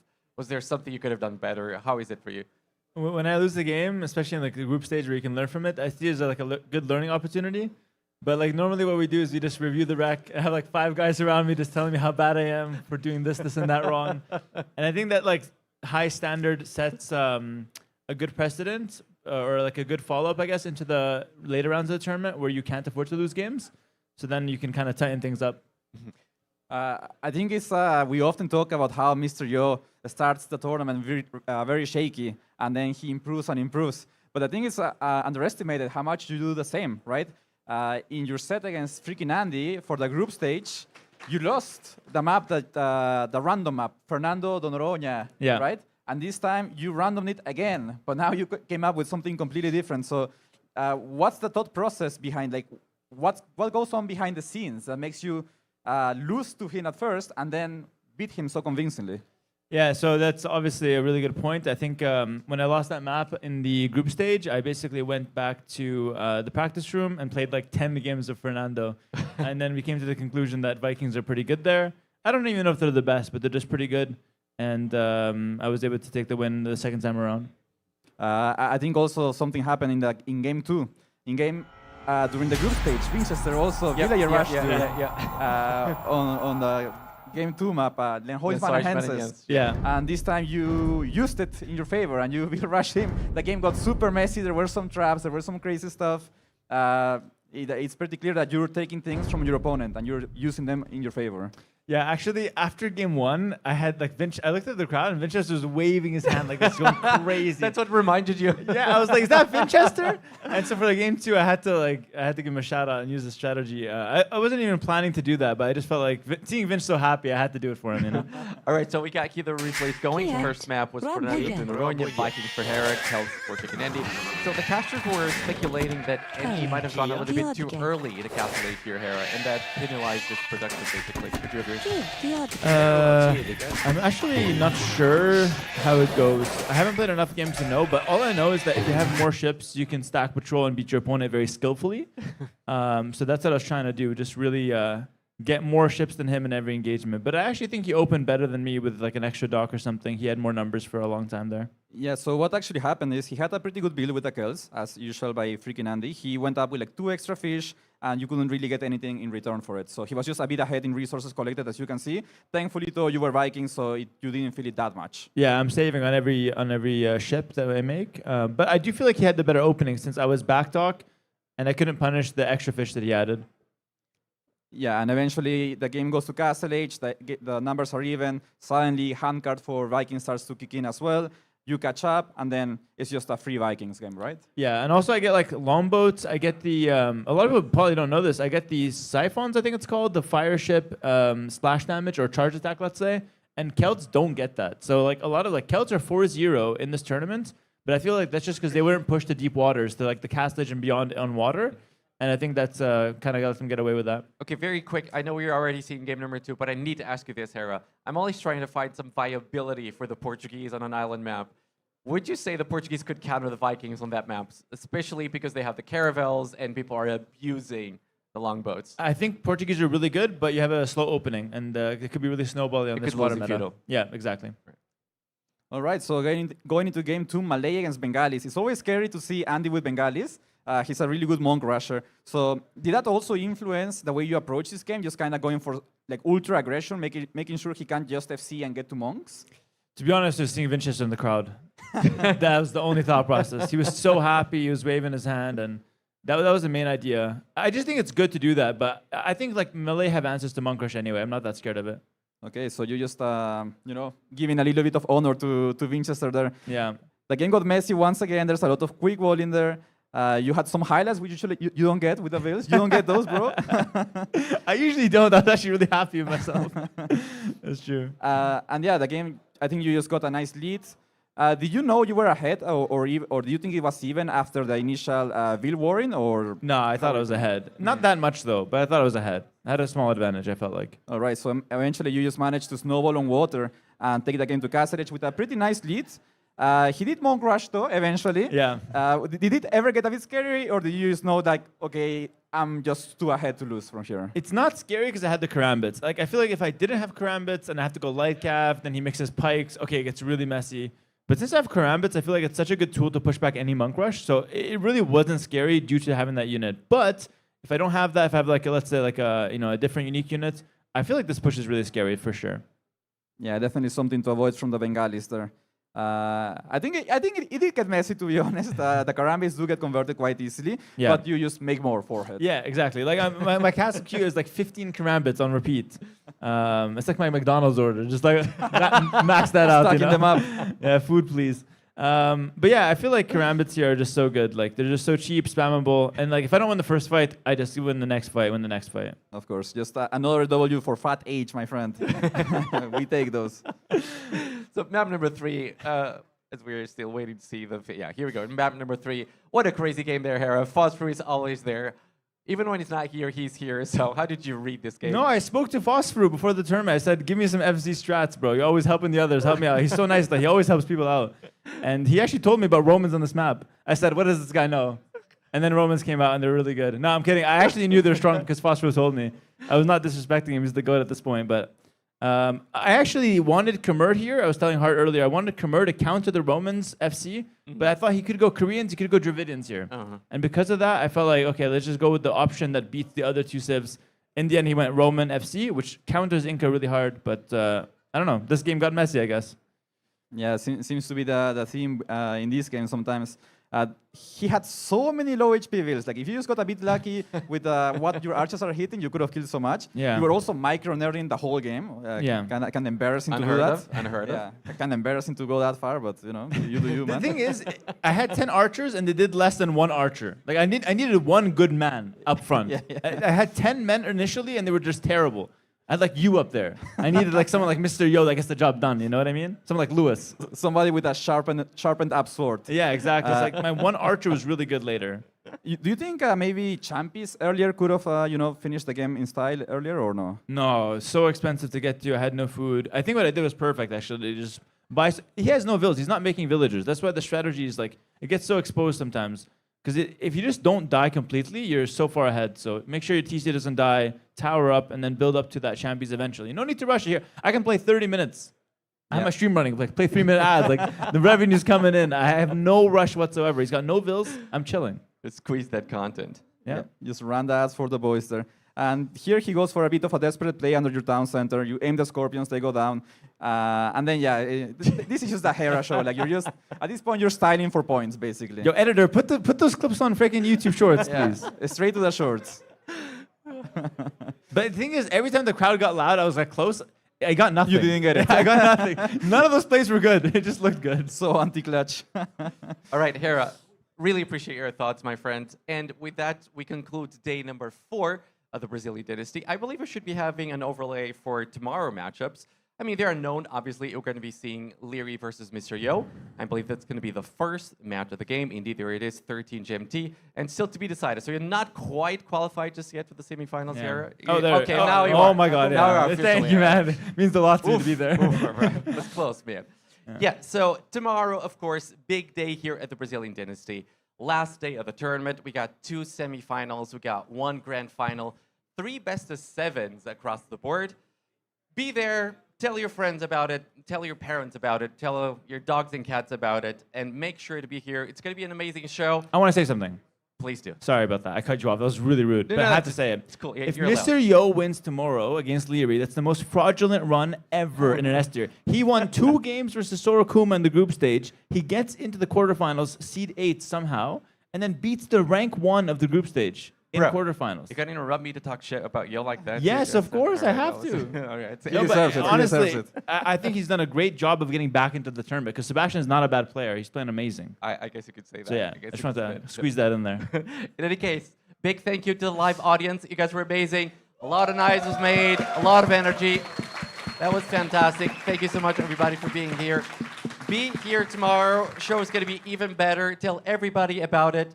Please be here, and you at home as well. Tune in. 13 GMT, last day of the Brazilian Dynasty. Until then, have a great one, and bye-bye, everybody. See you all tomorrow. That's why you're such a good host, bro. Honestly. He's getting experience. I will. No.